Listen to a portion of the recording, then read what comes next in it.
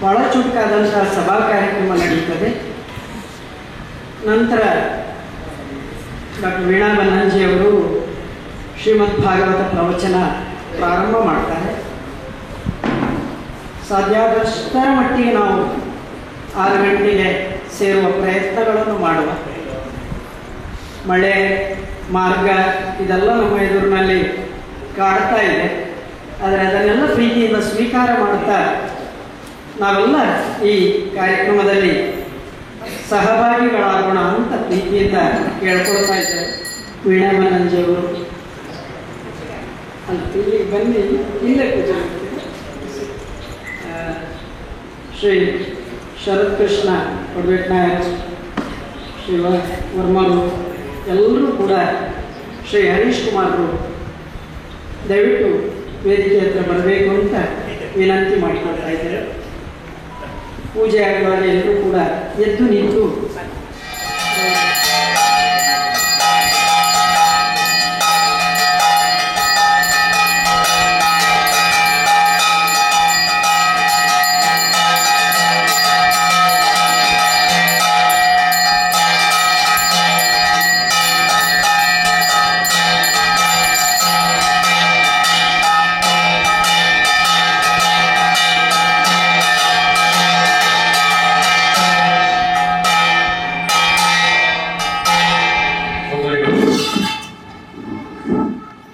Rotary club Belthangady, Lions club Belthangady ಆಸಕ್ತರು ಈ ಕಡೆ ಸ್ವಲ್ಪ ಕಡಿಮೆ ಇದ್ದರು.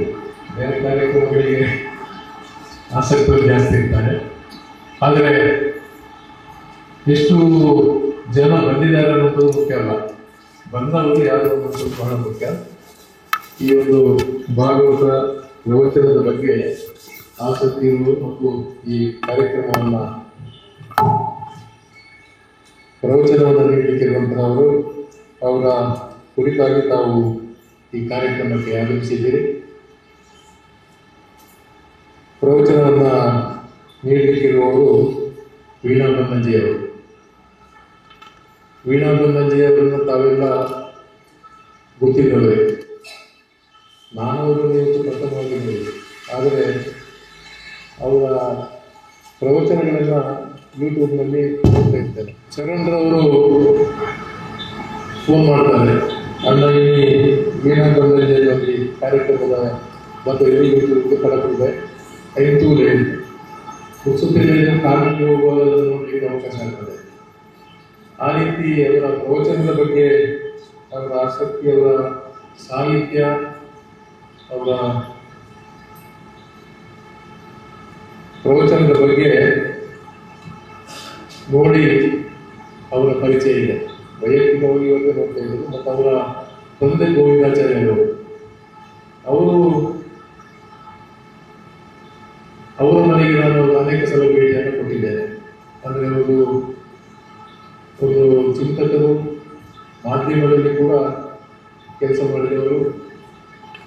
ಅಂದರೆ ನಾನು ವೈಯಕ್ತಿಕವಾಗಿ ಅಲ್ಲ, ನಾವು ಪಕ್ಷದಲ್ಲಿ ಕೆಲಸ ಮಾಡ್ತಿರುವಂಥ ಸಂದರ್ಭ ಜನಾರ್ದನ ಪೂಜಾರಿಯವರು ಆಗ ಕೇಂದ್ರದಲ್ಲಿ ಸಚಿವರಾಗಿದ್ದರು. ಅವರು ಅನೇಕ ಸಂದರ್ಭಗಳಲ್ಲಿ ಗೋವಿಂದಾಚಾರ್ಯರ ಬಳಿ ಹೋಗಿ ಅವರ ಹತ್ರ ಅನೇಕ ವಿಚಾರಗಳ ಚರ್ಚೆಯನ್ನು ಮಾಡ್ತಾಯಿದ್ರು. ಅವರು ವಿದ್ವಾಂಸರಾಗಿದ್ದರು ಮತ್ತು ಪತ್ರಿಕೆಯ ವಿಚಾರವಾಗಿ ಅನೇಕ ವಿಚಾರಗಳ ಬಗ್ಗೆ ಅನೇಕ ಚರ್ಚೆಯನ್ನು ಮಾಡಿ ಅವರಿಂದ ಅನೇಕ ವಿಚಾರಗಳನ್ನು ತಿಳ್ಕೊಳ್ಳುವಂತಹ ಒಂದು ಆಸಕ್ತಿ ಇದ್ದ ಸಂದರ್ಭ ಅವರ ಜೊತೆ ಹೋಗುವಂಥ ಪರಿಚಯ. ಆಸಕ್ತಿ ನಡೆಸಿದ ಜೊತೆ ಕೂಡ ನಾನು ಬಂದು ಅವರೆಲ್ಲರ ಒಡನಾಟ ಗೋವಿಂದಾಚಾರ್ಯರಿಗಿತ್ತು. ಒಬ್ಬ ದೊಡ್ಡ ವಿದ್ವಾಂಸರು, ಚಿಂತಕರು, ಪತ್ರಕರ್ತರು ಮತ್ತು ಒಳ್ಳೆಯ ಮಾನವತಾವಾದಿ. ಆದ್ದರಿಂದ ಅವರ ಬಗ್ಗೆ ಅವರ ಪುತ್ರಿ ವೀಣಾ ಬನ್ನಂಜಿಯವರು ಇವತ್ತು ಈ ಪ್ರವಚನವನ್ನು ಮಾಡಲಿಕ್ಕೋಸ್ಕರ ಆಗಮಿಸಿದ್ದಾರೆ. ಚರಣ್ ಕುಮಾರ್ ಅವರಿಗೆ ಕಾರ್ಯಕ್ರಮವನ್ನು ಹಾಕೋಣ ಅನ್ನುವಂಥ ವಿಚಾರವನ್ನು 6 ತಿಂಗಳ ಮುಂದೆ ಹೇಳಿದರು. ನಾನು ತಿಳಿಸಿದ್ದೆ, ಬೆಳ್ತಂಗಡಿಯಲ್ಲಿ ಎಷ್ಟು ಜನ ಬರ್ತಾರೆ, ಎಷ್ಟು ಜನ ಈ ಪ್ರವಚನದ ಆಸಕ್ತಿ ಇರ್ತಾರೆ ಅನ್ನೋದನ್ನು ನನಗೆ ಗೊತ್ತಿಲ್ಲ. ಆದ್ದರಿಂದ ಸ್ವಲ್ಪ ಕಷ್ಟ ಆಗ್ಬೋದು ಅನ್ನೋದನ್ನು ಕೂಡ ತಿಳಿಸಿದ್ದೆ ಅವರಿಗೆ. ಆದರೆ ಎಲ್ಲರೂ ಯೂಟ್ಯೂಬ್ನಲ್ಲಿ ನೋಡ್ತಾ ಇರ್ತಾರೆ. ಅದನ್ನು ಸುಮ್ಮನೆ ಅಲ್ಲಿ ಹೋಗಿ ಒಂದು 2 ಗಂಟೆ 3 ಗಂಟೆ ಯಾಕೆ ಕೂತ್ಕೊಳ್ಬೇಕು, ಮನೆಯಲ್ಲಿ ಕೂತು ನೋಡುವಂಥ ಆಸಕ್ತಿ ಕೂಡ ಕೆಲವರಿಗೆ ಇರ್ತದೆ, ಅಥವಾ ಅದು ಆ ಕಾರ್ಯಕ್ರಮ ಇನ್ನು ಮುಂದೆ ಕೂಡ ಯೂಟ್ಯೂಬ್ನಲ್ಲಿ ಬರ್ತದೆ, ಆಗ ನೋಡ್ಬೋದು ಅನ್ನೋ ಆಸಕ್ತಿ ಇರ್ತದೆ. ಆದ್ದರಿಂದ ಈ ಪ್ರವಚನವನ್ನ ನೀಡಲಿಕ್ಕೆ ಆಗಮಿಸಿದಂತಹ ವೀಣಾ ಬಲ್ಲಂಜೆಯವರನ್ನ ನಾನು ತಮ್ಮೆಲ್ಲ ಪರವಾಗಿ ಆತ್ಮೀಯವಾಗಿ ಸ್ವಾಗತಿಸ್ತೇನೆ. ಅದೇ ರೀತಿ ಕಾರ್ಯಕ್ರಮ ಚುಟುಕಾಗಿ ನಾವು ಒಂದು 10 ನಿಮಿಷದ ಕಾರ್ಯಕ್ರಮವನ್ನು ಇಟ್ಕೊಂಡಿದ್ದೇವೆ. ಒಂದು ದೀಪ ಪ್ರಜ್ವಲನೆ ಮಾಡಬೇಕು ಅನ್ನುವಂಥ ಅದು ಕಾರ್ಯಕ್ರಮ ಮಾಡುವಾಗ ನಾವು ದೇವರನ್ನ ಸ್ತುತಿಸುವಂಥದ್ದು ನಮ್ಮ ಕರ್ತವ್ಯ. ಆದ್ದರಿಂದ ನಮ್ಮ ಆನುವಂಶಿಕ ಆಡಳಿತ ಮುಖ್ಯಸ್ಥರು ಜನಾರ್ದನ ಸ್ವಾಮಿ ದೇವಸ್ಥಾನ ಜಿಲ್ಲೆ ಇದರ ಸನ್ಮಾನ್ಯ ಶ್ರೀ ಯು ಕೃಷ್ಣ ಪಂಡಿತನಾಯರನ್ನು ಆಹ್ವಾನಿಸಿದ್ದೇವೆ. ಅವರು ಕೂಡ ಪ್ರೀತಿ ಇಟ್ಟು ಈ ಸಮಯಕ್ಕೆ ಸರಿಯಾಗಿ ಆಗಮಿಸಿ ಕಾರ್ಯಕ್ರಮದಲ್ಲಿ ಆಗಮಿಸಿದ್ದಾರೆ. ಅವರನ್ನು ಕೂಡ ನಾನು ಎಲ್ಲ ಸಂಘ ಸಂಸ್ಥೆಗಳು ಮತ್ತು ತಮ್ಮೆಲ್ಲ ಪರವಾಗಿ ಆತ್ಮೀಯವಾಗಿ ಸ್ವಾಗತಿಸ್ತೇನೆ. ಇನ್ನೊಬ್ಬರು ರೋಟೇರಿಯನ್ ಪೂರ್ವ ಅವರವರು SDM ಕಾಲೇಜಿನ ಟ್ರಸ್ಟಿಯ ಆಡಳಿತಾಧಿಕಾರಿಗಳು. ಅವರು ಕೂಡ ಅವರ ಬಗ್ಗೆ ತಮಗೆ ಗೊತ್ತಿದೆ. ಯಶೋವರ್ಮನ್ ಅವರ ಪುತ್ರ ಡಾಕ್ಟರ್ ಯಶೋವರ್ಮನ್ ಅವರು SDM ಕಾಲೇಜಲ್ಲಿ ಟ್ರಾನ್ಸ್ಫಾರ್ಮ್ ಆಗಿದ್ದರು. ಅವರ ಪುತ್ರ ಸನ್ಮಾನ್ಯ ಪೂರ್ವ ಅವರು ಆಗಮಿಸಿದ್ದಾರೆ. ಅವರನ್ನು ಕೂಡ ನಾನು ತಮ್ಮೆಲ್ಲ ಪರವಾಗಿ ಮತ್ತು ಸಂಘ ಸಂಸ್ಥೆಗಳ ಪರವಾಗಿ ಆತ್ಮೀಯವಾಗಿ ಸ್ವಾಗತಿಸ್ತೇನೆ. ನಮ್ಮೊಂದಿಗೆ ಅನೇಕ ಹಿರಿಯರಿದ್ದಾರೆ.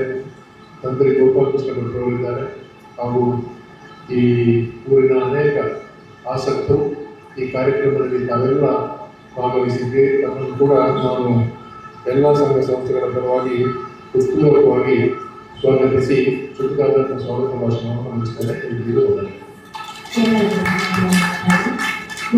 ಯಥೋನ್ವಯಾತ್ ಇತರತಃ ಚಾರ್ತೆಷ್ವಭಿಜ್ಞಸ್ವರ ತೇನೇ ಬ್ರಹ್ಮಹೃದಾಯ ಆದಿಕವಯೇ ಮುಹ್ಯಂತಿ ಯತ್ ಸೂರಯಃ ತೇಜೋ ವಾರಿಮೃದಂ ಯಥಾ ವಿನಿಮಯೇ ಯತ್ರ ತ್ರಿಸರ್ಗೋ ಮೃಷ ಧಾಮ್ನಾ ಸ್ವೇನ ಸದಾ ನಿರಸ್ತಕುಹಕಂ ಸತ್ಯಂ ಪರಂ ಧೀಮಹಿ.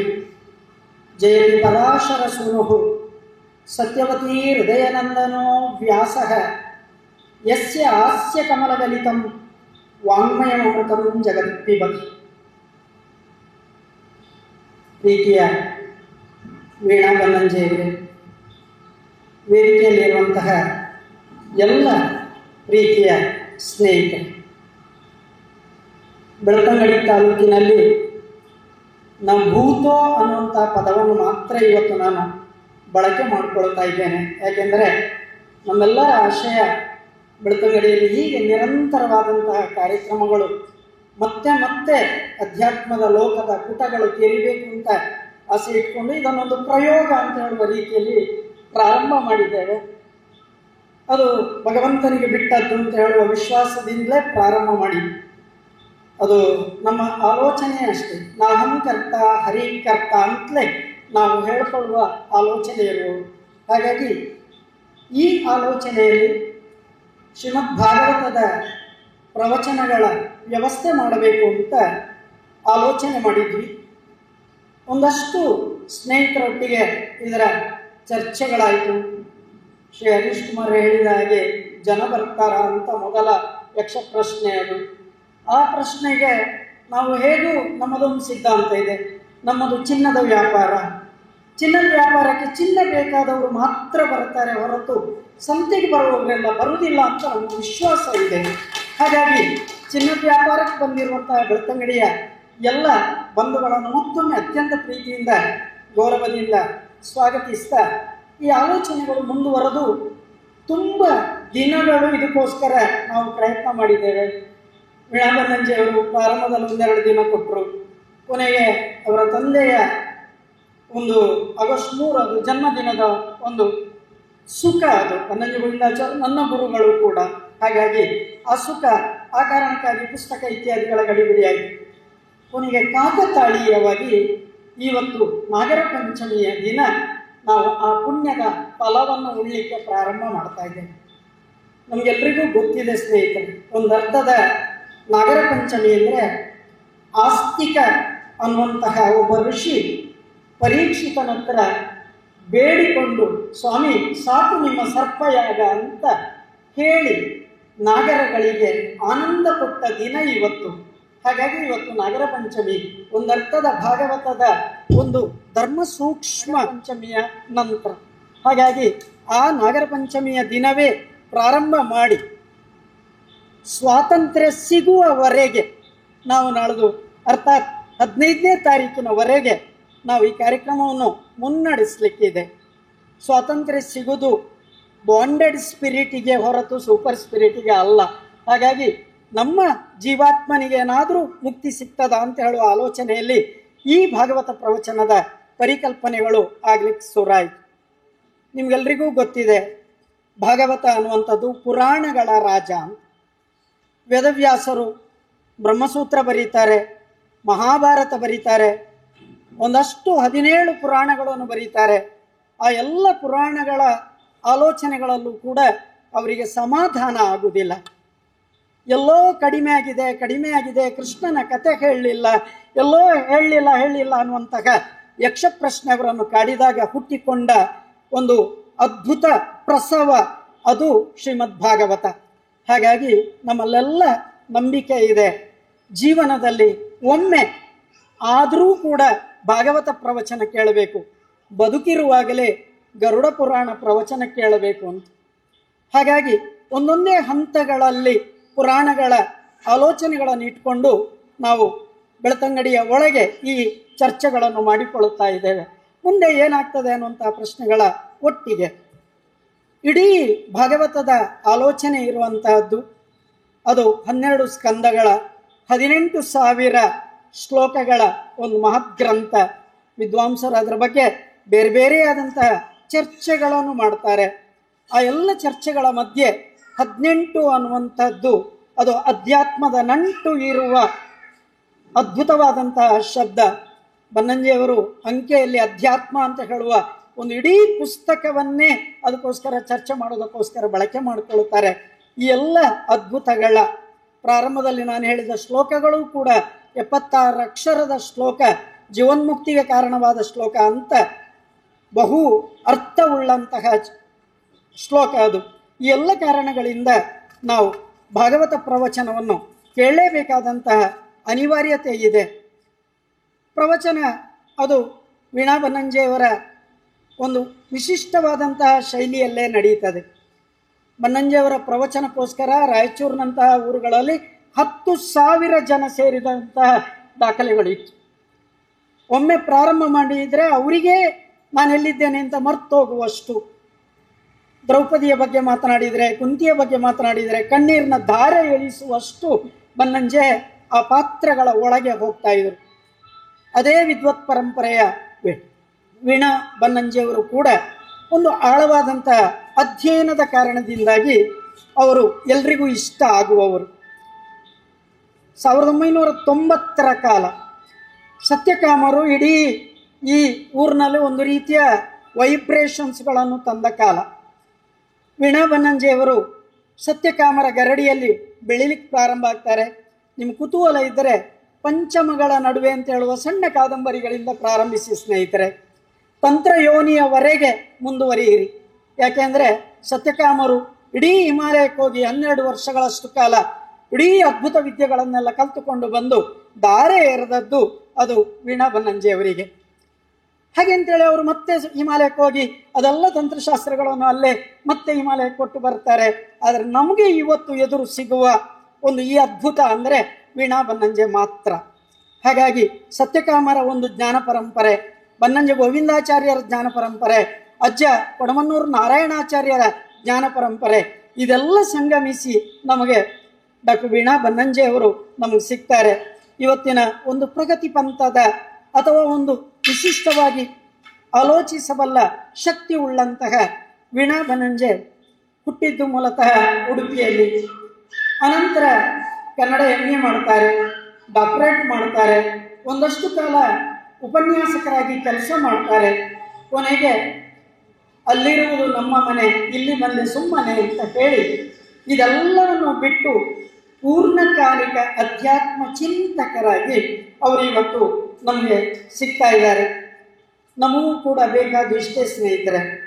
ಗಜೇಂದ್ರನಿಗೆ ಸಿಕ್ಕಿದ ಮೋಕ್ಷದ ಹಾಗೆ ನಾವು ಕೂಡ ಕೇಳಬೇಕಾದ ಭಗವಂತನ ಹತ್ರ ಆನೆ ಕೊಡು, ಆನೆ ಕೊಡು, ಆನೆ ಕೊಡು ಅಂತ. ಆ ಅಂದರೆ ಆರೋಗ್ಯ, ಆನೆ ಅಂದರೆ ನೆಮ್ಮದಿ. ಇವತ್ತು ರಾತ್ರಿ ಪ್ರವಚನ ಕೇಳಿ ಆದಮೇಲೆ ನಮಗೆಲ್ಲರಿಗೂ ಕೂಡ ಸುಖದ ನಿದ್ದೆ ಬರ್ತದೆ ಅಂದರೆ ಅದಕ್ಕಿಂತ ದೊಡ್ಡ ಸುಖ ಈ ಜಗತ್ತಿನಲ್ಲಿ ಬೇರೆ ಯಾವುದೂ ಇಲ್ಲ. ಹಾಗಾಗಿ ಇನ್ನು ಮುಂದಿನ 7 ದಿನಗಳಷ್ಟು ಕಾಲ ನಾವೆಲ್ಲ ಸಂಜೆ 6 ಗಂಟೆಗೆ ಇಲ್ಲಿ ಸೇರುವ, ಒಂದು 7:45, 7:15, 7:45ರವರೆಗೆ ಪ್ರವಚನ ನಡೀತದೆ. ಪ್ರವಚನದ ನಂತರ ಸಹಜವಾಗಿ ಸ್ವಲ್ಪ ಪ್ರಸಾದ ಸ್ವೀಕಾರ ಮಾಡಿಕೊಂಡು ಒಂದು ಒಳ್ಳೆಯ ಭಾಗವತವನ್ನು ಮೆಲುಕು ಹಾಕ್ತಾ ಮನೆ ಸೇರುವ, ಮತ್ತೆ ಮಥನ ಶುರು ಮಾಡುವ, ಮತ್ತೆ ನಿಧಿಧ್ಯಾಸನ ಶುರು ಮಾಡುವ, ಮತ್ತೆ ಮರುದಿನ ಶ್ರೋತವ್ಯ ಮಂತವ್ಯ ನಿಧಿಧ್ಯಾಸಿತವ್ಯ ಮಾಡಬೇಕು. ಕೇಳೋದಕ್ಕೋಸ್ಕರ ಇಲ್ಲಿ ಬರುವಂಥ ಪ್ರೀತಿಯಿಂದ ನಿಮ್ಮಲ್ಲಿ ನಿವೇದನೆ ಮಾಡಿಕೊಳ್ತಾ, ದಯವಿಟ್ಟು ಒಟ್ಟು ಕಾರ್ಯಕ್ರಮದ ವ್ಯವಸ್ಥೆಗೆ ತೊಂದರೆ ಆಗದೇ ಇರುವುದಕ್ಕೆ ನಿಮ್ಮ ಜಂಗಮವಾಣಿಯನ್ನು ಅರ್ಥಾತ್ ಮೊಬೈಲನ್ನು ಸೈಲೆಂಟಲ್ಲಿಡಿ, ಅಥವಾ ಇಲ್ಲ ನಾನು ಅದರ ಬಗ್ಗೆ ಚಿಂತೆ ಇಲ್ಲ ಅಂತ ಹೇಳಿದ್ರೆ ಸ್ವಿಚ್ ಆಫ್ ಮಾಡಿಬಿಡಿ. ಇದು ಧ್ಯಾನದ ದಾರಿಯಲ್ಲಿ ಒಂದು ಒಳ್ಳೆಯ ಮಜಲಾಗ್ತದೆ ಅಂತ ಕೇಳುತ್ತಾ, ಭಾಗವತ ನಮ್ಮ ಬದುಕಿಗೆ ದಾರಿಯಾಗಲಿ ಅಂತ ಆಶಿಸಿ ನನ್ನ ಮಾತುಗಳನ್ನು ಮುಗಿಸ್ತೇನೆ. ನಮಸ್ಕಾರ. ಈ ಒಂದು ಕಾರ್ಯಕ್ರಮಕ್ಕೆ ಆಯೋಜಿಸಲು ತುಂಬಾ ಶ್ರಮಪಟ್ಟರು. ಮತ್ತೊಮ್ಮೆ ಅವರಿಗೆ ವಂದಿಸುತ್ತಾ ಈ ಕಾರ್ಯಕ್ರಮಕ್ಕೆ ದೀಪ ಪ್ರಜ್ವಲನೆಯನ್ನ ಮಾಡಿ ಚಾಲನೆಯನ್ನು ಕೊಟ್ಟಿದ್ದಾರೆ ಗೌರವಾನ್ವಿತರು ಶ್ರೀ ಶರತ್ ಕೃಷ್ಣ ಪಂಡಿತ್ ನಾಯ್ಡು, ಅನುಶ್ರೀ ಆಡಳಿತ ಮುಖ್ಯಸ್ಥರು ಶ್ರೀ ಜನಾರ್ದನ ದೇವಸ್ಥಾನ ಉಜಿರೆ.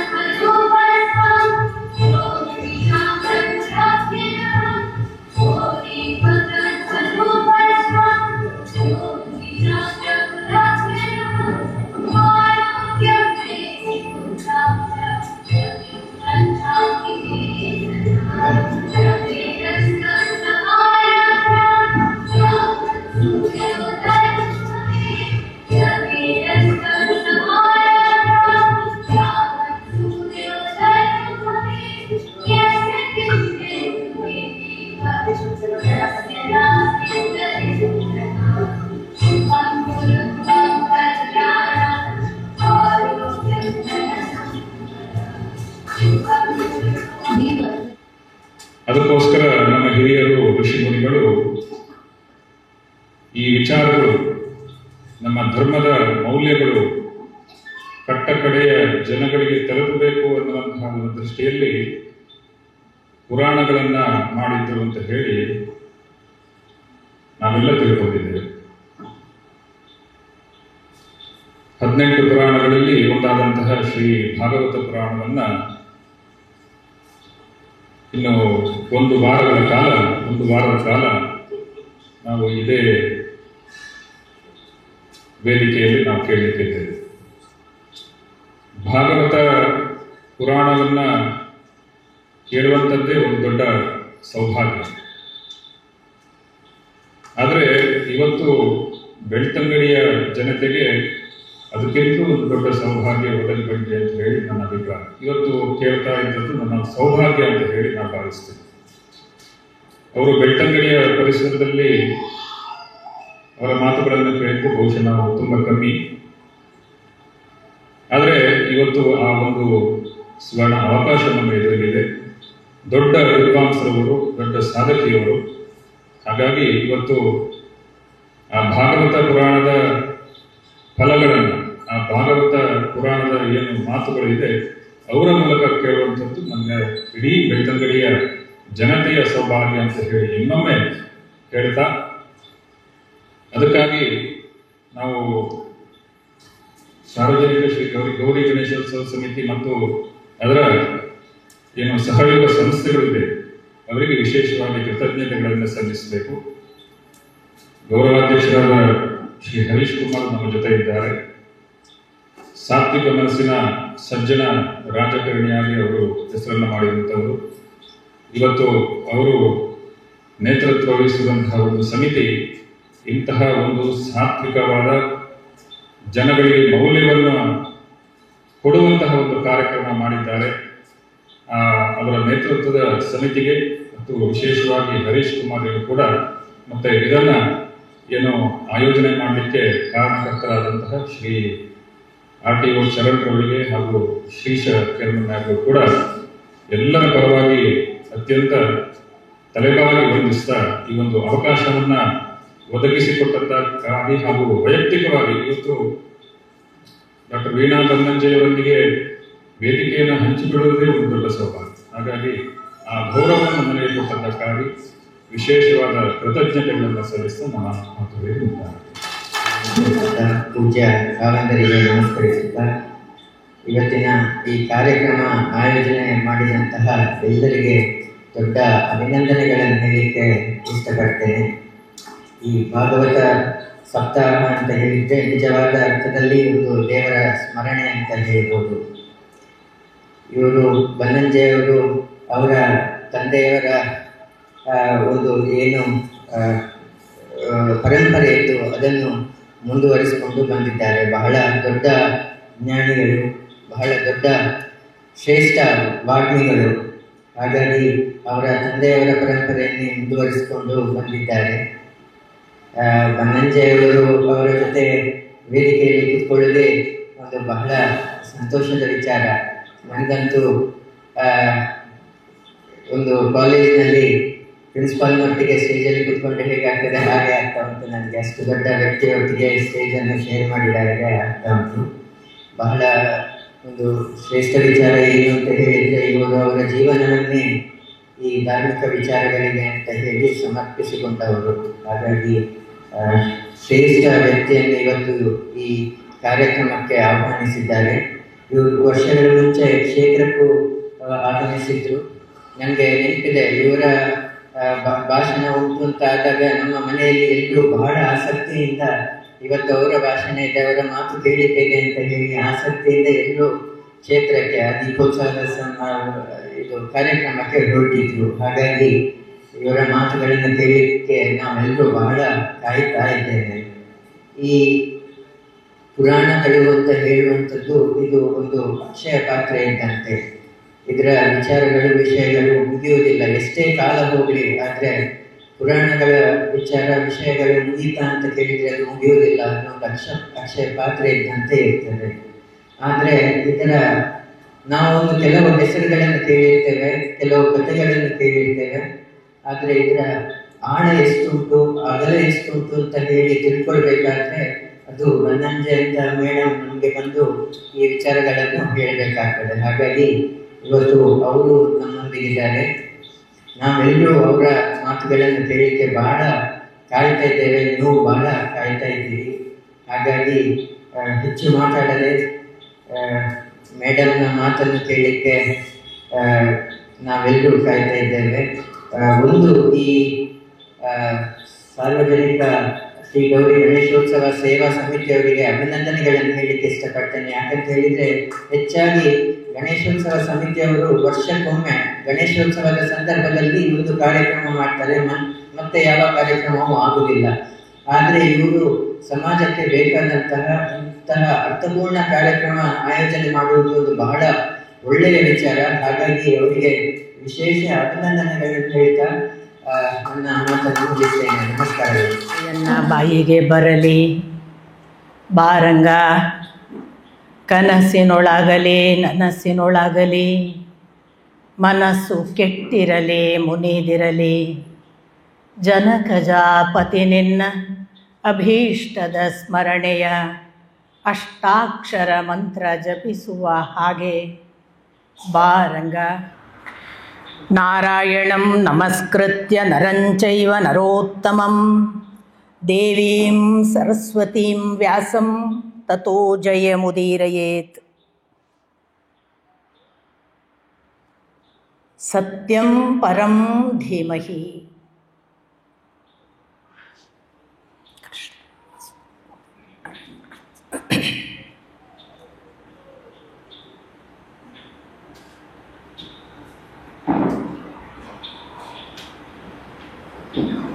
ಬೆಳ್ತಂಗಡಿಯ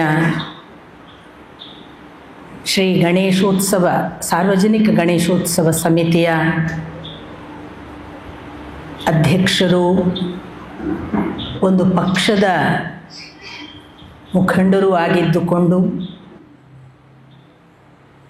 ಈ ಕಾರ್ಯಕ್ರಮ ನಡೆಸುವುದಕ್ಕೆ ಕಾರಣಕರ್ತರಾದಂತಹ ಹರೀಶ್ ಅವರೇ, ಇದರ ಮೂಲ ಚೈತನ್ಯ ಅಥವಾ ಆತ್ಮಕಾರಣರಾದ ಶ್ರೀ ಚರಣ್ ಅವರೇ, ಎಲ್ಲವನ್ನು ಸಂಯೋಜಿಸಿ ಒಂದು ನಿರ್ಲಿಪ್ತ ಭಾವದಲ್ಲಿ ತಟಸ್ಥವಾಗಿ ನಿಂತು ನೋಡ್ತಾ ಇರುವ ಶ್ರೀಶ ಅವರೇ, ಹಾಗೆಯೇ ನನ್ನ ಜೊತೆಗೆ ವೇದಿಕೆ ಹಂಚಿಕೊಂಡ ಧರ್ಮಾಧಿಕಾರಿಗಳೇ, ವರ್ಮಾ ಅವರೇ, ಜಗದ ಎಲ್ಲ ಜಂಜಾಟಗಳನ್ನು ಬಿಟ್ಟು ಈ ಶ್ರೀಮದ್ ಭಾಗವತಕ್ಕಾಗಿ ಬಂದಿರುವ ನನ್ನ ಸಹೃದಯ ಬಂಧುಗಳೇ, ನನ್ನನ್ನು 7 ದಿನಗಳ ಕಾಲ ಸಲಹುವ ತಾಯ್ತನದ ಹೊಣೆ ಹೊತ್ತ ತಂತ್ರಿಗಳ ಕುಟುಂಬದ ಎಲ್ಲ ಬಂಧುಗಳೇ, ಎಲ್ಲ ಮೂಲೆಗಳಿಂದ ಬಂದಿರುವ ಎಲ್ಲ ಹಿರಿಕಿರಿಯರ ಪದತಲಕ್ಕೆ ಹಣೆ ಹಚ್ಚಿ ನಮಸ್ಕಾರ. ಸಾಮಾನ್ಯವಾಗಿ ಜಗತ್ತು ವೇಗದಲ್ಲಿ ಇದೆ. ಒಂದು ಕಡೆ ನೀವು ನೋಡ್ತಾ ಇರುವಂತಹ ವಯನಾಡಿನ ಭೂಕುಸಿತದ ದುರಂತ ಇದೆ. ಮತ್ತೊಂದು ಕಡೆ ಬಾಂಗ್ಲಾದೇಶ ಹೊತ್ತಿ ಉರಿಯುತ್ತಿದೆ. ಅದರ ಮಧ್ಯೆ ಜಪಾನಿನಲ್ಲಿ ನಿನ್ನೆ ಭೂಕಂಪ ಆಗಿದ್ದ ಸುದ್ದಿ ಬರ್ತಿದೆ. ಎಲ್ಲದರ ಮಧ್ಯೆ ಭಾರತೀಯರಾದ ನಾವು ನಾಗನ ಕಲ್ಲು ಹುಡುಕಿಕೊಂಡು ಹೋಗಿ ಹಾಲನ್ನು ಅಭಿಷೇಕ ಮಾಡ್ತಿದ್ದೇವೆ. ಜಗತ್ತಿನ ಇಡೀ ಘಟನೆಗಳಿಗೆ ಭಾರತೀಯ ಪರಂಪರೆ ಹೇಗೆ ಒಂದು ಉತ್ತರ ಕೊಡ್ತದೆ ಅನ್ನುವುದಕ್ಕೆ ಈ ಘಟನೆಯನ್ನು ನಾನು ಉದ್ದೇಶಪೂರ್ವಕವಾಗಿ ಹೇಳಿದೆ. ಕೊಂದು ಕೊಲ್ಲುವ, ಸಾವನ್ನು ವಿಜೃಂಭಿಸುವ, ಕೊಲೆಗಡುಕುತನವೇ ತಮ್ಮ ಜೀವನ ಧರ್ಮ ಅಂತ ಭಾವಿಸಿದ ಒಂದು ಅತಿರೇಕದ ಹೊತ್ತಿನಲ್ಲಿ ಕಲ್ಲನಾಗರಕ್ಕೆ ಹಾಲು ಎರೆಯುವ ಈ ಭಾರತೀಯ ಪರಂಪರೆ ಖಾಯಂ ಉಳಿಯುತ್ತದೆ ಅಂತ ನಮಗೆ ಖಂಡಿತ ಅನ್ನಿಸಬೇಕು. ಅಂತಹ ನಾಗರ ಪಂಚಮಿಯ ಈ ದಿವಸ ನಾವು ಶ್ರೀಮದ್ ಭಾಗವತವನ್ನು ಕೇಳುವುದಕ್ಕೆ ಸೇರಿದ್ದೇವೆ. ನೋಡಿ, ಹರೀಶ್ ಅವರು ಒಬ್ಬ ರಾಜಕಾರಣಿ, ಚರಣ್ ಅವರು ಒಬ್ಬರು RTO. ವೃತ್ತಿಗೂ ಉದ್ಯೋಗಕ್ಕೂ ಸಂಬಂಧ ಇಲ್ಲದ ಹಾಗೆ ಭಾಗವತ ಪ್ರತ್ಯೇಕವಾದ ಒಂದು ಅಂತರಂಗದ ಜಗತ್ತು ಅನ್ನೋದಕ್ಕೆ ಇವರಿಬ್ಬರು ಸಾಕ್ಷಿ. ಹೊರಗಿನ ಜಗತ್ತಿನ ವ್ಯವಹಾರ ಅದು ಬೇರೆಯೇ, ಆದರೆ ಅಂತರಂಗದ ಜಗತ್ತಿಗೆ ಬಂದಾಗ ಅಲ್ಲಿ ಯಾವುದೂ ಇಲ್ಲ. ಅಂಥದ್ದೊಂದು ಸೆಳೆತ ಈ ಭಾರತೀಯ ಪರಂಪರೆಯ ಎಲ್ಲ ತತ್ವಶಾಸ್ತ್ರಕ್ಕೂ ಇದೆ. ಅದು ಸಾಧ್ಯ ಆಗೋದು ನಮ್ಮ ಮನಸ್ಸನ್ನು ತೆರೆದುಕೊಳ್ಳುವ ಒಂದು ಸಣ್ಣ ಸ್ಪಂದನವನ್ನು ನಾವು ವ್ಯಕ್ತಪಡಿಸಿದಾಗ. ನಾಗರ ಪಂಚಮಿಯ ದಿನ ನಾವು ಎಲ್ಲ ನಾಗನಿಗೆ ಬೆಳಿಗ್ಗಿನಿಂದ ತನು ಅಥವಾ ಅಭಿಷೇಕವನ್ನು ಮಾಡಿ ಬಂದವರು ಇವತ್ತು ಇಲ್ಲಿ ಕೂತು ಆ ನಾಗರ ತನು ಮಧ್ಯಾಹ್ನದ 4 ಗಂಟೆಗೆ ಮಳೆ ಬಂದಾಗ ಸಮುದ್ರ ಸೇರ್ತದೆ ಅನ್ನುವ ನಂಬಿಕೆಯನ್ನು ಇಟ್ಟುಕೊಂಡವರು ಯಾವುದೋ ಒಂದು ಹೊಸ ಹುಡುಕಾಟವನ್ನು ನಿರಂತರ ಮಾಡ್ತಿದ್ದೇವೆ ಅಂತ ಅರ್ಥ. ಆಗಲೇ ಶ್ರೀಶ ಅವರು ಹೇಳಿದರು, ಆಸ್ತಿಕ ಜನಮೇಜಯನ ಸರ್ಪಯಜ್ಞವನ್ನು ನಿಲ್ಲಿಸಿದ ಬಹಳ ದೊಡ್ಡ ಒಬ್ಬ ಹೆಸರು. ಇಲ್ಲದಿದ್ದರೆ ನಾಗ ಜನಾಂಗವೇ ನಾಶವಾಗಿ ಹೋಗ್ತಿತ್ತು. ತನ್ನ ತಂದೆಗೆ ಆದ ಆ ಒಂದು ಸಾವಿಗೆ ಕಾರಣವಾದ ಸರ್ಪದ್ವೇಷ ಅವನ ಅಂಥದೊಂದು ಕ್ರಿಯೆಗೆ ಕಾರಣವಾಯಿತು. ಈ ದಿವಸ ನಾಗರ ಪಂಚಮಿಯ ದಿವಸವೇ ಆ ಒಂದು ಕಥಾ ಹಿನ್ನೆಲೆ ಉಳ್ಳಂತಹ ಪರಂಪರೆಯ ಭಾಗವತವನ್ನು ಹೇಳುವುದಂದರೆ ಭಗವಂತ ನಮಗೆ ಏನೋ ಸೂಚನೆ ಕೊಡ್ತಿದ್ದಾನೆ ಅಂತ ನಾನು ಭಾವಿಸ್ತೇನೆ. ಯಾಕೆಂದರೆ ಇಡೀ ಅಧ್ಯಾತ್ಮ ನಿಂತಿರುವುದು ಸೂಚನೆಗಳಲ್ಲಿ. ಶ್ರೀಮದ್ ಭಾಗವತವನ್ನು ಶಾಸ್ತ್ರೀಯ ಪರಂಪರೆಯ ರೀತಿಯಿಂದ ಹೇಳುವ ಒಂದು ಕ್ರಮವಿದೆ. ಶಾಸ್ತ್ರೀಯ ಪರಂಪರೆಯವರು ಹೇಳುವಾಗ ಪ್ರಥಮ ಶ್ಲೋಕದಿಂದ ಆರಂಭ ಮಾಡಿ ಅದರ 18,000 ಶ್ಲೋಕಗಳನ್ನು ಪಠನ ಮಾಡ್ತಾ ಅರ್ಥ ಹೇಳ್ತಾ ಹೋಗ್ತಾರೆ. ಒಂದಾದ ನಂತರ ಎರಡನೆಯದ್ದು, ಮೂರನೆಯದ್ದು, ಹೀಗೆ. ನಾನು ಶಾಸ್ತ್ರೀಯ ಪರಂಪರೆಯ ಪಠನ ಕ್ರಮವನ್ನಾಗಲಿ ಅದರ ವ್ಯಾಖ್ಯಾನಗಳನ್ನಾಗಲಿ ಮಾಡುವಂತಹ ಪದ್ಧತಿಯನ್ನು ಇಲ್ಲಿ ಮಾಡೋದಿಲ್ಲ. ವಾಸ್ತವಿಕ ಭಾಗವತ ಸಪ್ತಾಹ ಅನ್ನುವುದು ಹೆಸರು. ಯಾಕೆ ಅಹ ಅಂತ ಹೇಳ್ತಿದ್ರು ಅಂದರೆ ಅದು 7 ದಿನಗಳ ಕಾಲ ನಡೆದಂಥದ್ದು. 7 ಹಗಲುಗಳು. ಅಹ ಅಂದರೆ ಹಗಲುಗಳು. ಅಹೋರಾತ್ರ ಅಂತ ನಾವು ಹೇಳ್ತೇವಲ್ಲ, ಹಗಲು ರಾತ್ರಿ ಸೇರಿದಾಗ ಅಹೋರಾತ್ರ. ಇದು 7 ಹಗಲು ಅಂದರೆ ಸೂರ್ಯೋದಯದಿಂದ ಸೂರ್ಯಾಸ್ತದವರೆಗೆ ಶುಕ ಮುನಿಗಳು ಪರೀಕ್ಷಿತನಿಗೆ ಹೇಳಿದಂತಹ ಒಂದು ಶಾಸ್ತ್ರ ಭಾಗ ಅಥವಾ ಅಧ್ಯಾತ್ಮ.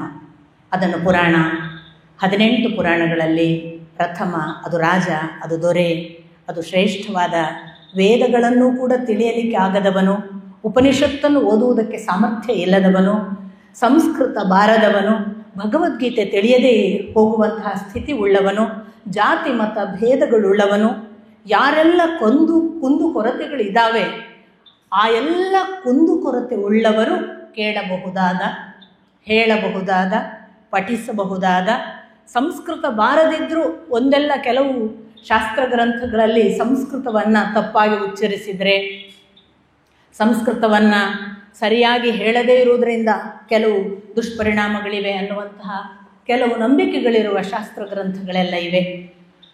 ಈ ಶ್ರೀಮದ್ ಭಾಗವತಕ್ಕೆ ಅದು ಯಾವುದೂ ಇಲ್ಲ. ಅದರ ಅರ್ಥ ತಪ್ಪು ಉಚ್ಚರಿಸಬೇಕು ಅಂತ ನನ್ನ ಮಾತಿನ ಅರ್ಥ ಅಲ್ಲ. ಅಂದರೆ ಅದು ಅಲ್ಲಿಯವರೆಗೆ ಜನಸಾಮಾನ್ಯರಿಗೆಲ್ಲ, ಯಾರಿಗೆ ಈ ಭಗವಂತನ ಕುರಿತು ಹಸಿವಿದೆ ಅವರು ಯಾರೇ ಆದರೂ ಅದನ್ನು ಹೋಗಿ ಹುಡುಕಿದರೆ ಅಲ್ಲೊಂದು ಹೊಸದನ್ನು ಕಾಣಿಸಬಲ್ಲ ಬಹಳ ಮಹತ್ವದ ಗ್ರಂಥ.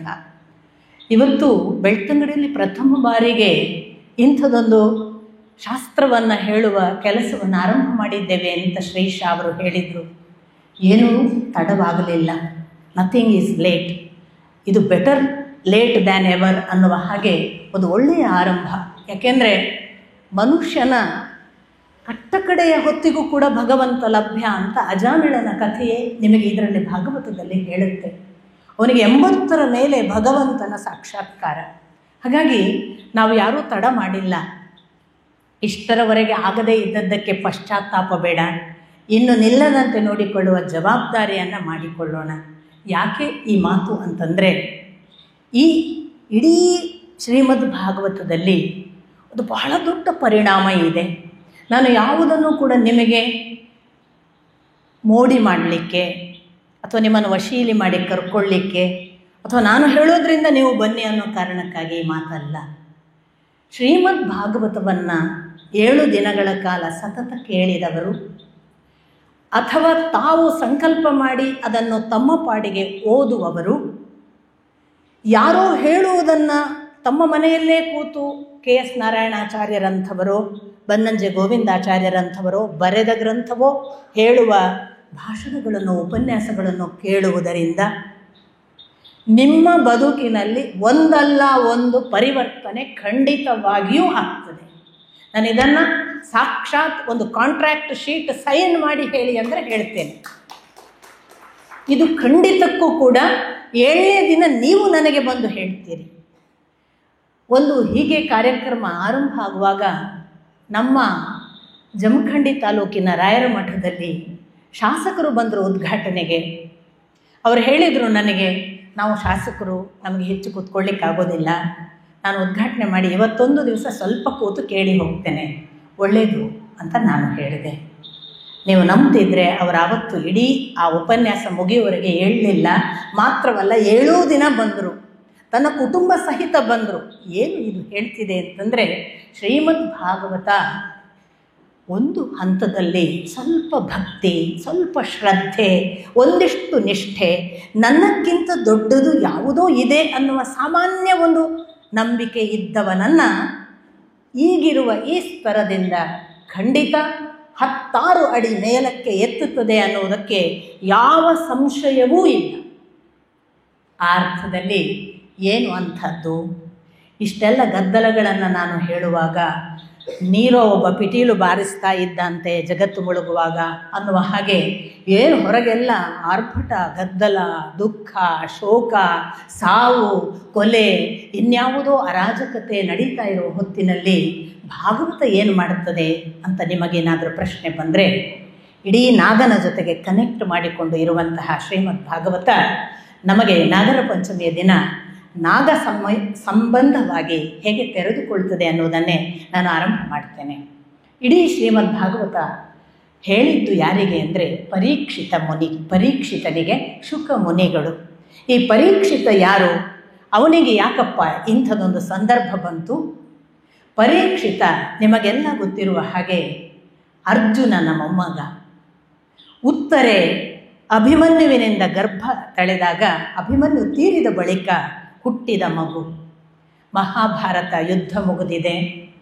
ಯುದ್ಧ ಮುಗಿದ ನಂತರ ಅಶ್ವತ್ಥಾಮನ ಆಕ್ರೋಶ, ಆವೇಶ ಗಾಢವಾಗಿದೆ.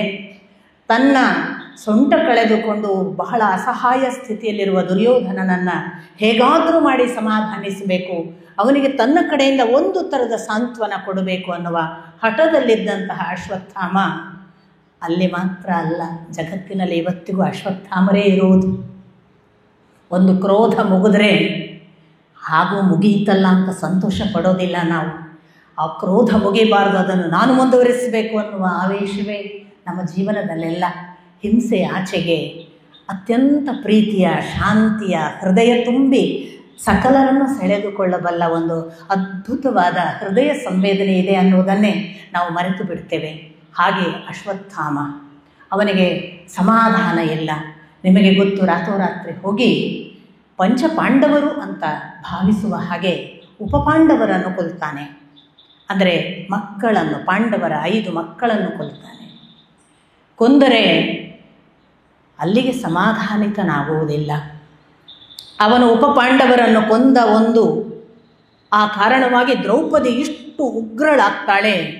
ಅವಳು ಹೇಳೋದೊಂದೇ ಮಾತು, ಅವನನ್ನು ನನ್ನ ಬಳಿಗೆ ಹೇಗೆ ತರ್ತೀಯೋ ಕರೆದುಕೊಂಡು ಬಾ, ಆದರೆ ಅವನನ್ನು ನನಗೆ ಜೀವಂತ ತರಬೇಡ ಅನ್ನುವ ಅರ್ಥದ ಮಾತನ್ನು ದ್ರೌಪದಿ ಹೇಳಿಬಿಡ್ತಾಳೆ, ತಲೆ ತೆಗೆದುಕೊಂಡು ಬಾ ಅಂತ. ಅರ್ಜುನ ಹೇಳ್ತಾನೆ, ಅವನ ತಲೆಯನ್ನು ಮೆಟ್ಟಿಯೇ ನೀನು ಮತ್ತೆ ಉತ್ತರ ಕ್ರಿಯೆ ಮಾಡು, ನಾನು ಹೊರಟೆ ಅಂತ ಕೃಷ್ಣನ ಜೊತೆಗೆ ಅರ್ಜುನ ಮತ್ತೆ ಅಶ್ವತ್ಥಾಮನ ಬೆನ್ನಟ್ಟುವಾಗ ಉಂಟಾದ ಆ ಒಂದು ಅಸಹಾಯ ಸ್ಥಿತಿ ಅವನಿಗೆ ಗೊತ್ತಾಗುತ್ತೆ. ಅರ್ಜುನ ಕೃಷ್ಣರನ್ನು ನಾವು ಖಂಡಿತಕ್ಕೂ ಎದುರಿಸಲಾರೆವು. ಆಗ ಅವನು ಮಾಡಿದ್ದು ತನ್ನ ಬ್ರಹ್ಮಾಸ್ತ್ರ ಪ್ರಯೋಗ. ನೋಡಿ, ಒಂದು ಕಾಲಕ್ಕೆ ಅಸ್ತ್ರಗಳು ಮತ್ತು ಶಸ್ತ್ರಗಳು ಅಂತಿದ್ದವು. ಈ ಶಸ್ತ್ರಗಳೆಲ್ಲ ಕೈಯಲ್ಲಿ ಹಿಡಿದು ಯುದ್ಧ ಮಾಡುವಂತಹ ಆಯುಧಗಳು. ಅಸ್ತ್ರಗಳೆಲ್ಲ ನಾವು ಇವತ್ತು ಹೇಳುವಂತಹ ನ್ಯೂಕ್ಲಿಯರ್ ಬಾಂಬ್ ಅನ್ನುವ ವಿಷಯಕ್ಕೆ ಪರ್ಯಾಯ ಆಗಬಹುದಾದ. ಈಗಿನ ಕಾಲದಲ್ಲಿ ಕೋಡ್ ಇವೆ. ಬಾಂಬನ್ನು ಹೊಡಿಬೇಕಾದ್ರೆ ಇಲ್ಲಿ ಕೂತು ಅವನು ತನ್ನ ಕೋಡ್ ವರ್ಡಿನಿಂದ ಅದಕ್ಕೆ ಸಿಗ್ನಲ್ ಕೊಟ್ಟು ಅಲ್ಲಿ ಹೊಡಿಬಹುದು. ಆಗಿನ ಕಾಲಕ್ಕೆ ಮಂತ್ರ ಆ ಕೋಡ್ ವರ್ಡ್ ಆಗಿತ್ತು. ಆ ಮಂತ್ರೋಪದೇಶ ಯಾವನಿಗೆ ಒದಗಿ ಬಂತು ಅವನು ಮಾತ್ರ ಆ ಮಂತ್ರೋಪದೇಶವನ್ನು ಹೇಳಿ ಆ ಮಂತ್ರವನ್ನು ತಾನು ಉಚ್ಚರಿಸಿ ಅದಕ್ಕೆ ಶಕ್ತಿ ಕೊಡ್ತಿದ್ದ. ಅಂಥದ್ದೊಂದು ಅಸ್ತ್ರ ಪ್ರಯೋಗ. ನೋಡಿ, ಅಶ್ವತ್ಥಾಮನಿಗೆ ಬ್ರಹ್ಮಾಸ್ತ್ರ ಪ್ರಯೋಗ ಗೊತ್ತಿತ್ತು, ಉಪಶಮನ ಗೊತ್ತಿರಲಿಲ್ಲ. ಆ ಕಾಲಕ್ಕೆ ವೇದವ್ಯಾಸರು ದಾಖಲಿಸ್ತಾರೆ, ಅಂತಿಂಥ ಬ್ರಹ್ಮಾಸ್ತ್ರ ಅಲ್ಲ, ಜಗತ್ತು ಈಗ ಪೂರ್ತಿ ವಿನಾಶಕ್ಕೆ ಒಳಗಾಗ್ತದೆ ಅನ್ನೋದು ಶ್ರೀಕೃಷ್ಣನಿಗೆ ಅರಿವಿಗೆ ಬಂತಂತೆ. ಕೃಷ್ಣ ಹೇಳಿದ, ನೋಡು, ಆ ಬ್ರಹ್ಮಾಸ್ತ್ರ ಪ್ರಯೋಗ ಆಗಿದೆ, ಅದೇನು ಸಾಮಾನ್ಯದ್ದಲ್ಲ, ಅದು ಏನನ್ನೂ ಮಾಡೀತು, ನೀನು ತಕ್ಷಣ ನಿನ್ನ ಬ್ರಹ್ಮಾಸ್ತ್ರ ಪ್ರಯೋಗ ಮಾಡು. ಹಾಗೆ ಅರ್ಜುನ ಬ್ರಹ್ಮಾಸ್ತ್ರ ಪ್ರಯೋಗ ಮಾಡಿದ. ಅರ್ಜುನನಿಗೆ ಮತ್ತು ಅಶ್ವತ್ಥಾಮನಿಗೆ ಗೊತ್ತಿದ್ದ ಬ್ರಹ್ಮಾಸ್ತ್ರದ ಆ 2 ಘರ್ಷಣೆ ಲೋಕವನ್ನು ಇನ್ನು ಪ್ರಳಯಾಂತಿಕ ಅವಸ್ಥೆಗೆ ತೆಗೆದುಕೊಂಡು ಹೋಗ್ತದೆ ಅನ್ನುವಾಗ ಅರ್ಜುನ ಅದರ ಆ ಭಯಾನಕತೆಯನ್ನು ಗಮನಕ್ಕೆ ತಂದುಕೊಂಡು ಉಪಸಂಹಾರ ಮಾಡ್ತಾನೆ. ಅವನಿಗೆ ಉಪಸಂಹಾರ ಮಾಡುವುದು ಗೊತ್ತಿತ್ತು. 2 ಉಪಸಂಹರಿಸ್ತಾನೆ. ಆಗ ಸಿಕ್ಕಿಬಿದ್ದ ಅಶ್ವತ್ಥಾಮನನ್ನು ಕರ್ಕೊಂಡು ಬಂದು ಇನ್ನೇನು ಅವನ ತಲೆ ಕಡಿಯಬೇಕು ಅಂತ ಕೃಷ್ಣನೇ ಆದೇಶ ಮಾಡ್ತಾನೆ. ಆದರೆ ಅರ್ಜುನನಿಗೆ ಕೃಷ್ಣ ಏನನ್ನು ಸೂಚಿಸ್ತಿದ್ದಾನೆ ಅಂತ ಅರ್ಥ ಆಗುತ್ತೆ. ಅವನು ತಲೆ ಕಡಿಯೋದಿಲ್ಲ, ಜೀವಂತವಾಗಿ ದ್ರೌಪದಿಯ ಮುಂದೆ ತಂದು ಹಾಕ್ತಾನೆ.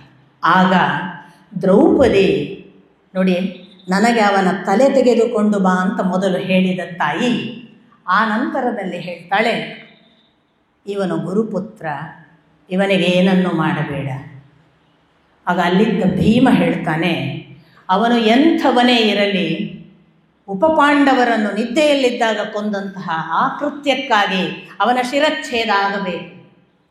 ಶ್ರೀಕೃಷ್ಣ ಹೇಳ್ತಾನೆ, ದ್ರೌಪದಿ ಹೇಳಿದ ಮಾತೂ ಸತ್ಯವಾಗಬೇಕು, ಭೀಮಸೇನ ಹೇಳಿದ ಮಾತೂ ಸತ್ಯವಾಗಬೇಕು, ಈ ಎರಡನ್ನೂ ನಿಜ ಮಾಡುವಂತೆ ಮಾಡಿ ತೋರಿಸು ಅಂತ ಅರ್ಜುನನಿಗೆ ಸವಾಲು. ಅರ್ಜುನ ಆಗ ಆಯ್ಕೆ ಮಾಡುವುದು, ಅವನಿಗೆ ಗೊತ್ತಾಗುತ್ತೆ ನನಗೆ ಕೃಷ್ಣ ಬೇರೆ ಏನನ್ನು ಸೂಚನೆ ಮಾಡ್ತಿದ್ದಾನೆ ಅಂತ. ಅವನು ಶಿರಚ್ಛೇದ ಮಾಡುವುದಿಲ್ಲ, ಅವನ ತಲೆಯ ಮೇಲೆ ಶಿರಾಗ್ರದಲ್ಲಿರುವ ಮಣಿಯನ್ನು ಮತ್ತು ಕೂದಲನ್ನು ಬೋಳಿಸ್ತಾನೆ.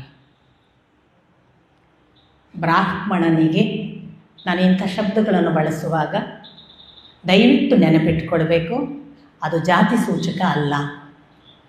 ಯಾರು ಬ್ರಹ್ಮ ಜಿಜ್ಞಾಸೆಯನ್ನು ನಿರಂತರವಾಗಿ ನಡೆಯುತ್ತಾನೋ ಅವನು ಮಾತ್ರ ಬ್ರಾಹ್ಮಣ, ಜನಿವಾರ ಹಾಕಿದ ಮಾತ್ರಕ್ಕೆ ಬ್ರಾಹ್ಮಣನಲ್ಲ. ನಿರಂತರವಾಗಿ ಹುಟ್ಟುತ್ತಲೇ ಭಗವಂತನನ್ನು ಧ್ಯಾನಿಸಿ ಭಗವಂತನ ಕೆಲಸಕ್ಕಾಗಿಯೇ ಜೀವನವನ್ನು ಮುಡಿಪಿಟ್ಟು ಭಗವಂತನಿಗೆ ಅರ್ಪಿಸಿಕೊಂಡು ಅವನ ತತ್ವಶಾಸ್ತ್ರವನ್ನು, ಅವನ ಭಗವಂತನ ಸಾಕ್ಷಾತ್ಕಾರವನ್ನು ತನ್ನ ಬದುಕಿನ ಉಸಿರಾಗಿ ಮಾಡಿಕೊಂಡ ನೀವು ಯಾರೇ ಇದ್ದರೂ ಬ್ರಾಹ್ಮಣ. ಇದು ನಮ್ಮ ಅಧ್ಯಾತ್ಮ ಮತ್ತು ವೇದಾಂತ ಹೇಳುವ ಜಾತಿ ಸೂಚಕವಲ್ಲದ ಪದ. ಇಲ್ಲಿ ಒಂದು ಮಾತು ಬರುತ್ತೆ, ಯಾರು ಬ್ರಹ್ಮ ಜಿಜ್ಞಾಸೆಯ ತುದಿಗೆ ಹೋಗಿ ಭಗವಂತನಿಗೆ ತನ್ನನ್ನು ಅರ್ಪಿಸಿಕೊಂಡ ಬ್ರಾಹ್ಮಣನಿದ್ದಾನೆ, ಅವನೊಂದು ವೇಳೆ ಮಾಡಬಾರದ ಕೆಲಸ ಮಾಡಿದರೆ ಅವನಿಗೆ ಶಿಕ್ಷೆ ಏನು ಅಂದರೆ ತಲೆ ಕೂದಲು ಬೋಳಿಸುವುದು, ಅದು ವಧೆಗಿಂತ ಅವಮಾನ ಅಂತ. ಅರ್ಜುನ ಅದನ್ನು ಭೀಮನ ಮಾತು ನಡೆಸಿದ ಹಾಗಾಯಿತು, ತಲೆ ತೆಗೆದ ವಧೆಯ ಹಾಗೂ ಆಯಿತು. ದ್ರೌಪದಿ ಹೇಳಿದ್ಲು ಗುರುಪುತ್ರನಿಗೆ ಅನ್ಯಾಯ ಬೇಡ, ಗುರುಪುತ್ರನನ್ನು ವಧೆ ಮಾಡಬೇಡ, ಎರಡನ್ನೂ ಮಾಡಿದ. ಹಾಗೆ ಅವನನ್ನು ವಧೆ ಮಾಡಲಿಲ್ಲ, ಅವಮಾನದಷ್ಟು ದೊಡ್ಡ ವಧೆ ಇಲ್ಲ ಅನ್ನೋದನ್ನು ತೋರಿಸಿ ಅಶ್ವತ್ಥಾಮನನ್ನು ಆ ಸಂದರ್ಭದಲ್ಲಿ ಒಂದು ಹಂತಕ್ಕೆ ತಟಸ್ಥ ಸ್ಥಿತಿಗೆ ತರಲಾಯಿತು. ಇದಾದ ನಂತರ ನಿಮಗೆ ಆಶ್ಚರ್ಯ ಆಗಬಹುದು, ಶ್ರೀಮದ್ ಭಾಗವತ ಪ್ರಾರಂಭ ಆಗುವುದು ಕೃಷ್ಣನ ನಿರ್ಗಮನ ಮತ್ತು ನಿರ್ಯಾಣದ ಜೊತೆಗೆ. ಭಗವಂತನನ್ನು ಅತ್ಯಂತ ಭಕ್ತಿಯಿಂದ ನೋಡಬೇಕು. ಭಗವಂತ ಶ್ರೀಕೃಷ್ಣ ಭಾಗವತದ ತುಂಬ ಇದ್ದಾನಂತೆ, ಅವನನ್ನು ನಾವು ಕೇಳಬೇಕು. ಅವನ ಎಲ್ಲ ಬಾಲಲೀಲೆಯಿಂದ ತೊಡಗಿ ಅವನ ನಿರ್ಯಾಣದವರೆಗಿನ ಎಲ್ಲ ಅಂಶಗಳನ್ನು ಶ್ರೀಮದ್ ಭಾಗವತ ಕಟ್ಟಿಕೊಡುವ ಹಾಗೆ ಇನ್ಯಾರೂ ಕಟ್ಟಿಕೊಡುವುದಿಲ್ಲವಂತೆ ಅಂತ ತಿಳಿದ ನಿಮಗೆ ಒಂದು ಶಾಕನ್ನು ವೇದವ್ಯಾಸರು ಕೊಡ್ತಾರೆ. ಶ್ರೀಮದ್ ಭಾಗವತ ಆರಂಭ ಆಗುವುದು ಶ್ರೀಕೃಷ್ಣ ಇಷ್ಟೆಲ್ಲ ಮಾಡಿದ ನಂತರ ತಾನು ಇನ್ನು ಹೊರಡಬೇಕು ದ್ವಾರಕೆಗೆ ಅಂತ ತೀರ್ಮಾನ ಮಾಡ್ತಾನೆ. ನನ್ನ ಇಲ್ಲಿಯ ಹಸ್ತಿನಾವತಿಯ ಕೆಲಸ ಮುಗಿಯಿತು, ನಿಮಗೆ ರಾಜ್ಯಾಭಿಷೇಕ ಆಗಿದೆ, ನೀವಿನ್ನು ನೋಡಿಕೊಳ್ಳಿ ಅಂತ ತನ್ನನ್ನು ತಾನು ಹೋಗುವುದಕ್ಕೆ ಅನುಮತಿಯನ್ನು ಕೇಳಿ ತಾನು ಹೊರಡುತ್ತಾನೆ. ಹಾಗೆ ಹೊರಟ ಶ್ರೀಕೃಷ್ಣನನ್ನು ಮತ್ತೆ ತಡೆದದ್ದು ಉತ್ತರೆಯ ಬೊಬ್ಬೆ ಕೂಗಿಕೊಂಡು ಬರ್ತಾಳೆ. ಕೃಷ್ಣ, ನೀನಲ್ಲದೆ ನನ್ನನ್ನು ಯಾರೂ ರಕ್ಷಿಸಲಿಕ್ಕೆ ಸಾಧ್ಯ ಇಲ್ಲ, ನನ್ನನ್ನು ನೀನೇ ಕಾಪಾಡು ಅಂತ. ಯಾಕೆ ಕೂಗಿಕೊಂಡು ಬಂದು? ತುಂಬಿದ ಗರ್ಭಿಣಿ, ಹೊಟ್ಟೆಯಲ್ಲಿ ಮಗು ಇದೆ. ಆ ಉತ್ತರೆಯ ಬೆನ್ನು ಹತ್ತಿದ್ದಾನೆ ಅಶ್ವತ್ಥಾಮ. ನೋಡಿ, ಒಂದು ಹಂತಕ್ಕೆ ಸಮಾಧಾನ ಮಾಡಿದರೂ ಕೂಡ ಅಶ್ವತ್ಥಾಮನ ಒಳಗೆ ಇರುವ ಹೊಗೆ ಅದು ಮತ್ತೆ ಭುಗಿಲೆದ್ದಿದೆ. ನಿಮಗೆ ಗೊತ್ತು, ಶ್ರೀರಾಮಚಂದ್ರ ಕೂಡ ಮಾರೀಚನನ್ನು ಕೊಲ್ಲದೆ ಬಿಟ್ಟದ್ದಕ್ಕೆ ಮತ್ತೆ ಮಾರೀಚ ಬಂದ. ದೈತ್ಯರು ಕಂಡಾಗ ಬಿಡಬೇಡ ಅಂತ ಒಂದು ಸೂಚನೆಯನ್ನು ವಿಶ್ವಾಮಿತ್ರರು ಸೂಚ್ಯವಾಗಿ ಹೇಳುತ್ತಾರೆ. ಕಂಡಾಗ ಅವರು ದೈತ್ಯರಿದ್ದದ್ದು ಹೋದಾದರೆ ಅವರನ್ನು ಅರ್ಧಮರ್ಧ ಬಿಡಬೇಡ, ಅವರು ಮತ್ತೆ ಬರ್ತಾರೆ ಅಂತ. ಅಶ್ವತ್ಥಾಮ ಮತ್ತೆ ಬರ್ತಾನೆ. ಅವನು ಈ ಬಾರಿ ಕಣ್ಣಿಟ್ಟದ್ದು ವಂಶ ನಿರ್ವಂಶ ಮಾಡಬೇಕು ಅಂತ. ಪಾಂಡವರನ್ನು, ಉಪಪಾಂಡವರನ್ನು ಹೇಗೂ ಕೊಂದಿದ್ದಾನೆ, ಈಗ ಮೊಮ್ಮಗನನ್ನು ಕೊಂದು ಬಿಟ್ಟರೆ ಪಾಂಡು ವಂಶ ಇಲ್ಲವಾಗ್ತದೆ. ಆ ಕಾರಣಕ್ಕೆ ಮತ್ತೆ ಬ್ರಹ್ಮಾಸ್ತ್ರ ಪ್ರಯೋಗ ಮಾಡಿಕೊಂಡು ಬರ್ತಾನೆ. ಉತ್ತರೆ ಮತ್ತು ಕುಂತಿ, ನಮ್ಮ ವಂಶವನ್ನು ನೀನಲ್ಲದೆ ಇನ್ಯಾರು ಕಾಪಾಡಬೇಕು, ನಮ್ಮನ್ನು ರಕ್ಷಿಸು, ನನಗೆ ಈ ಮಗುವನ್ನು ಉಳಿಸು ಅಂತ ಹೇಳಿಕೊಂಡು ಉತ್ತರೆ ಮತ್ತು ಕುಂತಿ ಇಬ್ಬರೂ ಬೊಬ್ಬಿಟ್ಟು ಬರುವಾಗ ನಿಮಗೊಂದು ಬಹಳ ಆಶ್ಚರ್ಯಕಾರಕವಾದ ಉತ್ತರ ಇದೆ. ಶ್ರೀಕೃಷ್ಣನದ್ದು. ಶ್ರೀಕೃಷ್ಣ ಆಗ ಒಂದು ಮಾತು ಹೇಳ್ತಾನೆ, ಅಶ್ವತ್ಥಾಮನ ಬ್ರಹ್ಮಾಸ್ತ್ರ ಅದು ಎಷ್ಟು ವೇಗದಿಂದ ಬರುತ್ತದೋ ಬರಲಿ, ಅದು ಉತ್ತರೆಯ ಗರ್ಭದ ಮೇಲೆ ಮಾಡುವ ಪ್ರಯೋಗ ಏನು ಮಾಡುತ್ತದೋ ಮಾಡಲಿ, ನನ್ನ ಬ್ರಹ್ಮಚರ್ಯ ಸತ್ಯವಾದರೆ, ಶ್ರೀಕೃಷ್ಣನ ಮಾತು, ನನ್ನ ಬ್ರಹ್ಮಚರ್ಯ ಸತ್ಯವಾದರೆ ಆ ಬ್ರಹ್ಮಾಸ್ತ್ರ ಈ ಮಗುವಿಗೆ ಏನನ್ನೂ ಮಾಡುವುದಿಲ್ಲ, ನಾನಿದ್ದೇನೆ. ಇಡೀ ಬ್ರಹ್ಮಚರ್ಯದ ವ್ಯಾಖ್ಯಾನವನ್ನು ಹೊಸದಾಗಿ ಕೊಟ್ಟಿದ್ದಾನೆ ಶ್ರೀಕೃಷ್ಣ. ನಾನು ಅದನ್ನು ಹೆಚ್ಚು ವಿಸ್ತರಿಸುವುದಿಲ್ಲ. ಅಷ್ಟು 1000 ಹೆಂಡಂದಿರು, ಮದುವೆಯಾದ 8 ಹೆಂಡಂದಿರು ಎಲ್ಲ ಇರುವಂತಹ ಶ್ರೀಕೃಷ್ಣ ಹೇಳುವುದು, ನನ್ನ ಬ್ರಹ್ಮಚರ್ಯ ನಿಜವಾದರೆ ಈ ಉತ್ತರೆಯ ಗರ್ಭದ ಮಗು ರಕ್ಷಿತವಾಗುತ್ತದೆ, ಅದನ್ನು ನಾನು ಕಾಪಾಡುತ್ತೇನೆ. ಸಾಕ್ಷಾತ್ ಬ್ರಹ್ಮಾಸ್ತ್ರ ನಷ್ಟವಾಗ್ತದೆ, ಉತ್ತರೆಯ ಗರ್ಭದ ಶಿಶು ಉಳಿತದೆ. ಈ ಗರ್ಭದ ಮಗುವಿನ ಪುಣ್ಯ ಏನು ಗೊತ್ತಾ? ಅಂಗುಷ್ಟ ಮಾತ್ರದ ಭಗವಂತ ಗರ್ಭದ ಒಳಗೆ ಬಂದು ಅಲ್ಲಿ ಎಲ್ಲ ಓಡಾಡಿ ಒಂದು ಬೆಳಕಿನ ರಕ್ಷಣೆಯನ್ನು ಕೊಟ್ಟದ್ದು ಆ ಹೊಟ್ಟೆಯಲ್ಲಿರುವ ಮಗು ನೋಡುತ್ತದೆ. ಒಮ್ಮೆ ಯೋಚನೆ ಮಾಡಿ, ನಮಗೆ ಎಲ್ಲರಿಗೂ ಆ ಭಾಗ್ಯ ಇಲ್ಲ. ಭಗವಂತ ಕೆಲವರಿಗೆ ಮಾತ್ರ ಅಂತ ಅನುಗ್ರಹ ಮಾಡ್ತಾನೆ. ಈ ಪುಟ್ಟ ಮಗು ಗರ್ಭಾವಸ್ಥೆಯಲ್ಲಿಯೇ ಇನ್ನು 9 ತಿಂಗಳ ಮಗುವಿಗೆ ಕೃಷ್ಣ ದರ್ಶನ ಗರ್ಭದ ಒಳಗೆ. ಹಾಗೊಂದು ಕೃಷ್ಣನನ್ನು ಅಂಗುಷ್ಟ ಮಾತ್ರವಾಗಿ ತಿರುಗಾಡಿ ಅಲ್ಲೊಂದು ಬೆಳಕಿನ ಸ್ವರೂಪವಾಗಿ ಕಂಡಂತಹ ಪರೀಕ್ಷಿತ ಹೊರಗೆ ಬಂದಾಗ ನಿರಂತರವಾಗಿ ಆ ಗರ್ಭದಲ್ಲಿ ಕಂಡಿದ್ದೇನಲ್ಲ ಆ ದೇವಸ್ವರೂಪ, ಆ ಬೆಳಕು, ಅದು ಎಲ್ಲಿ ಹೋಯಿತು, ಅದು ಎಲ್ಲಿ ಹೋಯಿತು ಅಂತ ನಿರಂತರ ಪರೀಕ್ಷಿಸ್ತಿದ್ದಂತೆ. ಅದಕ್ಕೆ ಅವನಿಗೆ ಪರೀಕ್ಷಿತ ಅಂತ ಹೆಸರು.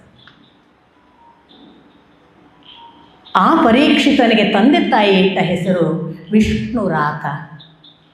ತಾಯಿ ಉತ್ತರ ಇಟ್ಟ ಹೆಸರು, ತಂದೆ ಅಂದರೆ ಅರ್ಜುನ ಅಂದ್ಕೊಳ್ಳಿ. ವಿಷ್ಣು ರಾತ ಶಬ್ದದ ಅರ್ಥ, ರಾತ ಮಹಾಪ್ರಾಣ ಅಲ್ಲ, ರಥ ಅಲ್ಲ, ರಾತ ಅಲ್ಪ ಪ್ರಾಣ, ತಾ ಅನ್ನೋದು ವಿಷ್ಣುವಿನಿಂದ ರಕ್ಷಿಸಲ್ಪಟ್ಟದ್ದು ಯಾವುದೋ ಅದು. ಆ ದಿವಸ ಕೃಷ್ಣ ಬಂದು ರಕ್ಷಿಸದೇ ಇದ್ದರೆ ಪರೀಕ್ಷಿತ ಹುಡ್ತಿರಲಿಲ್ಲ. ಆದ್ದರಿಂದ ವಿಷ್ಣು ರಾತ ಅಂತ ಆ ಮಗುವಿಗೆ ಹೆಸರು. ದೇವರಾತ ಅಂತ ನಿಮಗೆ ಇನ್ನೊಂದು ಹೆಸರು ಗೊತ್ತಿರಲಿಕ್ಕೆ ಸಾಕು. ಒಬ್ಬ ಋಷಿಗಳೇ ಇದ್ದರು, ಅವರಿಗೆ ದೇವರಿಂದ ರಕ್ಷಿಸಲ್ಪಟ್ಟವರಾದ್ದರಿಂದ ದೇವರಾತ. ಇಂಥ ಪರೀಕ್ಷಿತ ಸಾಮಾನ್ಯನಲ್ಲ.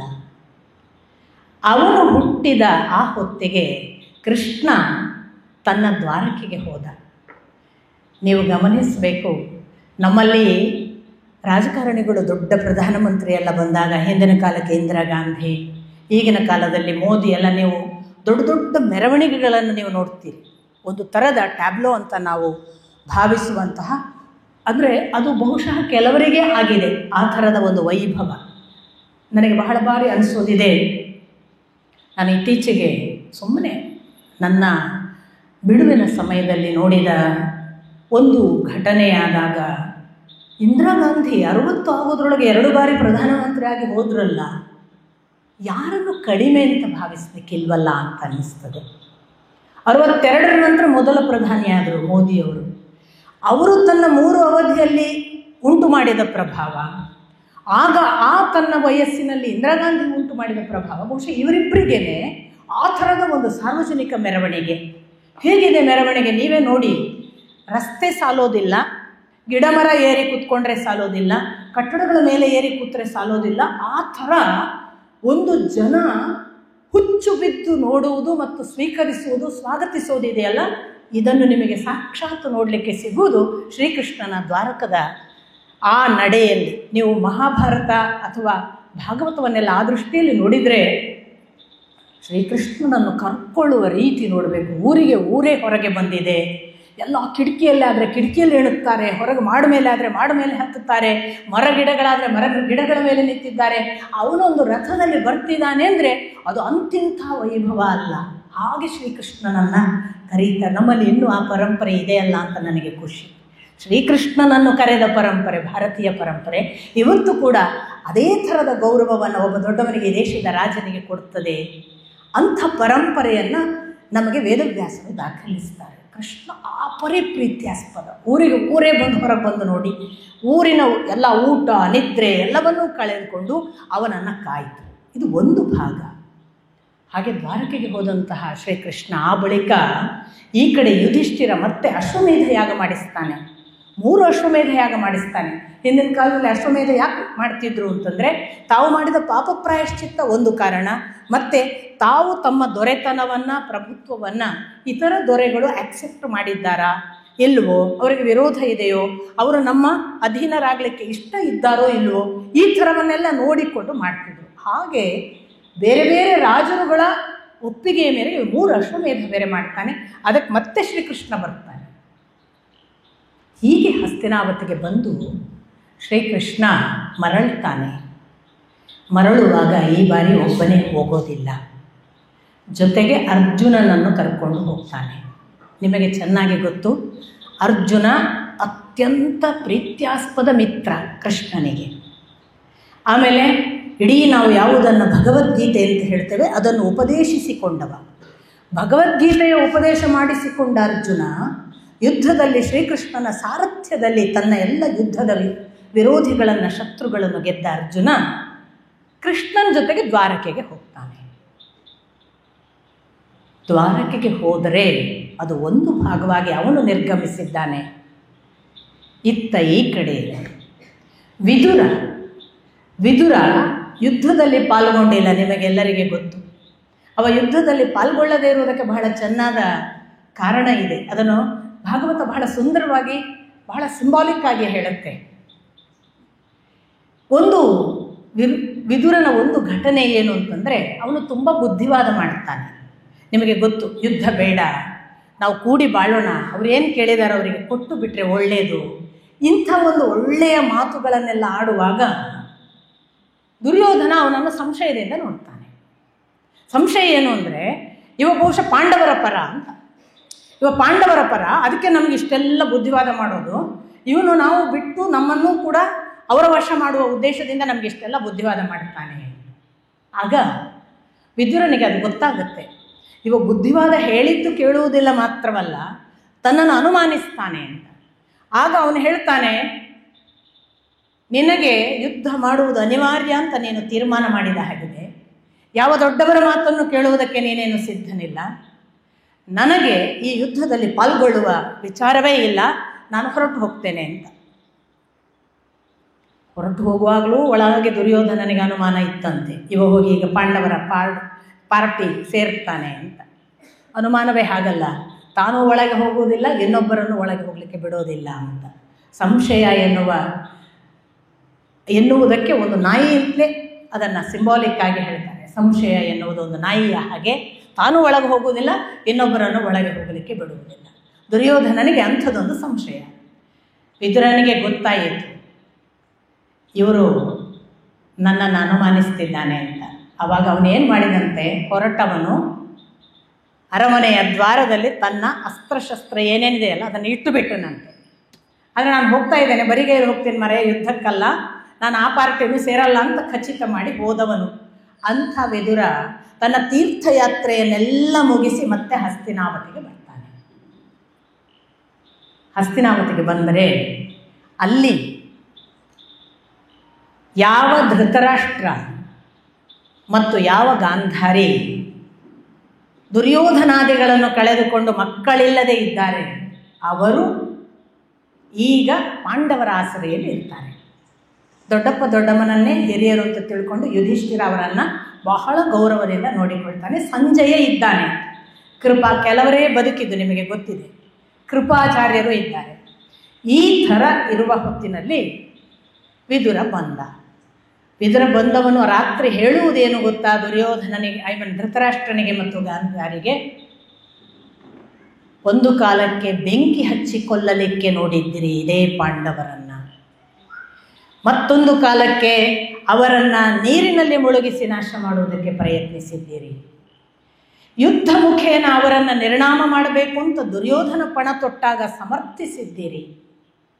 ಅಂಥ ಅಷ್ಟು ಸಾತ್ವಿಕರಾದ ಪಾಂಡವರ ಜೊತೆಗೆ ಇವತ್ತು ದೇಹದ ಬಾಧೆಗಾಗಿ, ದೇಹ ರಕ್ಷಣೆಗಾಗಿ ಒಂದು ಆಸರೆ ತೆಗೆದುಕೊಂಡು ಇಲ್ಲೇ ಇದ್ದೀರಲ್ವಾ, ನಿಮಗೆ ನಾಚಿಕೆ ಬರೋದಿಲ್ವಾ ಅಂತ ಕೇಳ್ತಾರೆ. ಈ ಮಾತು ಧೃತರಾಷ್ಟ್ರನಿಗೆ ಮತ್ತು ಗಾಂಧಾರಿಗೆ ಹೌದು ಅನ್ನಿಸಿಬಿಡ್ತದೆ. ಅವರು ರಾತ್ರಿ ಬೆಳಗಾಗುವುದರ ಒಳಗಾಗಿ ಹೊರಟು ಹೋಗ್ತಾರೆ. ಯಾರಿಗೂ ಹೇಳದೆ ಹೊರಟು ಹೋಗ್ತಾರೆ. ಬೆಳಿಗ್ಗೆ ನಿತ್ಯದಂತೆ ಯುಧಿಷ್ಠಿರ ಎದ್ದು ಹಿರಿಯರಿಗೆ ನಮಸ್ಕರಿಸುವ ಆ ಪದ್ಧತಿಯ ಪ್ರಕಾರ ದೊಡಪ ದೊಡಮನನ್ನು ಹುಡುಕುವಾಗ ಮನೆಯಲ್ಲಿ ದೊಡಪ ದೊಡಮ ಇಲ್ಲ. ಎಲ್ಲಿ ಹೋದರು ಅಂತ ಅವನು ಬಂದು ಸಂಜಯನನ್ನು ಕೇಳ್ತಾನೆ. ಸಂಜಯ ಸೂಚ್ಯವಾಗಿ ಹೇಳುತ್ತಾನೆ, ನನಗೂ ಮೋಸ ಮಾಡಿದ್ದಾರೆ, ಅವರು ಎಲ್ಲಿಗೆ ಹೋಗಿದ್ದಾರೆ ನನಗೆ ಗೊತ್ತಿಲ್ಲ. ಆಗ ನಾರದರು ಬರ್ತಾರೆ. ಬಹಳ ಇಂಟ್ರೆಸ್ಟಿಂಗ್. ನಾರದರು ನಿಮಗೆ ಈ ಕಾಲದ ಪ್ರೆಸ್ ರಿಪೋರ್ಟರ್ ಥರ ಕಾಣ್ತಾರೆ. ಸುದ್ದಿ ತಕ್ಷಣ ಕೊಡೋರು. ಯಾವುದು ನಮಗೆ ಗೊತ್ತಿಲ್ಲ ಅಂದ್ಕೊಳ್ಳೆ ಅಲ್ಲಿ ಬಂದು ಹೀಗಿದೆ, ಅದು ಹೀಗೆ ಆಗಿದೆ ಅಂತ ಬಹಳ ಆ ಥರದ ಒಂದು ವ್ಯಕ್ತಿ. ಆದರೆ ನಾರದರು ಎಂಥವರು ಅಂದರೆ ನನಗೆ ಕಾಣುವುದು ಅವರು ಚಿತ್ತಕ್ಕೆ ಪ್ರತಿನಿಧಿ. ನಮ್ಮ ಚಿತ್ತದಲ್ಲಿ ಕೆಲವೊಮ್ಮೆ ಇನ್ಸೈಟ್ಸ್ ಬರ್ತಾವಲ್ಲ, ಏನು ಅಂತ ಯೋಚನೆ ಮಾಡುವ ಗೊತ್ತಾಗದೇ ಇರುವಾಗ ಉತ್ತರ ಕೊಡುತ್ತಲ್ಲ, ನಮ್ಮ ಒಳಗೆ ಕೂತು ನಮ್ಮ ಒಳಗಿನ ಕ್ಷೇತ್ರಜ್ಞನಾಗಿ ಚಿತ್ತದಲ್ಲಿರುವ ಚೈತನ್ಯ ಭಾಗ ಭಗವಂತನ ಪ್ರತಿನಿಧಿ. ಅದರ ಹಾಗೆ ನಾರದರು. ಹಾಗಾಗಿ ಚಿತ್ತಸ್ಫುರಣಕ್ಕೆ ನಾರದರು ಪ್ರತಿನಿಧಿ ಅಂತ ನಾನು ಭಾವಿಸ್ತೇನೆ. ನಾರದರು ಬಂದು ಹೇಳ್ತಾರೆ, ಇಲ್ಲ, ಅವರು ಕಾಡಿಗೆ ಹೋಗಿದ್ದಾರೆ, ಅವರ ಜೀವನವನ್ನು ಅವರು ತಮ್ಮ ವಾನಪ್ರಸ್ಥ ಆಶ್ರಮದಲ್ಲಿ ಮುಗಿಸಬೇಕು ಅಂತಿದ್ದಾರೆ. ಅವರ ಆ ವನವಾಸದಲ್ಲಿ ಮುಂದೊಂದು ದಿನ, ಇದೆಲ್ಲ ನಾರದರು ಹೇಳಿಯೇ ಬಿಡ್ತಾರೆ, ಮುಂದೊಂದು ದಿನ ಅಗ್ನಿ ಅಲ್ಲಿ ಉಂಟಾಗಿ ಕಾಡ್ಗಿಚ್ಚಿನಲ್ಲಿ ಅವರಿಬ್ಬರು ತಮ್ಮ ಜೀವವನ್ನು ತ್ಯಾಗ ಮಾಡುತ್ತಾರೆ. ಅದು ಅವರ ಜೀವನದ ಡೆಸ್ಟಿನಿ, ಹಾಗೆ ಮುಕ್ತಾಯ ಆಗಲಿಕ್ಕಿದೆ ಅಂತ ತೀರ್ಮಾನವನ್ನು ಹೇಳಿ ನಾರದರು ಹೋದಾಗ ಇವನು ಗಳಗಳ ಅಳೋದಕ್ಕೆ ಪ್ರಾರಂಭ ಮಾಡ್ತಾನೆ. ಅಷ್ಟರಲ್ಲಿ ಅನೇಕ ಅಪಶಕುನಗಳು ಕಾಣಿಸ್ತವೆ. ನೀವು ದಯವಿಟ್ಟು ಈ ಥರದ್ದೆಲ್ಲ ಹೇಳಿದ ಕೂಡ ಏನು ಮೂಢನಂಬಿಕೆಯನ್ನು ಹೆಚ್ಚಿಸ್ತೀರಾ, ಹಾಗೆಲ್ಲ ಆಗದ ಕೂಡ ಆದರೆ ನಾವು ಹಾಗೆ ಮಾಡಬೇಕು. ನಾನು ಆ ಮಾತನ್ನು ನನ್ನ ಮಾತುಗಳಲ್ಲ. ಶಕುನಗಳನ್ನು ವಾಲ್ಮೀಕಿಗಳು ಬರೀತಾರೆ, ವೇದವ್ಯಾಸರು ಬರೀತಾರೆ. ಪ್ರತಿಯೊಂದು ಶಕುನಗಳು ಕೂಡ ಹಾಗೆ ಆಗಿದೆ ಅನ್ನುವ ಹಾಗೆ ಅವರು ವಿಸ್ತಾರವಾಗಿ ಹೇಳ್ತಾರೆ. ಯಾಕೆ ಹೇಳ್ತಾರೆ, ಅವರಿಗೇನು ಉದ್ದೇಶ ಇತ್ತು ನನಗೆ ಗೊತ್ತಿಲ್ಲ. ನಾನು ವೈಯಕ್ತಿಕವಾಗಿ ನಿಮಗೆ ಹೇಳುವುದು, ನೀವು ಯಾರನ್ನೂ ಕೇಳದೇ ಇರೋ ಒಂದು ಸ್ಥಿತಿಗೆ ತಲುಪಿದ್ದೀರಿ ಅಂತ ಇಟ್ಕೊಳ್ಳಿ. ಯಾರನ್ನೂ ಕೇಳದೇ ಇರೋ ಒಂದು ಸ್ಥಿತಿ ಅನ್ನುವಾಗ ಕೆಲವರು ಗೂಂಡಾಗಳಿದ್ದಾರೆ, ಅವರು ಯಾರನ್ನೂ ಕೇಳೋದಿಲ್ಲ. ನಾನು ಅಂಥವರನ್ನು ಹೇಳೋದಲ್ಲ. ಸಾತ್ವಿಕವಾಗಿ ಭಗವಂತನನ್ನು ಬಿಟ್ಟು ಇನ್ನು ಯಾರು ಹೇಳಿದ್ರೂ ಕೇಳದೇ ಇರುವ ಒಂದು ಸ್ಥಿತಿ ತಲುಪಿದ ಕೆಲವರಿದ್ದಾರೆ. ಅವರ ಅಪ್ಪ ಅಮ್ಮ ಯಾರಿಗೂ ವಿರೋಧ ಮಾಡೋದಿಲ್ಲ, ಸುಮ್ಮನೆ ಇರ್ತಾರೆ ಮೌನವಾಗಿ. ಆದರೆ ಒಳಗೆದ್ದೇನು ಹೇಳುತ್ತದೋ ಹಾಗೆ ಮಾಡ್ತೇನೆ ಅಂತಾರೆ. ಅವರಿಗೆ ಸೂಚನೆ ಅಲ್ಲದೆ ಬೇರೆ ದಾರಿ ಇಲ್ಲ. ಭಗವಂತ ತಾನು ಪ್ರತ್ಯಕ್ಷವಾಗಿ ಕೆಲವೊಮ್ಮೆ ಮಾತ್ರ ಹೇಳಬಹುದು, ಇಲ್ಲ ಬೇರೆ ಹೊತ್ತಿನಲ್ಲೆಲ್ಲ ಪರೋಕ್ಷವಾಗಿಯೇ ಹೇಳಬೇಕು. ಅದು ಸಂಭವಿಸ್ತದೆ. ಯಾರು ಭಗವಂತನನ್ನು ಸಂಪೂರ್ಣ ನಂಬಿಕೊಂಡಿದ್ದಾರಲ್ಲ, ಸಮರ್ಪಿಸಿಕೊಂಡು ಅವರಿಗೆ ಅಂಥದ್ದು ಉಂಟಾಗ್ತದೆ. ಆದ್ದರಿಂದ ಒಂದು ಹಲ್ಲಿ ಲೊಚಗುಟ್ಟಿದ್ರೆ ನಮಗೆ ಹಲ್ಲಿ ಲೊಚಗುಟ್ಟಿತು ಅಷ್ಟೇ. ಆದರೆ ಭಗವಂತನಿಗೆ ಅರ್ಪಿಸಿಕೊಂಡವನಿಗೆ ಅದು ತಿಳಿಯುವುದಕ್ಕೆ ಸಾಧ್ಯತೆ ಇದೆ. ಹಾಗೆಯೇ ಹೊರಗೊಂದು ನರಿ ಕೂಗಿತು ಅಂದಾಗ ನರಿ ಉಳಿಟ್ಟಿತು ಅಷ್ಟೇ, ಹೊತ್ತಲ್ಲದ ಹೊತ್ತು ನರಿ ಕೂಗಿತು ಅಂತ ಇಟ್ಕೊಳ್ಳಿ. ಯಾವನಿಗೂ ಒಬ್ಬನಿಗೆ ಅದು ಹೊತ್ತಲ್ಲದ ಹೊತ್ತಿಗೆ ನರಿ ಕೂಗಿತು. ನಿಜವಾಗಿ ಭಗವಂತನಿಗೆ ಅರ್ಪಿಸಿಕೊಂಡವನಿಗೆ ನರಿ ಯಾಕೆ ಕೂಗಿತು ಅರ್ಥ ಆಗಕ್ಕೆ ಕನೆಕ್ಟ್ ಆಗತ್ತೆ. ಈ ಕಾಸ್ಮಿಕ್ಕಿನ ಪ್ರತಿ ಘಟನೆಗಳು ಒಂದು ಕನೆಕ್ಟಿವಿಟಿಯನ್ನು ನಮ್ಮ ಜೊತೆಗೆ ಇಟ್ಕೊಂಡಿದ್ದಾವೆ. ವೇವ್ ಲೆಂತ್ ನಮಗೆ ಮ್ಯಾಚ್ ಆದರೆ ನಮಗೆ ಅದು ಕನೆಕ್ಟ್ ಆಗುತ್ತೆ. ಸಪೋಸ್ ನಾವು ಅದರಿಂದ ಡಿಸ್ಕನೆಕ್ಟೆಡ್ ಇದ್ದರೆ ನಮಗೆ ಏನೂ ಆಗೋದಿಲ್ಲ ಅಲ್ವಾ. ನಾವು ಅದಕ್ಕೆ ಎದುರಾಗಬೇಕು. ನಮ್ಮ ವೇವ್ ಲೆಂತ್, ಈಗ ನಾನು ಧಾರವಾಡ ಆಕಾಶವಾಣಿಯನ್ನು ಕೇಳಬೇಕು, ಮೈಸೂರು ಆಕಾಶವಾಣಿಯನ್ನು ಹಾಕಿ ಧಾರವಾಡ ಆಕಾಶವಾಣಿಯೇ ಬರೋದಿಲ್ಲ ಅಂದರೆ ಮೈಸೂರು ಆಕಾಶವಾಣಿಗೆ ಟ್ಯೂನ್ ಮಾಡ್ಕೊಂಡಿದ್ದೇವೆ, ಧಾರವಾಡ ಆಕಾಶವಾಣಿ ಬರೋಕ್ಕೆ ಸಾಧ್ಯ ಇಲ್ಲ. ಹಾಗೆಯೇ ನೀವು ಯಾವ ಚಾನೆಲ್ ಬೇಕು ಆ ಚಾನೆಲನ್ನು ಹಾಕಿದಾಗ ಮಾತ್ರ ನಿಮ್ಮ ಟಿ ವಿಯಲ್ಲಿ ಆ ಚಾನೆಲ್ ಬರುತ್ತೆ, ಇಲ್ಲದಿದ್ದರೆ ಬರೋದಿಲ್ಲ. ಇಂಥದ್ದೊಂದು ವೇವ್ ಲೆಂತ್ ಕನೆಕ್ಟಿವಿಟಿಯನ್ನು ಯಾರಿಗುಂಟೋ ಅವರಿಗೆ ಮಾತ್ರ ಈ ಪ್ರಕೃತಿಯ ಎಲ್ಲ ಸಂವೇದನೆಗಳು ಅರ್ಥ ಆಗ್ತವೆ. ಇಲ್ಲದಿದ್ದರೆ ಅದೊಂದು ಹಕ್ಕಿಯ ಕೂಗು, ಅದೊಂದು ಪ್ರಾಣಿಯ ಕಿರುಚಾಟ, ಅದೊಂದು ಬೆಕ್ಕು, ಅದೊಂದು ನಾಯಿ ಅಥವಾ ಒಂದು ಹಲ್ಲಿ, ಇಷ್ಟೇ ಆಗಿ ಹೋಗ್ತದೆ. ಕನೆಕ್ಟಿವಿಟಿ ಇದ್ದವನಿಗೆ, ಯುಧಿಷ್ಠಿರನಿಗೆ ಇವತ್ತು ಹಗಲು ಹೊತ್ತಿನಲ್ಲಿ ನರಿ ಊಳಿಡ್ತಾ ಇದೆ. ಎಂದೂ ಕೇಳದ ಮಳೆಗಾಲವಲ್ಲದ ಗುಡುಗು ಈಗ ಗುಡುಗಿ ಸದ್ದು ಮಾಡ್ತಿದೆ. ಯಾವ ನಾಯಿ ಬೊಗಳ್ತಿದೆ ಅದರ ಬಾಯಿಯಲ್ಲಿ ಬೆಂಕಿ ಕಾಣಿಸ್ತಿದೆ. ಇದೆಲ್ಲ ವೇದವ್ಯಾಸರು ದಾಖಲಿಸ್ತಾರೆ. ಇದೆಲ್ಲ ನೋಡ್ತಾ ಇಂಥ ಅನೇಕ ಘಟನೆಗಳಿವೆ.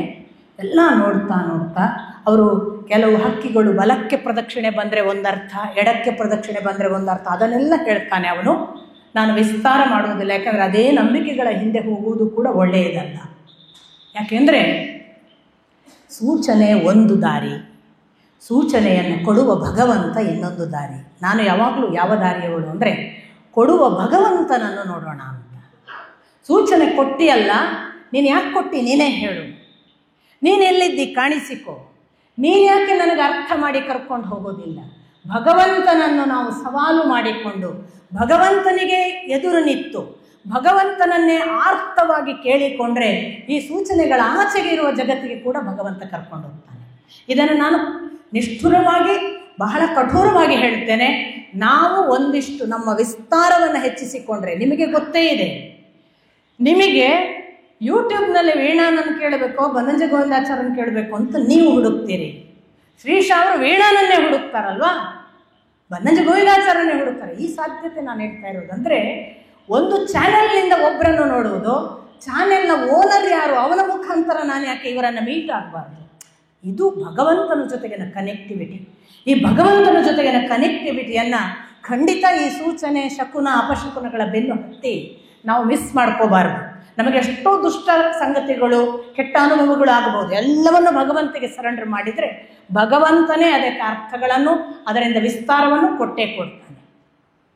ಹಾಗೆ ಈ ಸೂಚನೆಗಳನ್ನೆಲ್ಲ ನೋಡಿದಂತಹ ಯುಧಿಷ್ಠಿರ, ಇದೇನಿದು, ಯಾಕೆ ಇಂಥ ಹೊತ್ತಿನಲ್ಲಿ ಹೀಗಾಗ್ತಿದೆ ಅನ್ನುವಾಗ, ದ್ವಾರಕೆಗೆ ಹೋಗಿದ್ದನಲ್ಲ ಶ್ರೀಕೃಷ್ಣನ ಜೊತೆಗೆ, ಅವನು ಅರ್ಜುನ ಮುಖ ಸಪ್ಪೆ ಮಾಡಿಕೊಂಡು ಜೋತು ಬಿದ್ದ ಮುಖದಲ್ಲಿ ಕೈಕಾಲಿನಲ್ಲಿ ಶಕ್ತಿ ಇಲ್ಲದವನ ಹಾಗೆ, ನಡೆಯುವುದಕ್ಕೆ ಹೆಜ್ಜೆ ಕೂಡ ಭಾರ ಅನ್ನುವ ಹಾಗೆ ಬರ್ತಾನೆ. ಯಾಕೆ ಅರ್ಜುನ, ನೀನು ಯಾಕೆ ಹೀಗಿದ್ದಿ? ನಿನಗೆ ಯಾರಾದರೂ ನೋವು ಉಂಟು ಮಾಡಿದರೆ, ನಿನ್ನ ಜೀವನದಲ್ಲಿ ಯಾವುದಾದ್ರೂ ಅಪಯಶಸ್ಸು ಆಯಿತೆ, ನಿನ್ನನ್ನು ಯಾರಾದರೂ ಅವಮಾನಿಸಿದರೆ, ಅಥವಾ ನಿನಗೆ ಗೆಲ್ಲಲಾಗದ ಯಾವುದೋ ಯೋಧರು ನಿನ್ನನ್ನು ಸೋಲಿಸಿದರು, ಯಾಕಂದರೆ ಎಲ್ಲವನ್ನು ಗೆದ್ದವ ಅರ್ಜುನ. ಇಂಥ ನೂರಾರು ಪ್ರಶ್ನೆಗಳನ್ನು ಯುಧಿಷ್ಠಿರ ಕೇಳ್ತಾನೆ. ಕೇಳ್ತಿದ್ದ ಹಾಗೆ ಅರ್ಜುನ ನಿಧಾನಕ್ಕೆ ಹೇಳ್ತಾನೆ, ನಾನು ಇದುವರೆಗೆ ಯಾರನ್ನು ನಂಬಿ ನಡೆದಿದ್ದೇನೋ ಅವನು ಇವತ್ತು ನನ್ನನ್ನು ಬಿಟ್ಟು ಹೋಗಿದ್ದಾನೆ ಅಣ್ಣ. ನಾನು ಯಾವ ಗಾಂಡೀವ ಧನುಸ್ಸು ನನ್ನ ಬಲ ಅಂತ ಭಾವಿಸಿದ್ದೆನೋ ಆ ಗಾಂಡೀವ ಇವತ್ತು ನಿಷ್ಪ್ರಯೋಜಕವಾಗಿದೆ ಅಣ್ಣ. ಎಲ್ಲ ವೀರರ ಮುಂದೆ ನಾನು ಬಹಳ ದೊಡ್ಡ ಯೋಧ, ಎಲ್ಲರನ್ನೂ ಸೋಲಿಸಬಲ್ಲ ಶಕ್ತಿವಾನ್ ಎಂದು ನಾನು ಭಾವಿಸಿದ್ದೇನಲ್ಲ, ನಾನೊಬ್ಬ ದುರ್ಬಲ ವ್ಯಕ್ತಿ ಎನ್ನುವುದು ನನಗೆ ಇವತ್ತು ಗೊತ್ತಾಗಿದೆ ಅಣ್ಣ. ನನ್ನನ್ನು ಸಾರಥಿಯಾಗಿ ನಡೆಸಿ ಎಲ್ಲ ಗೆಲುವುಗಳಿಗೆ ಕಾರಣವಾಗಿದ್ದ ಆ ಕೃಷ್ಣ ನನ್ನನ್ನು ಬಿಟ್ಟು ಹೋಗಿದ್ದಾನೆ ಅಣ್ಣ. ಇವತ್ತು ನಾನು ಪ್ರಾಣವೇ ಇಲ್ಲದ ಒಂದು ಜೀವಚ್ಛವದ ಹಾಗೆ ಕೃಷ್ಣನನ್ನು ಕಳೆದುಕೊಂಡು ಬಂದಿದ್ದೇನೆ. ಕೃಷ್ಣನಿಲ್ಲದ ದ್ವಾರಕೆ, ಕೃಷ್ಣನಿಲ್ಲದ ಹಸ್ತಿನಾವತಿ, ಕೃಷ್ಣನಿಲ್ಲದ ಈ ಜಗತ್ತು, ಕೃಷ್ಣನಿಲ್ಲದ ಈ ದೇಹ, ಕೃಷ್ಣನಿಲ್ಲದ ಈ ಉಸಿರು ಯಾವುದೂ ಬೇಡವಾಗಿ ನಾನು ಬದುಕುವುದನ್ನೇ ನನಗೆ ಅರ್ಥವಿಲ್ಲದ ಸಂಗತಿ ಎಂಬ ಅನುಭವಗಳನ್ನೆಲ್ಲ ಅನುಭವಿಸಿಕೊಂಡು ನಿನ್ನ ಬಳಿಗೆ ಬಂದಿದ್ದೇನೆ ಅಣ್ಣ. ನಾನು ಒಂದು ಕಾಲಕ್ಕೆ ಎಂಥ ವೀರನೆಂದು ಭಾವಿಸಿದ್ದೆ. ಜಗತ್ತನ್ನು ಎಲ್ಲ ಯೋಧರನ್ನು ಗೆದ್ದದ್ದು ನನ್ನ ಪರಾಕ್ರಮದಿಂದ ಎಂದು ಭಾವಿಸಿದ್ದೆ. ಅಂಥ ನಾನು ಇವತ್ತು ಕೇವಲ 4-6 ಡಕಾಯಿತರ ಮುಂದೆ ಸೋತು ಗಾಂಡೀವದಿಂದಲೂ ಕೂಡ ಏನೂ ಕೆಲಸ ಮಾಡಲಿಕ್ಕೆ ಸಾಧ್ಯವಿಲ್ಲವಾಗಿ ಕೈ ಚೆಲ್ಲಿ ಅವರಿಗೆ ಶರಣಾಗತನಾಗಿ ಬಂದಿದ್ದೇನೆ. ನನಗೆ ದ್ವಾರಕೆ ಹೆಣ್ಣು ಮಕ್ಕಳ ರಕ್ಷಣೆಯನ್ನು ಕೂಡ ಮಾಡಲಿಕ್ಕಾಗದ ಒಬ್ಬ ನಿರ್ವೀರ್ಯನ ಹಾಗೆ ಬಂದಿದ್ದೇನೆ ಅಣ್ಣ. ಎಲ್ಲದಕ್ಕೂ ಕಾರಣನಾದ ಶ್ರೀಕೃಷ್ಣ ನೆಲದಲ್ಲಿಲ್ಲ. ಅವನು ನಮ್ಮನ್ನೆಲ್ಲರನ್ನು ಬಿಟ್ಟು ಹೊರಟು ಹೋಗಿದ್ದಾನೆ ಅಣ್ಣ. ನನಗೆ ಶ್ರೀಕೃಷ್ಣ ಮೋಸ ಮಾಡಿದ್ದಾನೆ, ನನ್ನನ್ನು ನಡುದಾರಿಯಲ್ಲಿ ಬಿಟ್ಟು ಹೋಗಿ ಮೋಸ ಮಾಡಿದ್ದಾನೆ ಅಣ್ಣ ಅಂತ ಅರ್ಜುನ ಒಂದೇ ಸಮನೆ ಹೇಳುವಾಗ ಕೃಷ್ಣ ಈ ನೆಲದ ಅವತಾರ ಮುಗಿಸಿ ಹೊರಟು ಹೋದ ಅನ್ನುವ ಸೂಚನೆ ಆಗ್ತದೆ. ಅಂಥ ಸ್ಥಿತಿಯಲ್ಲಿ ಭೂಮಿ ಹೇಗಿತ್ತು? ಯಾಕೆ ಕೃಷ್ಣ ಹೊರಟು ಹೋದಾಗ ಯಾಕೆ ಈ ಅರ್ಜುನ ನಿರ್ವೀರ್ಯನಾದ? ಆ ಬಳಿಕ ಪಾಂಡವಾದಿಗಳೆಲ್ಲ ಆ ಸಂದರ್ಭದಲ್ಲಿ ಆಗ ಯುಧಿಷ್ಠಿರ ತೀರ್ಮಾನ ಮಾಡ್ತಾನೆ, ಕೃಷ್ಣನಿಲ್ಲದ ಹಸ್ತಿನಾವತಿ ಯಾಕೆ, ಕೃಷ್ಣನಿಲ್ಲದ ರಾಜ್ಯ ಯಾಕೆ, ಕೃಷ್ಣನಿಲ್ಲದ ಈ ಪಟ್ಟ ಯಾಕೆ, ಕೃಷ್ಣನಿಲ್ಲದ ನನಗೆ ಆ ಅನೇಕ ಅಧೀನ ರಾಜರು ಯಾಕೆ, ಕೃಷ್ಣನಿಲ್ಲದ ಸಂಪತ್ತು ಯಾಕೆ, ಕೃಷ್ಣನಿಲ್ಲದ ಅಧಿಕಾರ ವೈಭವ ಯಾಕೆ, ನಾವು ಕೂಡ ಆ ಸ್ವರ್ಗದ ದಾರಿ ಹಿಡಿಯೋಣ ಅಂತ ಅವರು ಸ್ವರ್ಗದ ದಾರಿಗೆ ಹೊರಟರು. ಆಗ ಉಳಿದವ ಪರೀಕ್ಷಿತ. ಯಾವತ್ತು ಕೃಷ್ಣ ಈ ನೆಲದಿಂದ ಕಾಲು ಬಿಟ್ಟನಲ್ಲ, ಕೃಷ್ಣ ನಿರ್ಯಾಣ ದೇಹತ್ಯಾಗ ಅಲ್ಲ, ತಾನು ಹೇಗಿದ್ದನೋ ಹಾಗೆ ಮೇಲಕ್ಕೆ ಹೋದದ್ದು. ಅದೆಲ್ಲ ಮುಂದೆ ವಿವರಣೆ ಬರುತ್ತೆ. ಕೃಷ್ಣನನ್ನು ಹಾಗೆಲ್ಲ ನಾವು ನೋಡಲಿಕ್ಕಿದೆ. ಕೃಷ್ಣ ನಮ್ಮ ಕಣ್ಣ ಮುಂದೆನೇ ತಾನು ಬೇಟೆಗಾರನ ಕೈಯಲ್ಲಿ ಬೇಟೆಯಾಡಿಸಿಕೊಂಡು ಅದನ್ನು ನೆಪ ಮಾಡಿ ತಾನು ಹಾಗೆ ಮೇಲಕ್ಕೆ ಹೋಗ್ತಾನೆ. ಅದನ್ನು ನೋಡುವ ಕೊನೆಯ ಪುಣ್ಯ ಅರ್ಜುನನಿಗಲ್ಲ, ರುಕ್ಮಿಣಿ ಸತ್ಯಭಾಮೆಯರಿಗಲ್ಲ, ಅವನ ಜೊತೆಗೆ ನಿರಂತರವಾಗಿ ರಥ ನಡೆಸಿದ ದಾರುಕನಿಗೆ. ಕೃಷ್ಣ ಎಂಥ ಕರುಣಾಮಯಿ, ಜಗತ್ತಿನ ಕಟ್ಟಕಡೆಯ ವ್ಯಕ್ತಿಯನ್ನು ಕೂಡ ಉದ್ಧರಿಸಿ ಹೋದವನು. ಒಬ್ಬ ದಾರುಕನನ್ನು ಕರೆದು ಹೇಳ್ತಾನೆ, ನಾನು ಹೊರಡುತ್ತಿದ್ದೇನೆ, ನೀನು ಹೀಗೆ ಹೀಗೆ ಮಾಡು ಅಂತ. ಕೃಷ್ಣ ತಾನು ಹೀಗೆ ತನ್ನನ್ನು ತಾನು ಎತ್ತಿಕೊಂಡು ಅದೇ ದೇಹ ಸಹಿತ ಸಶರೀರನಾಗಿ, ಅಂದರೆ ಜಗತ್ತಿನಲ್ಲಿ ತನ್ನ ಕುರುಹುವನ್ನು ಉಳಿಸದೆ ಹೋದವ.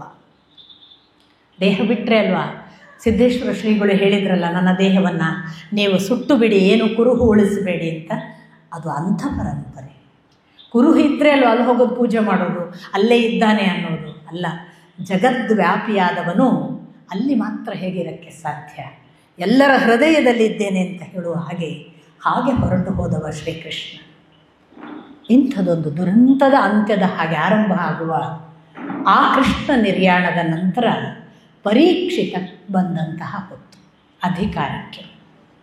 ಈ ಪರೀಕ್ಷಿತ ಬರುವಾಗ ಭೂಮಿಯಲ್ಲಿ ಕಲಿಗಾಲ ಆರಂಭ ಆಗಿದೆ. ನಿಮಗೆ ಚತುರ್ಯುಗಗಳ ಲೆಕ್ಕ ಎಲ್ಲ ಬರುತ್ತೆ.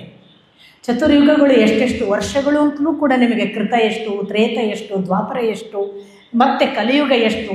ನಮಗೀಗ ಕೆಲವರೆಲ್ಲ ಲೆಕ್ಕಾಚಾರ ಮಾಡಿ ಆಯಿತು ಕಲಿಯುಗ ಎಂಡಾಗಲಿಕ್ಕೆ ಬಂತು ಅಂತೆಲ್ಲ ಹೇಳ್ತಾರೆ. ಹಾಗೆಲ್ಲ ಏನೂ ಇಲ್ಲ. ಅದು ತುಂಬ ಲಕ್ಷ ಲಕ್ಷ ವರ್ಷಗಳ ಲೆಕ್ಕ. ನಾವು ಕೃಷ್ಣ ಹೋಗಿ ಇನ್ನೂ ಬಹಳ ಸಮೀಪ ಇದ್ದೇವೆ. ಕೃಷ್ಣ ಹೋದ್ಮೇಲೆ ಎಷ್ಟೋ ಲಕ್ಷ ವರ್ಷ ಈ ಕಲಿಯುಗ ಅಂತಿದೆ. ಅಂಥ ಹೊತ್ತಿನಲ್ಲಿ ಕಲಿಯುಗ ಆರಂಭ ಆಗಿದೆ. ಕೃಷ್ಣ ಈ ನೆಲದಿಂದ ಕಾಲು ಬಿಟ್ಟಿದ್ದಾನೆ ಅಂದಾಗ ಕಲಿಪುರುಷ ಎಚ್ಚರ ಆಗ್ತಾನೆ, ಬಲಿಷ್ಠ ಆಗ್ತಾನೆ. ದೊಡ್ಡವರು ಒಬ್ಬರು ಇದ್ದರೆ ಸಾವಿರಾರು, ಲಕ್ಷ ಲಕ್ಷ, ಕೋಟಿ ಕೋಟಿ ದುಷ್ಟರು ಸೈಲೆಂಟ್ ಇರ್ತಾರೆ. ಒಬ್ಬ ಸಾಕು, ಒಬ್ಬ ದೊಡ್ಡವ. ಕೃಷ್ಣನ ಮುಂದೆ ಎಲ್ಲ ಕೋಟಿ ಕೋಟಿ ದುಷ್ಟರು ನಿರ್ಣಾಮ ಆದರೂ, ಮೌನವಾಗಿ ಕೂತರು, ಬಾಲ ಮುದುರಿಕೊಂಡ ನಾಯಿಗಳ ಹಾಗೆ ಇದ್ದರು. ಕೃಷ್ಣ ಹೋದದ್ದೇ ಕಲಿಪುರುಷನಿಗೆ ರೆಕ್ಕೆ ಬಂತು, ಬಲ ಬಂತು. ನಾವು ನೆನಪಿಟ್ಕೊಳ್ಬೇಕು, ಒಳ್ಳೆಯವರನ್ನು ಕಳ್ಕೊಳ್ಳಬಾರ್ದು. ಮನೆಯ ಒಬ್ಬ ಹಿರಿಯ ಹೋಗುವುದು ಅಂದರೆ ಆ ಇಡೀ ವಂಶಕ್ಕೆ ಇರುವ ಒಂದು ದೊಡ್ಡ ಆಸರೆ ಹೋಗುವುದು. ಇದೆಲ್ಲ ನಾನು ಯಾವುದೇ ಉತ್ಪ್ರೇಕ್ಷೆಗೆ ಹೇಳುವುದಲ್ಲ. ಹಿರಿಯರು ನಮಗೆ ಹಾಗೊಂದು ಆಸರೆ, ಬಲ, ಆಶೀರ್ವಾದ. ಹೇಗೆ ಅನ್ನೋದಕ್ಕೊಂದು ಉದಾಹರಣೆ ಕೊಡ್ತೇನೆ. ಬೆಳಗೆರೆ ಕೃಷ್ಣಶಾಸ್ತ್ರಿಗಳು ನಿಮಗೆ ಗೊತ್ತಿರಲಿಕ್ಕೆ ಸಾಕು. ಬೆಳಗೆರೆ ರವಿ ನಿಮಗೆ ಗೊತ್ತು, ರವಿ ಬೆಳಗೆರೆಯ ಸೋದರ ಮಾವ ಬೆಳಗೆರೆ ಕೃಷ್ಣಶಾಸ್ತ್ರಿಗಳು, ತಾಯಿಯ ಅಣ್ಣ. ರವಿ ಬೆಳಗೆರೆ ಒಂದು ಹಂತದಲ್ಲಿ ಇನ್ನೇನು ಅವರದ್ದು ಮುಗೀತು ಅಂತ ಆಸ್ಪತ್ರೆ ಅಡ್ಮಿಟ್ ಆಗಿದ್ರು, ಲಾಸ್ಟ್ ಡೇಸ್ ಅಂತ. ನಾವೆಲ್ಲ ನೋಡ್ಲಿಕ್ಕೆ ಹೋಗಿದ್ವಿ, ಇನ್ನೇನು ಬದುಕಲ್ಲ ಅಂತ. ಆಗ ನನ್ನ ಜೊತೆಗೆ ಒಬ್ಬರು ಜ್ಯೋತಿಷಿಗಳು ಅವರನ್ನು ನೋಡಬೇಕು ಅಂತ ಬಂದರು. ಆಗ ರವಿ ಬೆಳಗೆರೆಯನ್ನು ನೋಡಿ ಬಂದ ಮೇಲೆ ಬೆಳಗೆರೆ ಕೃಷ್ಣಶಾಸ್ತ್ರಿಗಳನ್ನು ಆ ಜ್ಯೋತಿಷಿಗಳು ನೋಡಿದರು. ಬೆಳಗೆರೆ ಕೃಷ್ಣಶಾಸ್ತ್ರಿಗಳು ಆಗಲೇ 90ರ ವಯಸ್ಸಿನ ಸಮೀಪದವರು, ವಯೋವೃದ್ಧರು, ತುಂಬ ಜ್ಞಾನಿಗಳು, ತುಂಬ ನಿಸ್ಪೃಹರು, ತಟಸ್ಥವಾಗಿ ಈ ಬದುಕನ್ನು ನೋಡಿದವರು, ಬಹಳ ಅದ್ಭುತವಾದ ಬ್ರಹ್ಮಚರ್ಯವನ್ನು ಮಾಡಿದವರು. ಆ ಬೆಳಗೆರೆ ಕೃಷ್ಣಶಾಸ್ತ್ರಿಗಳನ್ನು ಭೇಟಿಯಾಗಿ ಈಚೆಗೆ ಬಂದ ತಕ್ಷಣ ಜ್ಯೋತಿಷಿಗಳು ಹೇಳಿದರು, ಬೆಳಗೆರೆ ಕೃಷ್ಣಶಾಸ್ತ್ರಿಗಳು ಇರುವವರೆಗೆ ರವಿ ಬೆಳಗೆರೆ ಸಾಯೋದಿಲ್ಲ. ನನಗೆ ಆಶ್ಚರ್ಯ ಆಗಿ ನಾನು ಕೇಳಿದೆ, ನೀವು ಈ ಸ್ಟೇಟ್ಮೆಂಟ್ ಮಾಡಿದ್ರಲ್ಲ, ಅದು ಒಂದು ವಿಷಯ ಇರಲಿ, ಯಾಕೆ ಮಾಡಿದ್ರಿ, ಕಾರಣ ಹೇಳಿ. ಆ ಜ್ಯೋತಿಷಿ ಕೊಟ್ಟ ಉತ್ತರ, ಕೆಲವು ಹಿರಿಯರು ತಮ್ಮ ಮನಸ್ಸಿನಲ್ಲಿ ಸಂಕಲ್ಪ ಮಾಡಿರ್ತಾರೆ, ನನಗಿಂತ ಕಿರಿಯನ ಮರಣವನ್ನು ನಾನು ನೋಡೋದಿಲ್ಲ ಅಂತ. ನೋಡಿ, ಎಂಥ ರಕ್ಷಣೆ, ದೊಡ್ಡವರು ಎಂಥ ರಕ್ಷಣೆ ಅನ್ನೋದಕ್ಕೆ ಇದೊಂದು ಉದಾಹರಣೆ. ಬೆಳಗೆರೆ ಕೃಷ್ಣಶಾಸ್ತ್ರಿಗಳು ಹೋಗಿ ಮತ್ತೆ 2 ವರ್ಷ ಇದ್ದರು ರವಿ ಬೆಳಗೆರೆ. ನಾನು ಯಾಕೆ ಮಾತು ಹೇಳ್ತೇನೆ ಅಂದರೆ, ಶ್ರೀಕೃಷ್ಣ ಹೋದದ್ದು ಅಂದರೆ ಕೇವಲ ಪಾಂಡವರ ಪಾಲಿಗೆ ಹೋದದ್ದಲ್ಲ. ಶ್ರೀಕೃಷ್ಣ ಈ ನೆಲ ಬಿಟ್ಟು ಹೋದದ್ದು ಅಂದರೆ ಕೇವಲ ಅರ್ಜುನ ನಿರ್ವೀರ್ಯನಾದದ್ದಲ್ಲ. ಶ್ರೀಕೃಷ್ಣ ಹೋದದ್ದು ಅಂದರೆ ಸತ್ಯಭಾಮೆ, ರುಕ್ಮಿಣಿ ಮೊದಲಾದ ಹೆಣ್ಣು ಮಕ್ಕಳು ಅನಾಥರಾದದ್ದಷ್ಟೇ ಅಲ್ಲ, ಆ ಪರಂಪರೆಯ ಜೆನೆಟಿಕಲಿ ನಾವೆಲ್ಲ ಅವರಿಗೆ ಸಂಬಂಧಪಟ್ಟವರು. ಕೃಷ್ಣನನ್ನು ಕೈ ಬಿಟ್ಟ ದಿನ ನಾವು ಅನಾಥರೇ. ಕೃಷ್ಣನನ್ನು ಕಳಕೊಂಡಿದ್ದೇವೆ ಅಂತ ಭಾವಿಸಿ ನಮಗೆ ಯಾರೂ ರಕ್ಷಣೆ ಇಲ್ಲ ಅಂತ ಕೃಷ್ಣನ ಮೇಲೆ ನಂಬಿಕೆ ಕಳ್ಕೊಂಡ ದಿನ ನಾವು ಕೂಡ ದುರ್ಬಲರೇ. ನಾವು ಶಕ್ತಿ ಇದ್ದೂ ನಿರ್ವೀರ್ಯರು, ನಮಗೆ ಬಲವಿದ್ದೂ ಕೂಡ ಅಸಹಾಯರು, ನಮ್ಮಲ್ಲಿ ಶಸ್ತ್ರಾಸ್ತ್ರಗಳಿದ್ದರೂ ಕೂಡ ವ್ಯರ್ಥ. ನಮ್ಮ ದೇಶಕ್ಕೆ, ನಮ್ಮ ದೇಶದ ಪ್ರತಿ ಆಳುವ ಮನುಷ್ಯನಿಗೆ ಇಂಥದ್ದೊಂದು ಶ್ರದ್ಧೆ ಬೇಕು, ಇಂಥದ್ದೊಂದು ನಂಬಿಕೆ ಬೇಕು. ಏನೂ ಮಾಡೋಕ್ಕಾಗಲ್ಲ ಈ ಶ್ರದ್ಧೆ ಇದ್ದರೆ. ಆದರೆ ದುರದೃಷ್ಟವಶಾತ್ ನಮ್ಮ ಬದುಕಿನಲ್ಲಿ ನಮ್ಮ ಜೆನೆಟಿಕಲಿ DNA ಟೆಸ್ಟ್ ಮಾಡಬಹುದು. ನೀವು ಹಾಗೊಂದು ಮಾಡಲಿಕ್ಕೆ ಬಂದಿದ್ದರೆ ನಿಮಗೆ ಗೊತ್ತಾಗ್ತಿತ್ತು ನಾವೆಲ್ಲ ಹೇಗೆ ಯದುವಂಶೀಯರೋ ರಾಮವಂಶೀಯರೋ ಆಗಿ ಇದ್ದೇವೆ ಅಂತ. ವಂಶ ಪರಂಪರೆಯ ಲೆಕ್ಕವನ್ನು ಯಾಕೆ ವೇದವ್ಯಾಸರು ಕೊಡ್ತಾರೆ? ವೇದವ್ಯಾಸರು ಕೊಡುವ ವಂಶ ಪರಂಪರೆ ಬ್ರಹ್ಮ ಸೃಷ್ಟಿಯ ಆರಂಭದಿಂದ ಪ್ರಜಾಪತಿ ಅನ್ನುವ ಮನುವಿನಿಂದ ತೊಡಗಿ ಅವರು ಕಟ್ಟ ಕಡೆಯ ಚಂದ್ರಗುಪ್ತ ಮೌರ್ಯನವರೆಗೆ ವಂಶ ಪರಂಪರೆ ಕೊಡ್ತಾರೆ ವೇದವ್ಯಾಸರು. ಸಾಮಾನ್ಯ ಅಲ್ಲ. ಯಾಕೆ ದಾಖಲಿಸಿದ್ದಾರೆ? ಆ ಮನುವಿನಿಂದ ತೊಡಗಿ ಈ ಚಂದ್ರಗುಪ್ತನವರೆಗೆ ಬರುವಾಗ ಹೇಗೆ ನಾವು ಮನುವಿನ ಸಂತಾನ ಅನ್ನುವುದನ್ನೆಲ್ಲ ಹೇಳ್ತಾರೆ. ಬಹಳ ಅದ್ಭುತವಾದ ಭಾಗಗಳು. ನಾನು ಅದನ್ನೆಲ್ಲ ಹೆಚ್ಚು ದೀರ್ಘ ಮಾಡಲಿಕ್ಕಾಗಲಿಕ್ಕಿಲ್ಲ ಭಾಗವತದಲ್ಲಿ. ಆದರೆ ಕೆಲವು ಶಬ್ದಗಳು ನೋಡಿ, ಆ ಮನುವಿನಿಂದ ಬಂದವರು, ಮನುವಿನಲ್ಲಿ ಇರುವವರು, ಆದ್ದರಿಂದಲೇ ಶಬ್ದ ನಮಗೆಲ್ಲರಿಗೂ ಮನುಷ್ಯ. ಶು ಪ್ರತ್ಯಯ ಸಂಸ್ಕೃತದ ಶ್ರೀಶರಾವ್ ಅವರು ಹೇಳ್ತಾರೆ, ಅದು ಅದರಲ್ಲಿ ಅನ್ನುವುದಕ್ಕೆ ಬರುತ್ತೆ. ಮನುವಿನಲ್ಲಿ ಇರುವವರು, ಆದ್ದರಿಂದ ನಾವೆಲ್ಲರೂ ಮನುಷ್ಯರು. ಅಂದರೆ ಪ್ರಹ್ಲಾದ ಒಂದು ಪ್ರಶ್ನೆ ಕೇಳ್ತಾನಲ್ಲ ಅಪ್ಪನಿಗೆ, ಅಪ್ಪ ನೀನು ನನ್ನ ಅಪ್ಪ ಆದರೆ ನಿನಗೆ ಯಾರು ಅಪ್ಪ? ಅವನು ಹೇಳ್ತಾನೆ ನನಗೆ ಇಂಥವನು ಅಪ್ಪ. ಅವನಿಗೆ ಯಾರು ಅಪ್ಪ? ಅವನು ಹೇಳ್ತಾನೆ ಇಂಥವ ಅಪ್ಪ. ಅವನಿಗೆ ಯಾರು ಅಪ್ಪ? ಕಡೆಗೆ ಅವನು ಬರ್ತಾನೆ ಬ್ರಹ್ಮ ಅಪ್ಪ. ಬ್ರಹ್ಮನಿಗೆ ಯಾರು ಅಪ್ಪ? ನಾರಾಯಣ ಅಪ್ಪ. ಹಾಗಾದರೆ ನೋಡಿ, ಅಲ್ಲಿ ನಿಯರೆಸ್ಟ್ ಪಾಸಿಬಿಲಿಟಿ ಇದೆ ಅವರಿಗೆ ಹೇಳೋಕ್ಕೆ, ಕನೆಕ್ಟಿವಿಟಿ. ನಮಗೆ ಕನೆಕ್ಟಿವಿಟಿ ದೂರ ಆಗ್ತಾ ಬಂದ್ಕೂಳೆ ನಾವು ತಿಳಿದ್ವಿ ನಮ್ಮ ಅಪ್ಪ ಅಮ್ಮನೇ ಅಪ್ಪ ಅಮ್ಮ ಅಂತ. ನಮ್ಮ ಅಪ್ಪ ಅಮ್ಮನಿಗೆ ಅಪ್ಪ ಅಮ್ಮ ನಮ್ಮ ಅಜ್ಜ ಅಜ್ಜಿ, ನಮ್ಮ ಅಜ್ಜ ಅಜ್ಜಿಗೆ ಮುತ್ತಜ್ಜ ಮುತ್ತಜ್ಜಿ, ಮುತ್ತಜ್ಜ ಮುತ್ತಜ್ಜಿಗೆ ನಿಮಗೆ ಕೇಳಿ ಹೆಸರು ಕೂಡ ಗೊತ್ತಿಲ್ಲ. ಹಾಗಾದರೆ ಯಾವನೋ ಒಬ್ಬ ಇಲ್ಲದೆ ಈ ನೆಲಕ್ಕೆ ನಾವು ಬಂದಿಲ್ಲ ಅವನು. ಈ ಕನೆಕ್ಟಿವಿಟಿಯನ್ನು ಅರ್ಜುನ ಅನುಭವಿಸ್ತಾ ಇರುವ ಹೊತ್ತಿನಲ್ಲಿ ಅವರು ಸ್ವರ್ಗಾರೋಹಣಕ್ಕೆ ಹೊರಟಾಗ ಭೂಮಿಯಲ್ಲಿ ನಿರ್ವೀರ್ಯ, ಒಂದು ಥರದ ಬಲ ಕಳಕೊಂಡ ಅಸಹಾಯ ಸ್ಥಿತಿ ಕೃಷ್ಣನಿಲ್ಲ. ಆಗ ಪರೀಕ್ಷಿತ ತುಂಬ ಒಳ್ಳೆಯ ರಾಜ. ನಿಮಗೆ ಗೊತ್ತು, ನಾನು ಈಗಾಗಲೇ ಹೇಳಿದೆ, ಪರೀಕ್ಷಿತನಿಗೆ ಜ್ಯೋತಿಷಿಗಳು ಹೆಸರು ಕೊಡುವ ಹೊತ್ತಿಗೆ ಕುಂಡಲಿ ಬರೀತಾರೆ, ಜಾತಕ ಬರೀತಾರೆ, ನಿಮಗೆ ಗೊತ್ತು. ಆಗ ಒಂದು ಮಾತು ಹೇಳ್ತಾರೆ, ಇವನು ಒಳ್ಳೆ ರಾಜ್ಯಭಾರ ಮಾಡ್ತಾನೆ, ಆದರೆ ಕೊನೆಯಲ್ಲಿ ಒಂದು ತಕ್ಷಕ ಅನ್ನುವನ ಹಾವಿನಿಂದ ಕಡಿಸಿಕೊಂಡು ಸಾಯ್ತಾನೆ. ಇದು ಅವನಿಗಿದ್ದಂತಹ ಜ್ಯೋತಿಷ್ಶಾಸ್ತ್ರದ ಒಂದು ಪ್ರಿಡಿಕ್ಷನ್. ಕೆಲವರು ವಿವರಣೆ ಕೊಡ್ತಾರೆ, ತನ್ನ ಜೀವನ ಎಲ್ಲ ಹಾವು ಕಚ್ಚುತ್ತದೆ ಅಂತ ಹಾವನ್ನು ಹುಡುಕ್ತಾ ಇದ್ದದ್ರಿಂದಲೂ ಪರೀಕ್ಷಿತ. ಇಲ್ಲಿ ಹಾವು ಉಂಟೇನ, ಅಲ್ಲಿ ಹಾವು ಉಂಟೇನ ಅಂತ ಪರೀಕ್ಷಿಸ್ತಿದ್ದ, ಅದಕ್ಕೂ ಪರೀಕ್ಷಿತ ಅಂತ. ಬಟ್ ಮೊದಲನೇ ವಿವರಣೆಯೇ ತುಂಬ ಚೆನ್ನಾಗಿದೆ, ಭಗವಂತನನ್ನು ಹುಡುಕ್ತಿದ್ದ. ಆ ಪರೀಕ್ಷಿತ ಸಾಧಾರಣ ಅಲ್ಲ. ಗರ್ಭದಲ್ಲಿ ಕೃಷ್ಣನಿಂದ ಅನುಗ್ರಹ ಪಡೆದ ಒಳ್ಳೆ ರಾಜ್ಯಭಾರ ಕೊಡ್ತಿರ್ತಾನೆ. ಅಂಥ ಹೊತ್ತಿನಲ್ಲಿ ಕಲಿ ಬಹಳ ಬಲಿಷ್ಠನಾಗ್ತಾನೆ. ಈ ಕಲಿ ಬಲಿಷ್ಠ ಆಗುವಾಗ ಹೇಗೆ ಗೊತ್ತಾಯಿತು ಪರೀಕ್ಷಿತನಿಗೆ ಕಲಿಪುರುಷ ಬಲಿಷ್ಠನಾದದ್ದು ಹೇಗೆ ಗೊತ್ತಾಯಿತು? ಅದಕ್ಕೆ ಸಾಂಕೇತಿಕವಾಗಿ ವೇದವ್ಯಾಸರು ಹೇಳ್ತಾರೆ, ಒಂದು ದನ ಅಳ್ತಾ ಇತ್ತು, ಅದನ್ನು ಒಂದು ಕಾಲಿನ ಎತ್ತು ಸಮಾಧಾನ ಮಾಡ್ತಿತ್ತು, ಅಥವಾ ಒಂದು ಕಾಲಿನ ಎತ್ತು ಕೇಳ್ತಿತ್ತು, ನೀನು ಯಾಕೆ ಅಳ್ತಿದ್ದೀಯಾ ಅಂತ. ದನ ಹೇಳ್ತು, ಆಕಳ, ಇಲ್ಲ, ನನ್ನ ಈ ದೇಹ ಭಾರವನ್ನು, ನನ್ನ ಈ ಭೂಭಾರವನ್ನು ಎಲ್ಲ ಕಡಿಮೆ ಮಾಡಿದವ ಶ್ರೀಕೃಷ್ಣ, ಅವನೇ ಹೋಗಿಬಿಟ್ಟ. ಈಗ ನನಗೆ ಮತ್ತೆ ಒತ್ತಡಗಳು, ನಾನೆಲ್ಲ ದುಷ್ಟರನ್ನು ಹೊರುವುದು ಹೇಗೆ ಅಂತ ನಾನು ಅಳ್ತಾ ಇದ್ದೇನೆ. ಇದು ಆಕಳ ಅಳುವುದಕ್ಕೆ ಅದು ಕೊಡುವ ಕಾರಣ. ಇತ್ತ ಒಂಟಿ ಕಾಲಿನಲ್ಲಿ ನಿಂತ ವೃಷಭ ಅದನ್ನು ನೋಡಿ ಆ ದನ ಕೇಳುತ್ತೆ, ನೀನ್ಯಾಕೆ ಒಂದೇ ಕಾಲಿನಲ್ಲಿದ್ದೀಯಾ, ನಿಂದು 3 ಕಾಲು ಏನಾಯಿತು? ಅದು ಹೇಳುತ್ತೆ, ಅದು ಅವನಿಗೆ ಉತ್ತರ ಕೊಡುವ ಹೊತ್ತಿಗೆನೆ, ಅಥವಾ ದನಕ್ಕೆ ವೃಷಭ ಎತ್ತು ಉತ್ತರ ಕೊಡುವ ಹೊತ್ತಿಗೆನೆ ಪರೀಕ್ಷಿತ ನೋಡ್ತಾನೆ.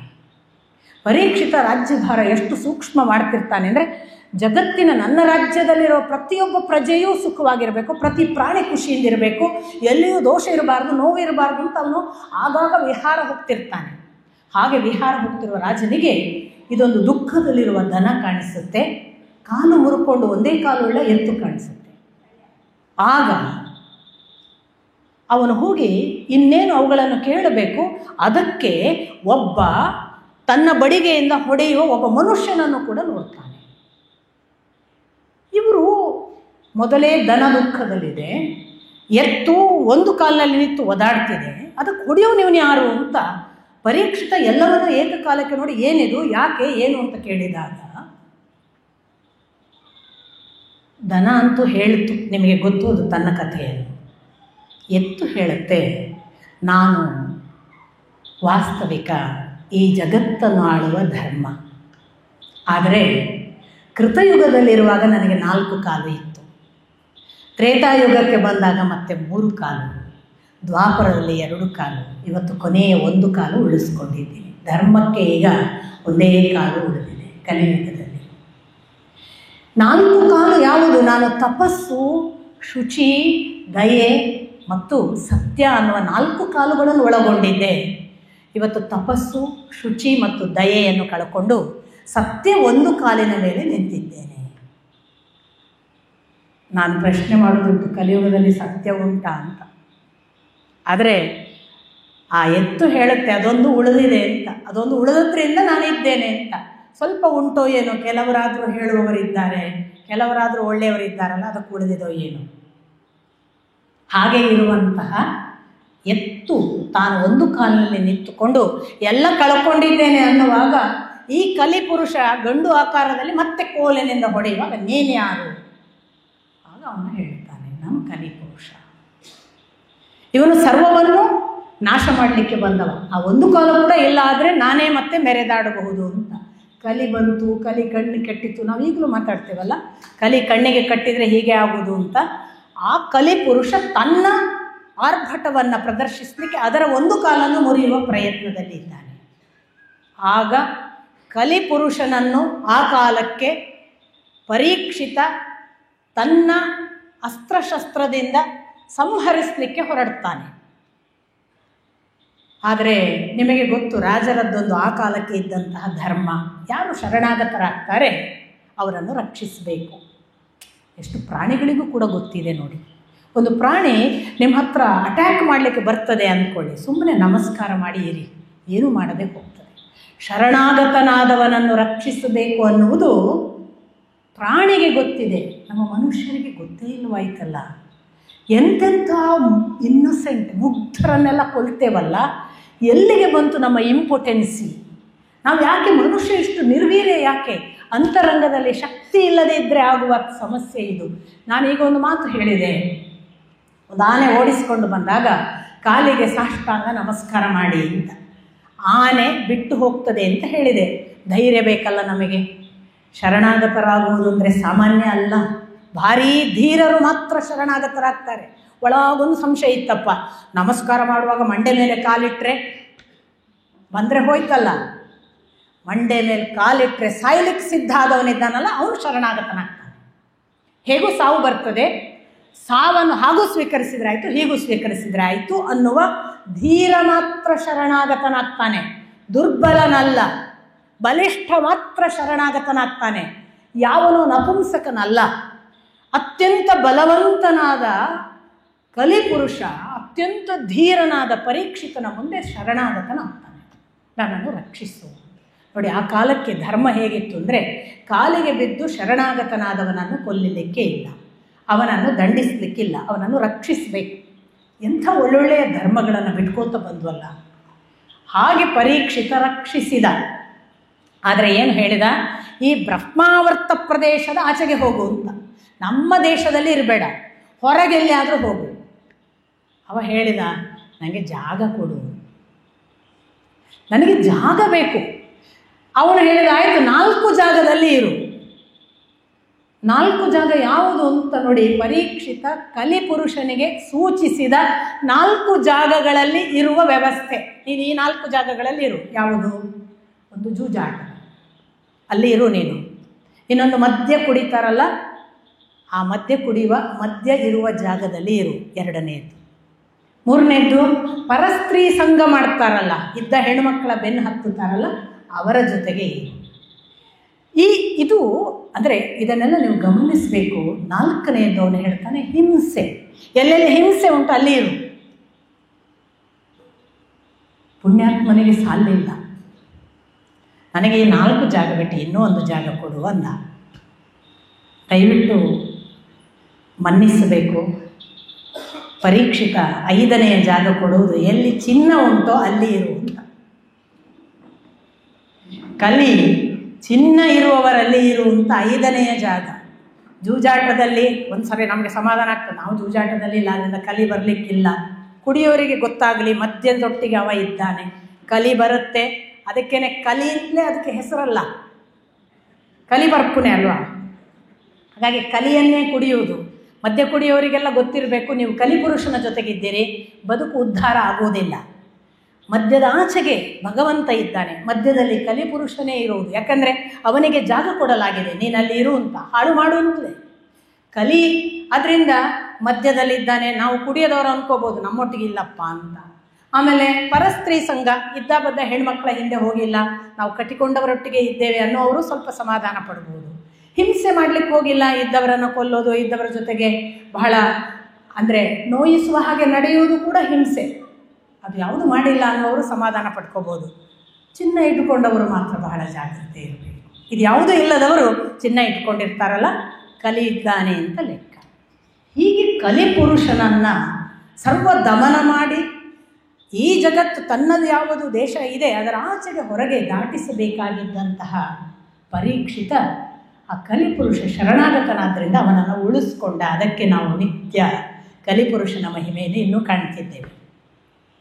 ಇಂಥ ಬಹಳ ದೊಡ್ಡ ಕೆಲಸ ಆ ಇಡೀ ದೇಶದಲ್ಲಿ ಸುದ್ದಿ ಆಗುತ್ತೆ. ಸಾಮಾನ್ಯ ಅಲ್ಲ, ಕಲಿಪುರುಷನನ್ನು ಸಂಯಮಿಸಿ ದಮನ ಮಾಡಿ ತನ್ನ ಮಾತು ಕೇಳುವಂತೆ ಮಾಡಿದ ರಾಜ ನಮ್ಮ ರಾಜ ಅಂತ. ಅಂಥ ರಾಜ ಪರೀಕ್ಷಿತ ಒಂದು ದಿನ ಹೀಗೆ ಬೇಟೆಯಾಡಿಕೊಂಡು, ಆ ಕಾಲಕ್ಕೆ ಬೇಟೆ ಒಂದು ವಿಹಾರ, ಅದು ಅಧರ್ಮ ಅಲ್ಲ. ಕಾಲ ಕಾಲಕ್ಕೆ ಧರ್ಮ ಬದಲಾಗ್ತದೆ. ನೀವು ಅದನ್ನೆಲ್ಲ ಅವ್ರು ಬೇಟೆಯಾಡಿ ತಪ್ಪಲ್ವ ಅಂತ ಈಗಿನ ಕಾಲದಲ್ಲಿ ಹೇಳೋದಲ್ಲ. ಈ ಕಾಲಕ್ಕೆ ತಪ್ಪು, ಆ ಕಾಲಕ್ಕೆ ಬೇಟೆ ಒಂದು ವೃತ್ತಿ, ಅದು ಅವರ ಪ್ರವೃತ್ತಿ, ಅದು ಅವರ ಆಕ್ಸೆಪ್ಟೆಡ್ ಧರ್ಮ. ಒಂದು ಕಾಲಕ್ಕೆ ಸತಿ ವಿವಾಹ ಧರ್ಮ, ಒಂದು ಕಾಲಕ್ಕೆ ಬಾಲ್ಯ ವಿವಾಹ ಧರ್ಮ. ಕಾಲಾಂತರದಲ್ಲಿ ಧರ್ಮಗಳು ಬದಲಾಗ್ತವೆ. ಅದು ಮನುಷ್ಯನ ಇಚ್ಛೆಗೆ ಅನುಗುಣವಾಗಿ ನಾವು ಅನುಕೂಲಗಳನ್ನು ನೋಡಿಕೊಂಡು ಮಾಡಿಕೊಳ್ಳುವ ತಿದ್ದುಪಡಿ. ಹಾಗೆ ಬೇಟೆ ಆಡಲಿಕ್ಕೆ ಹೋಗಿದ್ದ. ಹೋಗುವಾಗ ಅವನಿಗೆ ಬೇಟೆ ಆಡ್ತಾ ಆಡ್ತಾ ಒಂದಿಷ್ಟು ಬಾಯಾರಿಕೆ ಆಗಿದೆ, ದಣಿವಾಗಿದೆ. ಜಿಂಕೆಯ ಬೇಟೆ, ಜಿಂಕೆಯನ್ನೇ ಬೇಟೆಯಾಡಿ ಎಲ್ಲರೂ ಸೋತದ್ದು ನೀವು ನೆನಪಿಟ್ಕೊಳ್ಬೇಕು. ರಾಮ ಕೂಡ ಜಿಂಕೆಯ ಬೆನ್ನು ಹತ್ತಿಯೇ ಅವನ ಕುಟುಂಬದಲ್ಲಿ ದೊಡ್ಡ ಅಲ್ಲೋಲ ಕಲ್ಲೋಲ. ದಶರಥ ಜಿಂಕೆಯ ಬೇಟೆಯಂತೆ ಹೋಗಿಯೇ ಆ ಒಬ್ಬ ಶ್ರವಣ ಅಂತ ನಾವು ಹೇಳೋದು, ಹಾಗೇನೂ ಹೆಸರಿಲ್ಲ, ಆ ಒಬ್ಬ ಕುರುಡು ಹುಡುಗನನ್ನು ಕೊಂದದ್ದು. ಈ ಪರೀಕ್ಷಿತ ಕೂಡ ತನ್ನ ಜೀವಿತಾವಧಿಯಲ್ಲಿ ಜಿಂಕೆಯನ್ನು ಬೆನ್ನಟ್ಟಿಕೊಂಡು ಹೋಗಿಯೇ ಅಧಃಪತನಕ್ಕೆ ಕಾರಣವಾದದ್ದು. ಜಿಂಕೆ ಅಲ್ಲಮ ಬಹಳ ಬಾರಿ ಜಿಂಕೆಯನ್ನು ಬಳಸ್ತಾನೆ. ಜಿಂಕೆ ಅವನಲ್ಲಿ ಬರುವಾಗ ಉಪಮೆ ಹೇಗೆ ಅಂದರೆ, ಜೀವಕ್ಕೆ ಅದು ಪ್ರತಿನಿಧಿ. ಯಾರು ಜೀವದ ಬೆನ್ನಟ್ಟುತ್ತಾರಲ್ಲ ಅದೆಲ್ಲ ಜಿಂಕೆ. ಯಾವುದು ಜೀವಕ್ಕೆ ವಿರೋಧವಾದದ್ದಿದೆಯಲ್ಲ, ಮರಣ, ಅದು ಹುಲಿ ಅಲ್ಲಮನಲ್ಲಿ. ಜೀವ ಒಂದು ಸಾತ್ವಿಕ, ಮೃದು, ಕೋಮಲ, ಯಾವುದನ್ನೋ ರಕ್ಷಣೆ ಬೇಡುವಂಥದ್ದು. ಅದಕ್ಕೆಲ್ಲ ಅವನು ಜಿಂಕೆಯನ್ನು ಹೇಳ್ತಾನೆ ಅಲ್ಲಮ. ಹುಲಿ, ಸಿಂಹ, ವ್ಯಾಘ್ರ ಇಂಥವುಗಳನ್ನೆಲ್ಲ ಅವನು ತುಂಬ ಕಠೋರವಾದ ಸಾವಿಗೆ, ಮರಣಕ್ಕೆ ಉಲ್ಲೇಖ ಮಾಡ್ತಾನೆ. ಇಲ್ಲಿ ನೋಡಿ, ಜೀವದ ಬೆನ್ನಟ್ಟಿದ್ದಾರೆ, ತುಂಬ ಸಾಂಕೇತಿಕ. ಪರೀಕ್ಷಿತ ಜೀವದ ಬೆನ್ನಟ್ಟಿದ್ದಾನೆ. ಯಾಕೆ ಅನ್ನೋದು ನಿಮಗೆ ಮುಂದೆ ಗೊತ್ತಾಗುತ್ತೆ. ಹಾಗೆ ಜೀವದ ಬೆನ್ನಟ್ಟಿದ ಪರೀಕ್ಷಿತ ಶಮೀಕ ಋಷಿಗಳ ಆಶ್ರಮದ ತನಕ ಬಂದ. ಜಿಂಕೆ ಕಳೆದು ಹೋಯಿತು, ಸಿಕ್ಕಿದೆಯೋ ಇಲ್ಲೋ. ಆದರೆ ಬಾಯಾರಿಕೆ. ಶಮೀಕ ಋಷಿಗಳು ಹೇಗಿದ್ದರು? ಅವರು ಕಠೋರ ತಪಸ್ಸಿನಲ್ಲಿದ್ದಾರೆ. ಎಷ್ಟು ತಪಸ್ಸು? ಕಾಷ್ಠಮೌನ ಅಂತ ಒಂದಿದೆ. ಈ ತಪಸ್ಸಿನ ಮೌನಗಳಲ್ಲಿ ಅನೇಕ ವಿಧಗಳಿವೆ. ಒಂದು ಥರದ ಮೌನ ಅಲ್ಲ. ಈಗ ಮೌನ ಅಂದರೆ ನಮ್ದು ಹೇಗೆ? ತುಟಿ ಮುಚ್ಕೊಂಡಿರ್ತೇವೆ, ಮಾತಾಡ್ತಾ ಇರಲ್ವ ನಾವೆಲ್ಲ? ಈಗ ನೀವೆಲ್ಲ ತುಟಿ ಮುಚ್ಚಿಕೊಂಡಿದ್ದೀರಿ, ಮಾತಾಡ್ತಿಲ್ವಾ? ಇವ್ರು ಎಂತ ಹೇಳೋದು? ಪುರಾಣ ಮಾತಲ್ವಾ? ಇವ್ರು ಹೇಳೋದು ಚೆನ್ನಾಗಿದೆ, ಒಳಗೊಂದು ಮಾತಲ್ವಾ? ಅಡ್ಡಿಲ್ಲ. ಇದು ಇದು ಹೀಗಿತ್ತ, ನಾವು ಕೇಳಿದ ಕಥೆ ಬೇರೆ ಇತ್ತಲ್ಲ, ಎಲ್ಲ ಮಾತಾಡ್ತಿರುತ್ತೆ ನಿಮ್ಮ ಮನಸ್ಸು. ಮೌನ ಅಲ್ಲ. ಮೌನ ಅಂದರೆ, ಕಾಷ್ಟ ಮೌನ ಅಂದರೆ ಒಳಗಿನ ಮನಸ್ಸು ಮಾತಾಡದೇ ಇರುವ ಕಟ್ಟಿಗೆಯಂಥ ಸ್ಥಿತಿ. ಕಟ್ಟಿಗೆ ಮಾತಾಡಲ್ವಾ? ಗೊತ್ತಿಲ್ಲ. ಈಗ ಸದ್ಯಕ್ಕೆ ನಮಗೆ ಗೊತ್ತಿರೋದು ಕಟ್ಟಿಗೆ ಹಾಗೆ ಅಂತ. ಕಟ್ಟಿಗೆಗೆ ಯಾವುದೋ ಒಂದು ಫ್ರಿಕ್ಷನ್ ಆದಾಗ ಮಾತ್ರ ಬೆಂಕಿ ಹತ್ಕೊಳ್ಳುತ್ತೆ. ಅಲ್ಲಿವರೆಗೆ ಅದರ ಬೆಂಕಿಯ ಅಸ್ತಿತ್ವ ಗೊತ್ತಾಗಲ್ಲ. ಆ ಅರ್ಥದಲ್ಲಿ ಕಟ್ಟಿಗೆ ಅಂತ ಮೌನ. ಪಾಪ ಇವನು ಧ್ಯಾನಸ್ಥ, ಸಮಾಧಿಸ್ಥ. ಅವನಿಗೆ ಒಳಗೂ ಮಾತಿಲ್ಲ, ಹೊರಗೂ ಮಾತಿಲ್ಲ, ಜಗತ್ತು ಗೊತ್ತಿಲ್ಲ, ಕಣ್ಮುಚ್ಚಿ ಕೂತಿದ್ದಾನೆ ತಪಸ್ಸಿನ ತುದಿ. ಈ ಶಮೀಕರನ್ನ ಬಾಯಾರಿ ದಣಿದು ಬಂದ ಪರೀಕ್ಷಿತ ನೋಡಿದ. ನಿರೀಕ್ಷೆ ಏನು? ಒಂದು ಲೋಟ ನೀರು ಕೊಡ್ತಾನೆ, ಕೂತ್ಕೊಳ್ಳಿ ಅಂತಾನೆ, ದಣಿ ವಾರಿಸ್ಕೊಳ್ಳಿ ಅಂತಾನೆ. ಪರೀಕ್ಷಿತನಿಗೆ ಆ ಕಡೆಯಿಂದ ಯಾವ ಪ್ರತಿಸ್ಪಂದನ ಬರಲಿಲ್ಲ, ಹೇಳಲೇ ಇಲ್ಲ. ಕೂತವನು ಮರಗಟ್ಟಿದ್ದಾನೆ. ಮರಗಟ್ಟಿರುವ ಶಮೀಕ ತಪಸ್ಸಿನಿಂದ ಹಾಗೆ ಮಾಡ್ತಾನೆ ಅನ್ನೋದು ಕೂಡ ಮರ್ತು ಹೋಯಿತು ಪರೀಕ್ಷಿತನಿಗೆ. ಒಂದು ಕ್ಷಣ ಬಾಯಾರಿಕೆಯ ಮತ್ತು ದಣಿವಿನ ಕಾರಣದಿಂದ ಮನಸ್ಸು ಕೆಲಸ ಮಾಡಲಿಲ್ವೋ, ಅಥವಾ ಅವನ ಕಲಿ ಕಟ್ಟಿತ್ತೋ ಕಣ್ಣಿಗೆ, ಗೊತ್ತಿಲ್ಲ. ಪಾಪ ಪರೀಕ್ಷಿತ ಎಂದೂ ಜೀವನದಲ್ಲಿ ತಪ್ಪು ಮಾಡದವ. ಪ್ರಪ್ರಥಮ ಬಾರಿಗೆ ಒಂದು ಅವಮಾನಕ್ಕೆ ಒಳಗಾಗ್ತಾನೆ. ಇವನಿಗೆಷ್ಟು ದುರಹಂಕಾರ! ಒಬ್ಬ ಅತಿಥಿ ಬಂದರೆ, ಅದು ಸಾಕ್ಷಾತ್ ರಾಜ ಬಂದರೆ ಎದ್ದು ನಿಂತು ಬಾ ಕೂತ್ಕೋ ಅನ್ನುವ ಸೌಜನ್ಯ ಇಲ್ಲ. ಒಂದು ಹನಿ ನೀರು ಬೇಕಾ, ಬಾಯಾರಿಕೆ ಬೇಕಾ ಕೇಳೋದಿಲ್ಲ. ಇವನೆಂಥ ಋಷಿ ಅಂತ ಒಳಗಿದ್ದು ನುಡಿಯಿತು. ನಾವು ಎಷ್ಟು ಸಾತ್ವಿಕರಾದರೂ ನಮ್ಮನ್ನು ಹಾಳು ಮಾಡುವುದಕ್ಕೆ ಭಗವಂತ ಕೆಲವೊಮ್ಮೆ ಪ್ಲ್ಯಾನ್ ಮಾಡ್ತಾ ಇರ್ತಾನೆ. ಅವನಿಗೊಂದು ಉದ್ದೇಶ ಇರುತ್ತೆ. ಸಾತ್ವಿಕರನ್ನೆಲ್ಲ ಒಂದು ಪೆಟ್ಟು ಕೊಟ್ಟು ಸರಿದಾರಿಗೆ ತರಲಿಕ್ಕೆ ಈ ಥರದ ಕೆಡುಕುಗಳನ್ನು ಮಾಡಿಸ್ತಾನೆ. ಅದು ಭಗವಂತನ ಇಚ್ಛೆ. ಪರೀಕ್ಷಿತನಿಗೆ ಅಂಥದ್ದೊಂದು ಭಗವತ್ ಪರೀಕ್ಷೆ. ಅವನು ಆಡಿಬಿಟ್ಟ. ಆಡಿದ್ದೇ ಮುಂದಿನ ಹಂತ ಅಷ್ಟಕ್ಕೆ ಬಿಡಲಿಲ್ಲ ಪರೀಕ್ಷಿತ. ಆಚೆ ಈಚೆ ನೋಡಿದ, ಅಲ್ಲೊಂದು ಸತ್ತ ಹಾವಿನ ಹೆಣ ಇತ್ತು. ಅವನು ಅದನ್ನು ತನ್ನ ಕೋಲಿನಿಂದ ಎತ್ತಿ ಆ ಕೂತು ಮರಗಟ್ಟಿದ ಸಮಾಧಿಸ್ಥ ಅವಸ್ಥೆಯಲ್ಲಿದ್ದ ಋಷಿಯ ಕೊರಳಿಗೆ ಹಾಕಿದ. ಅವನು ಹೋದ. ಶಮೀಕನಿಗೆ ಒಬ್ಬ ಶೃಂಗಿ ಅಂತ ಮಗ. ಈ ಶೃಂಗಿಗೆ ವಿಷಯ ಗೊತ್ತಾಯಿತು.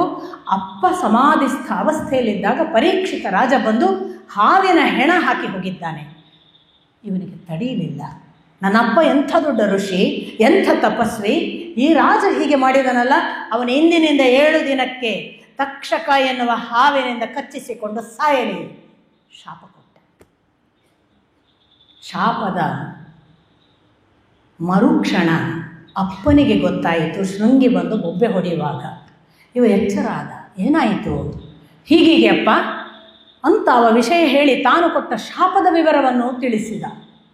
ಪಾಪ ಶಮೀಕ ಹೇಳ್ತಾನೆ, ಎಂಥ ಕೆಲಸ ಮಾಡಿದೆ, ಎಷ್ಟು ಒಳ್ಳೆಯ ಸಾತ್ವಿಕ ರಾಜ, ಕಲಿ ಪುರುಷನನ್ನು ಈ ದೇಶದಲ್ಲಿ ಎದ್ದು ಬಾರದ ಹಾಗೆ ದಮನಿಸಿದವ. ಈ ಜಗತ್ತಿನಲ್ಲಿ ಏನಾದರೂ ಒಳ್ಳೆಯದು ಕಾಣ್ತಿದ್ರೆ ಅದು ಅವನಿಂದ. ಅಂಥ ರಾಜನನ್ನು ಕಾರಣವೇ ಇಲ್ಲದೆ ನೀನು ಅಂಥ ಶಾಪ ಕೊಟ್ಟು 7 ದಿನದಲ್ಲಿ ಸಾವು ಬರಲಿ ಅಂದೆಲ್ಲ, ಮಾಡಬಾರದಿತ್ತು. ದೊಡ್ಡವರು, ಹಿರಿಯರು, ಅಪ್ಪಂದಿರು ಹೀಗಿರಬೇಕು. ಮಗ ಶಬಾಷ್, ನನಗೆ ಒಳ್ಳೆ ಸೇಡು ತೊಗೊಂಡು ಮಗನೇ ಅನ್ನಬೇಕಿತ್ತು. ನಮ್ಮ ಕಾಲದ ತಂದೆ ಆದರೆ ಹಂಗಂತಿದ್ರು. ನನಗೆ ಮಾಡಿದ ಅವಮಾನಕ್ಕೆ ಭಾರಿ ಒಳ್ಳೇದು ಮಾಡಿದ್ದೆ ಮಗ, ನೀನು ಶಬ್ಬಾಷ್ ನನ್ನ ಮಗನೇ ಅಂತಿದ್ವಿ ನಾವು. ಅನ್ನಬಾರದು. ಸಂದರ್ಭ, ಯಾರಿಗೆ ಶಾಪ, ಎಂಥವನು ಒಳ್ಳೆಯವನೋ ಕೆಟ್ಟವನೋ, ನನಗೇನಾಗಿದೆ ಎಲ್ಲ ನೋಡಿ ಹೇಳಬೇಕು ಅನ್ನೋದು ಶಮೀಕರು ಕೊಡುವ ಸೂಚನೆ. ಅವರು ಅಷ್ಟೇ ಮಾಡಲಿಲ್ಲ. ಅವರು ಕೂಡಲೇ ಗೌರಮುಖನ ಹತ್ರ ಹೇಳಿ ಕಳಿಸಿದರು, ತನ್ನ ಒಬ್ಬ ಶಿಷ್ಯನ ಹತ್ರ, ಹೋಗು ಪರೀಕ್ಷಿತನಿಗೆ ತಿಳಿಸು, ನಿನಗೆ ಹೀಗೆ 7 ದಿನದಲ್ಲಿ ಸಾವಿದೆ, ಅವನೇನಾದರೂ ಎಚ್ಚರ ತಗೊಳ್ತಿದ್ರು ತಗೊಳ್ಳಿ ಅಂತ. ನೋಡಿ ಎಂಥ ಕಾಳಜಿ. ಯಾಕಷ್ಟಿತ್ತು ಹಾವಿನ ಹೆಣ. ನನಗೇನಾಗಿದೆ, ನನಗೆ ಖಚಿತ ನಾನು ಸತ್ತಿದ್ದೀನ? ಅವಮಾನ ಅನ್ನುವುದು ನಮ್ಮಲ್ಲಿ ಆಗೋದಿಲ್ಲಪ್ಪ. ಇನ್ನೊಬ್ಬರು ನಮಗೆ ನೆನಪಿಟ್ಕೊಳ್ಬೇಕು, ನಮಗೆ ಇನ್ನೊಬ್ಬರು ಅವಮಾನ ಮಾಡೋಕ್ಕಾಗಲ್ಲ. ಎದ್ದರೂ ನಾವೇ ಕಾರಣ, ಬಿದ್ದರೂ ನಾವೇ ಕಾರಣ. ನಮ್ಮನ್ನು ಯಾರೂ ಎಷ್ಟು ಬೈದರೂ ನಮಗೆ ಅವಮಾನ ಆಗಲಿಕ್ಕೆ ಸಾಧ್ಯವೇ ಇಲ್ಲ. ನಮ್ಮ ಕೆಡುಕುಗಳಿದ್ದಾವಲ್ಲ, ನಾವು ಮಾಡುವ ಕೆಟ್ಟ ಕೆಲಸಗಳು, ನಾವು ಮಾಡುವ ದುಷ್ಟ ಯೋಚನೆಗಳು, ನಾವು ತಪ್ಪಿ ನಡೆಯುವ ಹಾದಿಗಳು, ಅದು ನಮ್ಮನ್ನು ಕೆಳಗೆ ಬೀಳಿಸ್ತವೆ. ಜಗತ್ತು ಏನೂ ಮಾಡೋಕ್ಕಾಗಲ್ಲ. ಕೃಷ್ಣನನ್ನು ನೋಡಿದರೆ ಗೊತ್ತಾಗುತ್ತೆ. ಜಗತ್ತೇನು ಸಾಮಾನ್ಯ ಅಂದಿದ ಕೃಷ್ಣನಿಗೆ ಈಗಲೂ ಎಷ್ಟು ಅನ್ನುತ್ತೆ. ಹೇಗಿದ್ದಾನೆ ಕೃಷ್ಣ? ನಮಗೆ ಖಂಡಿತಕ್ಕೂ ಇನ್ನೊಬ್ಬರು ಅವಮಾನ ಮಾಡೋಕ್ಕೆ ಸಾಧ್ಯ ಇಲ್ಲ, ಇನ್ನೊಬ್ಬರು ನಮ್ಮನ್ನು ಉದ್ಧಾರ ಮಾಡಲಿಕ್ಕೂ ಸಾಧ್ಯ ಇಲ್ಲ. ಸಾಕ್ಷಾತ್ ಗುರು ಕೂಡ, ಗುರು ಆ ಮಾತೇ ಹೇಳ್ತಾನೆ, ನಾನು ನಿನ್ನನ್ನು ಉದ್ಧರಿಸುವುದಕ್ಕೆ ಬಂದವನಲ್ಲ, ನಿನ್ನ ಉದ್ಧಾರ ನಿನ್ನ ಕೈಯಲ್ಲಿ. ಅದರಿಂದ ನಮ್ಮ ಉದ್ಧಾರ ನಮ್ಮ ಕೈಯಲ್ಲಿ, ನಮ್ಮ ಅವಮಾನ ನಮ್ಮ ಕೈಯಲ್ಲಿ. ಇದನ್ನೆಲ್ಲ ಸೂಚನೆ ಕೊಟ್ಟ ಶೃಂಗಿಗೆ, ನೋಡಪ್ಪ, ನಾನೇನು ಅವಮಾನಿತನಾಗಲಿಲ್ಲ, ನನಗೇನು ಆಗಲಿಲ್ಲ, ಇಂಥ ಕೆಲಸ ಯಾಕೆ ಮಾಡಿದ್ದೀನಿ? ಆಯಿತು, ಗೌರಮುಖನ ಹತ್ರ ಸುದ್ದಿ ಹೇಳುವ ಮೊದಲೇ ಪರೀಕ್ಷಿತ ಇನ್ನೂ ಮನೆ ತಲುಪಿಲ್ಲ. ಇತ್ತ ಕಡೆ ಪರೀಕ್ಷಿತನಿಗೆ ಇನ್ನಿಲ್ಲದಂಥ ಪಶ್ಚಾತ್ತಾಪ. ಏನು ಮಾಡಿಬಿಟ್ಟೆ? ನಾನು ಮಾಡಬಾರದ ಕೆಲಸ, ಮಾಡಿದರೆ ತಪ್ಪು ಅನ್ನುವ ಪ್ರಾಯಶ್ಚಿತ್ತ ಕೂಡ ಇಲ್ಲದ ಕೆಲಸ ಯಾಕೆ ಮಾಡಿದೆ ಅಂತ ಅವನು ತೊಳಲಾಡ್ತಾ ಇರುವಾಗ ಗೌರಮುಖ ಬಂದು ಹೇಳಿದ, 7ನೆಯ ದಿನಕ್ಕೆ ತಕ್ಷಕ ನಿನ್ನನ್ನು ಕಚ್ಚಿ ಸಾಯುವ ಶಾಪ ಶೃಂಗಿ ಕೊಟ್ಟಿದ್ದಾನೆ. ನಾನು ಮಾಡಿದ ಕೆಲಸಕ್ಕೆ ಸರಿಯಾದ ಶಿಕ್ಷೆ ಆಯಿತು. ನನಗೆ ಭಗವಂತ ಇದು ಅನುಗ್ರಹವಾಗಿ ಮಾಡಿದ್ದಾನೆ. ನಾನು ಅಂಥ ಅಪರಾಧ ಮಾಡಬಾರದಿತ್ತು, ಮಾಡಿದ್ದಕ್ಕೆ ನಾನು ಇದನ್ನು ಸ್ವೀಕರಿಸ್ತೇನೆ ಅಂತ ಎಂಥ ದೊಡ್ಡ ಮನಸ್ಸಿನಲ್ಲಿ ಪರೀಕ್ಷಿತ ಒಪ್ಪಿಕೊಳ್ತಾನೆ. ಆವತ್ತು ಜನಮೇಜಯನಿಗೆ ಪಟ್ಟಾಭಿಷೇಕ ಮಾಡಿ ತನ್ನ ಕೈಯಲ್ಲಿರುವ ಎಲ್ಲವನ್ನೂ ಕಳಚಿ, ಅಂದರೆ ಅವರು ರಾಜಕುರುಹಿನ ಬಳೆ, ಉಂಗುರ, ಕಿರೀಟ ಎಲ್ಲ ಇರುತ್ತಲ್ಲ, ಸಕಲವನ್ನೂ ಕಳಚಿಟ್ಟು ಒಬ್ಬ ಯೋಗಿ ಪುರುಷನ ಹಾಗೆ, ತಾನೋ ಒಬ್ಬ ತಪಸ್ಸಿಗೆ ನಿಂತ ಒಬ್ಬ ಧೀರನೋ ಜ್ಞಾನಿಯೋ ಪಂಡಿತನೋ ಅನ್ನುವ ಹಾಗೆ ಗಂಗಾದಡಕ್ಕೆ ಬಂದು ಕೂತ್ಕೊಳ್ತಾನೆ. ಇಂದಿನಿಂದ 7 ದಿನಗಳ ಒಳಗೆ ತಕ್ಷಕ ನನ್ನನ್ನು ಕಚ್ಚಿ ಕೊಲ್ಲುವುದನ್ನು ನಾನು ಸ್ವೀಕರಿಸಲಿಕ್ಕೆ ಸಿದ್ಧನಾಗಿದ್ದೇನೆ. ಓ ಗಂಗಾ, ನೀನಲ್ಲದೆ ಇನ್ಯಾರು ಕಾಯಬೇಕು ಅಂತ ಗಂಗಾ ಮಾತೆಯ ಮುಂದೆ ಕೂತ್ಕೊಳ್ತಾನೆ. ನಿಮಗೆ ಗೊತ್ತಿರಲಿ, ಅವನು ಹಾಗೆ ಕೂತ್ಕೊಂಡ ಕ್ಷಣದಲ್ಲಿ ಅಲ್ಲಿಗೆ ಸಕಲ ದೇವತೆಗಳು ಬರ್ತಾರೆ, ಸಕಲ ಋಷಿ ಮುನಿಗಳು ಬರ್ತಾರೆ, ಅಗಸ್ತ್ಯರು, ಅತ್ರಿಗಳು, ಯಾರು ನೀವು ಹೆಸರು ಹೇಳಿ, ವೇದವ್ಯಾಸರು, ಸಾಕ್ಷಾತ್ ಕಶ್ಯಪರು, ಪ್ರತಿ ಋಷಿಗಳು. ಅವನು ಗಂಗಾದಡದಲ್ಲಿ ಕೂತಿದ್ದಾನೆ. ಅವನು ಕೂತದ್ದು ಸಾವು 7 ದಿನದಲ್ಲಿದೆ, ಅದನ್ನು ಎದುರಿಸಬೇಕು ಅಂತ. ಆ ಕೂತ ಹುಡುಗನ ಮನಸ್ಥಿತಿ ಸಾವನ್ನು ಎದುರಿಸಲಿಕ್ಕೆ ಸಿದ್ಧನಾದ ಹುಡುಗ. ಇವನನ್ನು ನಾವು ಕಾಯಬೇಕು ಅನ್ನುವ ಹಾಗೆ ಸಕಲ ದೇವತೆಗಳು, ಋಷಿಗಳು ಬಂದರು. ಭಾಗವತ ಎಲ್ಲೆಲ್ಲಿ ನಡೀತದೆ, ಶ್ರೀಮದ್ ಭಾಗವತದ ಕುರಿತ ಮಾತು ಎಲ್ಲೆಲ್ಲ ಕೇಳ್ತದೆ, ಶ್ರೀಮದ್ ಭಾಗವತದ ಪಠನ ಎಲ್ಲೆಲ್ಲಿ ಆಗ್ತದೆ, ಶ್ರೀಮದ್ ಭಾಗವತದ ಪುಸ್ತಕ ಯಾವ ಯಾವ ಮನೆಗಳಲ್ಲಿದೆ ಅಲ್ಲೆಲ್ಲ ದೇವತೆಗಳು, ಋಷಿಗಳು ನೆಲೆಸ್ತಾರೆ ಅನ್ನುವುದು ಇವತ್ತಿಗೂ ಇರುವ ನಂಬಿಕೆ. ಹಾಗಾಗಿ ಇವತ್ತು ನೀವು ಬಂದದ್ದು, ಆಗಲೇ ಶ್ರೀಶ ಅವರು ಹೇಳಿದರು, ಸಂಖ್ಯೆ ಅಲ್ಲ ಗುಣ ಅಂತ. ನನ್ನ ಪ್ರಕಾರ ದೇವತೆಗಳು ಬಂದಿದ್ದಾರೆ, ಋಷಿಗಳು ಬಂದಿದ್ದಾರೆ, ಭಾಗವತವನ್ನು ಕೇಳಬೇಕು ಅನ್ನುವ ಪುಣ್ಯ ಕಾರಣಕ್ಕೆ ಬಂದಿದ್ದಾರೆ. ಎಲ್ಲರಿಗೂ ಇರುವ ದೊಡ್ಡ ಪ್ರಶ್ನೆ ಒಂದೇ ಅಲ್ವಾ, ಸಾವು ಹೇಗೆ ದಾಟೋದು? ಬದುಕಿದ್ದೇವೆ, ಹುಟ್ಟಿದ್ದು ಗೊತ್ತಿಲ್ಲ, ಯೌವನ ಅಂತೂ ಭಾರಿ ಮಜದಲ್ಲಿ ಕಳೆದಿದ್ದೇವೆ, ಬಾಲ್ಯ ಹೋದದ್ದೇ ಗೊತ್ತಿಲ್ಲ, ವೃದ್ಧಾಪ್ಯ ಬರುವಾಗ ನಿಧಾನಕ್ಕೆ ನಾನು, ದೇಹ, ಇದೆಷ್ಟು ದಿನ, ಹೇಗೆ ಎಲ್ಲ ಪ್ರಶ್ನೆ ಆರಂಭ ಆಗಿದೆ. ಹೋಗೋದು ಹೇಗೆ ಅಂತ ಯಾರಿಗೂ ಗೊತ್ತಿಲ್ಲ. ಈ ಹೋಗುವುದಕ್ಕೆ ಒಂದು ಬರ್ತದೆ, ನಮಗೆ ನಾವೇ ನಮ್ಮನ್ನು ಬಿಟ್ಟು ಹೋಗಲಿಕ್ಕೆ ಬರ್ತದೆ ಅಂತಾದರೆ ಅದು ಭಾಗವತದಿಂದ ಸಾಧ್ಯ. ನಾವು ನಮ್ಮನ್ನು ಹೇಗೆ ಬಿಟ್ಟು ಹೋಗುವುದು? ಸಾವು ಬರೋದು ಬರಲಿ, ಅದು ಎಲ್ರಿಗೂ ಬರ್ತದೆ. ಅವನಿಗೆ ತಕ್ಷಕನ ಮುಖಾಂತರ ಬಂತು, ನಮಗೆ ಇನ್ನೇನೋ ಒಂದು ಕಾಯಿಲೆ ಇಲ್ಲೋ ಯಾವುದೋ ಸಹಜವೋ ಒಂದು ಬರುತ್ತೆ, ಸಾವಂತೂ ಬರುತ್ತೆ. ಸಾವು ದಾಟುವುದು ಹೇಗೆ?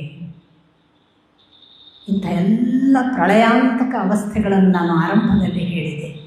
ಒಂದು ಕಡೆ ವಯನಾಡಿನ ಭೂಕುಸಿತ, ಮತ್ತೊಂದು ಕಡೆ ಪ್ರಳಯಾಂತಕ ಮಳೆ, ಇನ್ನೊಂದು ಕಡೆ ಭೂಕಂಪ, ಇನ್ನೊಂದು ಕಡೆ ಬಾಂಗ್ಲಾದೇಶದಂತಹ ಅರಾಜಕತೆಯ ಕೊಲೆ, ದುರ್ಮರಣ, ಎಲ್ಲವೂ ನಾವು ಹೆದರಿದ್ದು ಯಾವುದಕ್ಕೆ? ಸಾವಿಗೆ. ಈ ಸಾವು ಎಷ್ಟು ಭಯಾನಕ! ಯಾಕೆ ಈ ಸಾವು ಬರುತ್ತೆ? ಹುಟ್ಟಿದ್ದೇವೆ ಯಾಕೆ ಸಾಯುವುದಾದರೆ? ಸಾಯುವುದಕ್ಕೆ ಬಂದವರಾದರೆ ಇಷ್ಟೆಲ್ಲ ಕಷ್ಟ ಯಾಕಪ್ಪ? ಕರ್ಕೊಂಡು ಹೋಗೋದೇ ಹೋಗ್ತಾನೆ, ಚೆನ್ನಾಗಿ ಯಾಕೆ ಕರ್ಕೊಂಡು ಹೋಗೋದಿಲ್ಲ? ನಾವು ಯಾಕೆ ಇಷ್ಟು ಒದ್ದಾಡುವುದು ಹೆಚ್ಚಿದೆ? ನಮಗೆ ಸಾವನ್ನು ಸ್ವೀಕರಿಸಿ ನಾವೇ ಹೋಗ್ಲಿಕ್ಕೆ ಯಾಕೆ ಬರೋದಿಲ್ಲ? ಎಲ್ಲ ಪ್ರಶ್ನೆಗಳು ನಮಗೂ ಇಲ್ವಾ?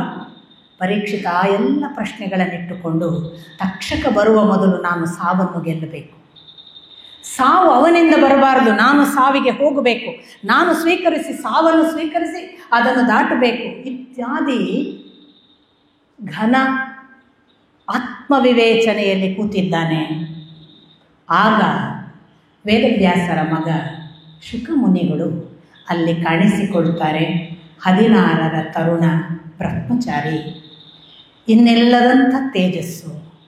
ಆ 16ರ ಹುಡುಗ ಹೇಗೆಲ್ಲ ಜಂಗಮನ ಹಾಗೆ ಇದ್ದವನು ಅಂದರೆ ಎಲ್ಲೋ ಒಂದು ಕಡೆ ನಿಂತವನಲ್ಲ ಅಂತೆ. ಎಷ್ಟು ಅಂದರೆ ಭಿಕ್ಷೆ ಬೇಡಲಿಕ್ಕೆ ಹೋದರೆ ಒಂದು ತಾಯಿ ಹಾಲು ಕರೀತಾಳಲ್ಲ, ಹಸುವಿನ ಹಾಲು, ಅಷ್ಟು ಹೊತ್ತು ನಿಂತರೆ ಹೆಚ್ಚು, ಎಲ್ಲಿಯೂ ಒಂದು ಕಡೆ ನಿಂತವನಲ್ಲ. ಅಂಥ ಶುಕಮುನಿ ಪರೀಕ್ಷಿತನ ಮುಂದೆ ಬಂದು ನಿಂತಿದ್ದಾನೆ.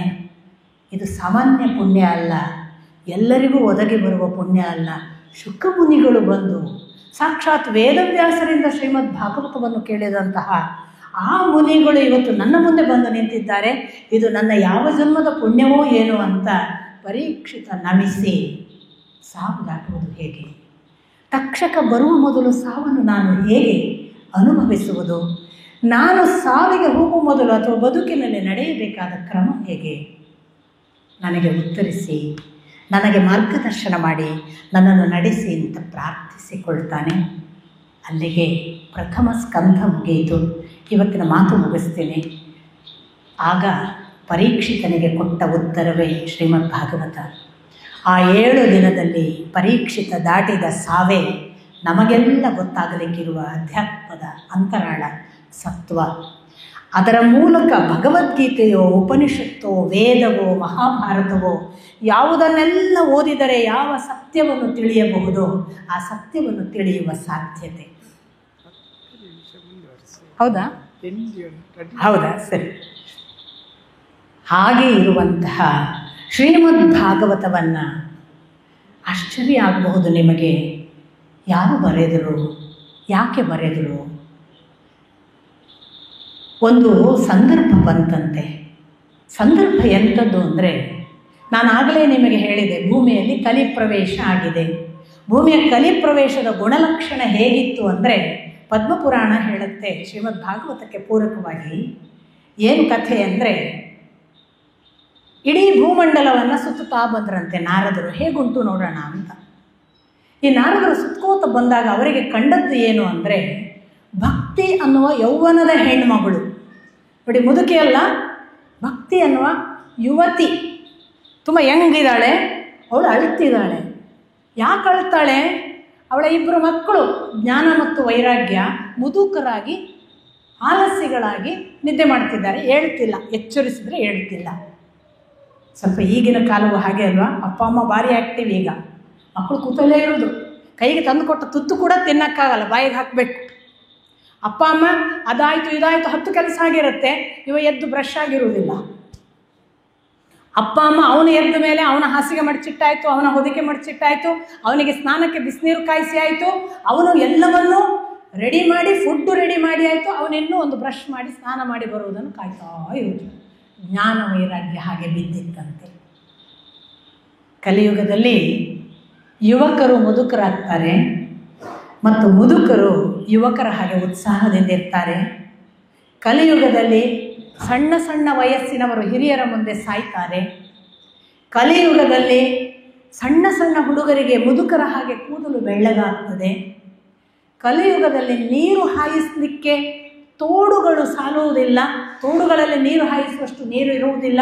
ನೋಡಿ, ಆ ಕಾಲಕ್ಕೇ ಹೇಳಿದ್ದಾರೆ ವೇದವ್ಯಾಸರು, ತೋಡಿನಲ್ಲಿ ನೀರು ಹಾಯಿಸುವಷ್ಟು ನೀರಿರುವುದಿಲ್ಲ. ಸಣ್ಣ ಸಣ್ಣ ಪೈಪ್ ಅಂತ ಹೇಳಲ್ಲ, ಇನ್ನೇನೋ ಆಯುಧ ಹೇಳ್ತಾರೆ. ಸಣ್ಣ ಸಣ್ಣ ಪೈಪುಗಳ ಮೂಲಕ ಬೊಟ್ಟು ಬೊಟ್ಟು ನೀರು ಹಾಯಿಸುವ ಸ್ಥಿತಿ ಬರ್ತದೆ. ನಾವು ಡ್ರಿಪ್ಸಿಗೆ ಬಂದಿದ್ದೇವಲ್ಲ. ಇಂಥ ಅನೇಕ ಕಲಿಯುಗದ ಲಕ್ಷಣಗಳನ್ನು ಕೊಡ್ತಾರೆ. ಅಂಥ ಕಲಿಯುಗದಲ್ಲಿ ಈ ಜ್ಞಾನ ವೈರಾಗ್ಯ ಅನ್ನುವ ಯುವ ಮಕ್ಕಳು ಯಾಕೆ ತಾಯಿ ಯುವತಿ ಇನ್ನು ಅವರು ಮುದುಕರ ಹಾಗೆ ತಲೆ ಕೂದಲು ಹಣ್ಣು ಮಾಡಿಕೊಂಡು ಮುಖ ಎಲ್ಲ ಜೋತು ಬಿದ್ದು ಆಲಸ್ಯಗಳಾಗಿ ನೆರೆಗೆ ಬಂದಿದೆಯೇನೋ ಅನ್ನುವ ಹಾಗೆ ಬಿದ್ದುಕೊಂಡಿದ್ದಾರೆ. ತಾಯಿಯ ಯುವತಿ ಅಳ್ತಾ ಕೂತಿದ್ದಾರೆ. ನಾರದರು ಕೇಳ್ತಾರೆ, ಏನು ಕತೆ, ನಂಗೆ ಏನು ಮಾಡಿದ್ರು ಇವರನ್ನು ಎಬ್ಸೋಕ್ಕಾಗಲ್ಲ, ಒಂಚೂರು ಎಬ್ಸಕ್ಕೆ ಸಹಾಯ ಮಾಡಿ ಅಂತ ನಾರದ್ರ ಹತ್ರ ಕೇಳ್ತಾಳೆ ತಾಯಿ. ನಾರದರು ಬೇಕಾದಷ್ಟು ಪ್ರಯತ್ನ ಮಾಡ್ತಾರೆ. ಅವರನ್ನೇನು ಒಂಚೂರು ಎದ್ದಾಗ ಮಾಡಿ ನೋಡಿದ್ರೆ ಮತ್ತೆ ಬೀಳ್ತಾರೆ. ಇವರನ್ನೇನು ಎಬ್ಸಕ್ಕಾಗಲ್ಲ ಅಂತ ನಾರದರಿಗೂ ಗೊತ್ತಾಗಿ ನಾರದರು ಸ್ವತಃ ಖಿನ್ನರಾದರಂತೆ. ತುಂಬ ಬೇಜಾರಾಯಿತಂತೆ, ಈ ಹುಡುಗರನ್ನು ಹೇಗೆ ಎಬ್ಸೋದು ನಾನು ಅಂತ. ಅಂಥ ಸ್ಥಿತಿಯಲ್ಲಿ ನಾರದರು ಇರುವಾಗ ಬ್ರಹ್ಮನಿಗೆ 4 ಜನ ಪ್ರಥಮ ಮಕ್ಕಳು, ಸನಕ, ಸನಂದನ, ಸನಾತನ. ಈ 4 ಜನ ಬ್ರಹ್ಮಚಾರಿಗಳು. ಅವರಿಗೆ ಸ್ಥಿರ ಯೌವನ ಅಥವಾ ಬಾಲ ಅವಸ್ಥೆ, ಅವರು 5 ವರ್ಷ ದಾಟಿದ ಹಾಗೆ ಕಾಣದೇ ಇಲ್ಲ, ಅವರಷ್ಟೇ ಬಾಲಕರು. ಅವರಿಗೊಂದು ಅನುಗ್ರಹ. ಆ ಪುಟ್ಟ ಬಾಲಕರು ನಾರದರನ್ನು ನೋಡ್ತಾರೆ. ಯಾಕೆ ನೀವು ಯಾಕೆ ಇಷ್ಟು ಖಿನ್ನರಾಗಿದ್ದೀರಿ, ನಿಮಗೇನಾಯಿತು? ಆಗ ನಾರದರು ಹೇಳ್ತಾರೆ, ಭೂಮಂಡಲ ಎಲ್ಲ ಸುತ್ತಾಡಿ ಬಂದೆ, ಭಕ್ತಿ ಅಂತ ಒಬ್ಬಳು ಹೆಣ್ಣುಮಗಳು, ಪಾಪ ಅವಳಿಗಿಬ್ಬರು ಮಕ್ಕಳು ಎಬ್ಸಕ್ಕೆ ಆಗಲ್ಲ, ಅವರಿಬ್ಬರು ವೃದ್ಧರ ಹಾಗೆ ಬಿದ್ಕೊಂಡ್ಬಿಟ್ಟಿದ್ದಾರೆ, ಆಲಸ್ಯಗಳ ಹಾಗೆ ಇದ್ದಾರೆ, ಏನು ಮಾಡಿದರೂ ಹೇಳಲ್ಲ. ಆಗ ಸನಕ ಸನಂದನಾದಿಗಳು ಹೇಳ್ತಾರೆ, ಅಲ್ಲ ನೀವು ಯಾಕೆ ಅಷ್ಟು ಕಷ್ಟಪಡ್ತಿದ್ದೀರಿ?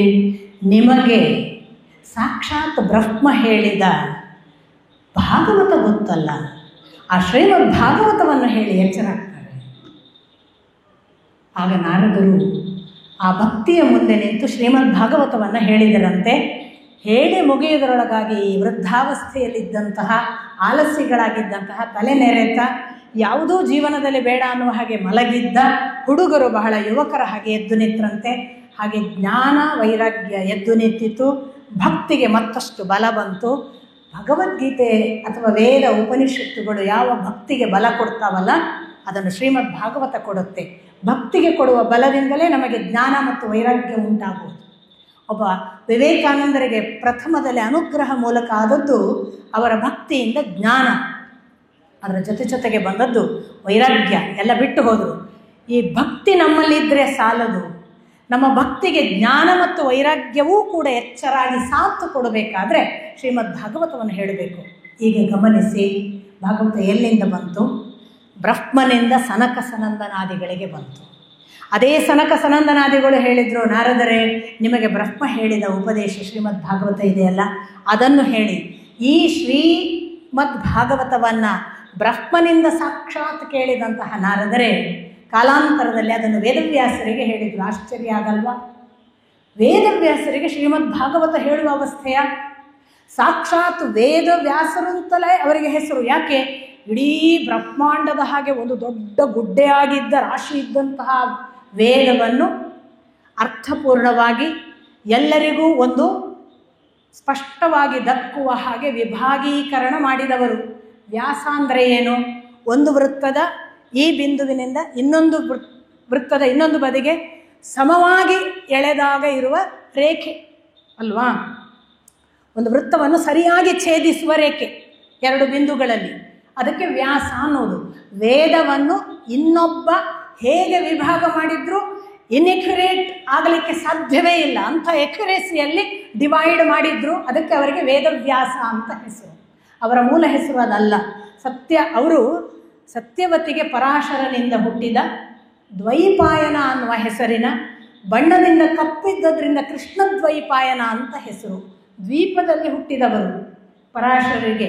ಆ ದ್ವೀಪದಲ್ಲಿ ಹುಟ್ಟಿದ್ದರಿಂದ ದ್ವೈಪಾಯನ. ಸಂಸ್ಕೃತದಲ್ಲಿ ಒಂದು ಶಬ್ದವನ್ನು ಅದಕ್ಕೆ ಅನುಸರಿಸಿ ಹೇಳುವುದು.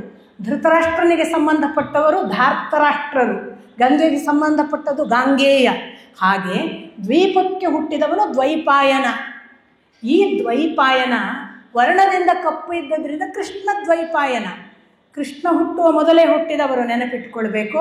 ಕೃಷ್ಣ ದ್ವೈಪಾಯನ, ಆದ್ದರಿಂದ ಕೃಷ್ಣನಿಗೂ ಕೂಡ ಅವನ ವರ್ಣದಿಂದಲೇ ಹೆಸರು. ಈ ಕೃಷ್ಣ ದ್ವೈಪಾಯನರೇ ಮುಂದೆ ವ್ಯಾಸವನ್ನು ಅಥವಾ ವಿಭಾಗೀಕರಣ ಮಾಡುವುದರಲ್ಲಿ ಬಹಳ ದೊಡ್ಡ ಅದ್ಭುತ ಚಾಕಚಕ್ಯತೆಯನ್ನು, ಚಮತ್ಕಾರವನ್ನು, ಯಾರಿಗೂ ಬಿಡಿಸಲಿಕ್ಕಾಗದ ಒಂದು ಅದ್ಭುತ ವಿಭಾಗೀಕರಣವನ್ನು ಮಾಡಿದ್ದರಿಂದ ವೇದವ್ಯಾಸರು. ಒಂದು ಕಡೆ ವೇದಗಳನ್ನು ವಿಭಾಗೀಕರಣ ಮಾಡಿದ್ದಾರೆ ಅಂದರೆ ಎಷ್ಟು ಅಧ್ಯಯನ ಮಾಡಿದ್ದಾರೆ. ಇನ್ನೊಂದು ಕಡೆ ಆಗಲೇ ಮಹಾಭಾರತ ಬರೆದಿದ್ದಾರೆ. ಆ ಮಹಾಭಾರತ ಬರೆಯುವುದೇ ಒಂದು ದೊಡ್ಡ ಸಾಹಸ. ನೀವು ಯಾವತ್ತಾದರೂ ಜೀವನದಲ್ಲಿ ಓದಿಲ್ಲದಿದ್ದರೆ ಮಹಾಭಾರತ ಓದಿ, ಓದಿಲ್ಲದಿದ್ದರೆ ರಾಮಾಯಣವನ್ನು ಓದಿ, ಓದಿಲ್ಲದಿದ್ದರೆ ಭಗವದ್ಗೀತೆಯನ್ನು ಓದಿ, ಓದಿಲ್ಲದಿದ್ದರೆ ಶ್ರೀಮದ್ ಭಾಗವತವನ್ನು ಓದಿ. ಓದುವುದಕ್ಕೆ ಈಗ ಎಲ್ಲ ಭಾಷೆಗಳಲ್ಲಿ ಲಭ್ಯ. ದಯವಿಟ್ಟು ಭಾಷೆ ಸಂಸ್ಕೃತದ್ದು ನಮಗೆ ಬರಲ್ಲ, ನನಗೆ ಸಂಸ್ಕೃತ ಬರಲ್ಲ, ನಾನು ಓದಿದ್ದು ಕನ್ನಡದ ಅನುವಾದವನ್ನು, ನಾನು ನಿಮಗೆ ಹೇಳ್ತಿರೋದು ಕನ್ನಡದ ಅನುವಾದವನ್ನು, ಮೂಲ ಶ್ಲೋಕ ಕನ್ನಡ ಅನುವಾದ ಓದ್ತಾ ಹೋಗ್ತೇನೆ. ತಿಳಿಸುವ ಭಗವಂತನಿಗೆ ಹೊರೆ ಕೊಟ್ಟರೆ ಆಯಿತು, ಅವ ತೆರೆಯುತ್ತಾನೆ. ತೆರೆಯುವ ಎಲ್ಲ ಸಾಧ್ಯತೆ ಇವತ್ತು ಗ್ರಂಥದಲ್ಲಿ ಇದೆ. ಯಾಕೆಂದರೆ ಶಬ್ದಕ್ಕೆ ಹೆಸರು ಅಕ್ಷರ. ಅಕ್ಷರ ಅಂದರೆ ನಾಶವಿಲ್ಲದ್ದು. ನಾಶವಿಲ್ಲದ್ದು ಒಬ್ಬರ ಸೊತ್ತಲ್ಲ.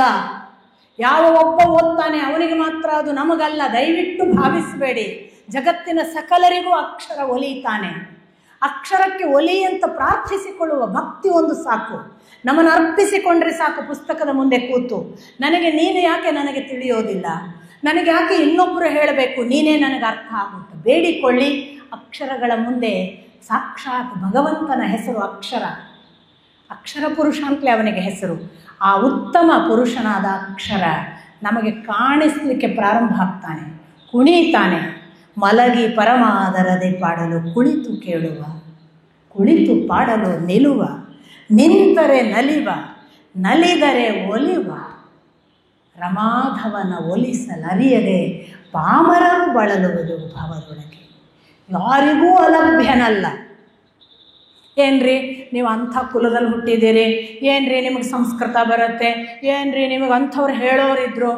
ದಯವಿಟ್ಟು ಇಂಥ ಮಾತುಗಳನ್ನು ನಿಮಗೆ ನೀವು ಎಂದೂ ಹೇಳ್ಕೋಬೇಡಿ. ನಾವು ಎಲ್ಲರೂ ಭಗವಂತನ ಅಂಶ. ನಮಗೆ ಎಲ್ಲರಿಗೂ ಸಾಧ್ಯತೆ ಕೊಟ್ಟಿದ್ದಾನೆ. ನಾವು ಇವತ್ತು ಅವನಿಗೆ ಬಾಗಿಲು ತೆರೆದರೆ ಅವ ಬರ್ತಾನೆ. ಎಷ್ಟು ಜನ ಬಾಗಿಲು ಬಡಿಯಲ್ಲ ನಮ್ಮ ಮನೆಗೆ ಬಂದು. ಹೀಗೆ ಗ್ಲಾಸ್ ಐಯಲ್ಲಿ ನೋಡಿ, ಎಷ್ಟೋ ಜನರಿಗೆ ಬಾಗಿಲು ತೆಗೆದಿಲ್ವಲ್ಲ ನಾವು. ಕೆಲವೊಮ್ಮೆ ಗ್ಲಾಸ್ ಐಯಲ್ಲಿ ನೋಡಿ ತುಂಬ ಗುರುತಿದ್ದವರನ್ನೇ ಅವಾಯ್ಡ್ ಮಾಡಿದ್ದೇವೆ. ಯಾವನೋ ಗುರುತಿಲ್ಲದ ಒಬ್ಬ ಅತಿಥಿ ಬಂದ್ರಂತೂ ಭಯಪಟ್ಟು ಬಾಗಿಲು ಹಾಕಿದ್ದೇವೆ. ಈಗಿನ ಕಾಲ ಹಾಗೆ ಉಂಟು, ಅದು ಬೇರೆ ಮಾತು. ಚಡ್ಡಿ ಗ್ಯಾಂಗ್ ಬರುತ್ತೆ, ಇನ್ಯಾವುದೋ ಬರುತ್ತೆ, ಬಾಗಿಲು ಹೆಂಗೆ ತೆಗೆಯೋದು ಅಂತ. ನಾನು ಹೇಳ್ತಾ ಇರೋದು ಬಹಳ ಸಾಂಕೇತಿಕವಾಗಿ ಯೋಚನೆ ಮಾಡಿ. ನಮ್ಮ ಒಳಗೆ ಒಬ್ಬ ನಿತ್ಯ ಬಾಗಿಲು ಬಡಿಯುತ್ತಾನೆ. ನಮ್ಮೊಳಗೆ ಒಬ್ಬ ನಿತ್ಯ ಕೇಳುತ್ತಾನೆ, ಸಾಕಾ, ಖುಷಿ ಇದೆಯಾ, ನಿದ್ದೆ ಬರುತ್ತಾ, ಇಷ್ಟೇ ಸಾಕಾ ಬದುಕಿನಲ್ಲಿ ಮಾಡಿದ್ದು, ತೃಪ್ತಿ ಇದೆಯಾ, ಕೇಳಲ್ವ ನಿಮ್ಮನ್ನು ಎಲ್ಲರೂ? ನಿಮಗೆ ಒಳಗೆ ಈ ಧ್ವನಿ ನಿರಂತರ ಎಲ್ಲರಿಗೂ ಕೇಳುತ್ತೆ. ಪ್ರತಿಯೊಬ್ಬರಿಗೂ ಆ ಕೊರಗು ಇದೆ. ನಾನು ಇಷ್ಟೇ ಮಾಡಿದ್ದ, ಆಮೇಲೆ ಭಾರಿ ಮಾಡಿದ್ದೇನೆ ಅನ್ನೋನಿಗೆ ನಾನು ಮಾಡಿದವರು ಗುರುತಿಸ್ತಾ ಇಲ್ಲ, ಒಂದು ಸನ್ಮಾನ ಮಾಡಲಿಲ್ಲ, ಊರಿನಲ್ಲೊಂದು ಹೆಸರು ಹೇಳಲಿಲ್ಲ ಇಲ್ವಾ?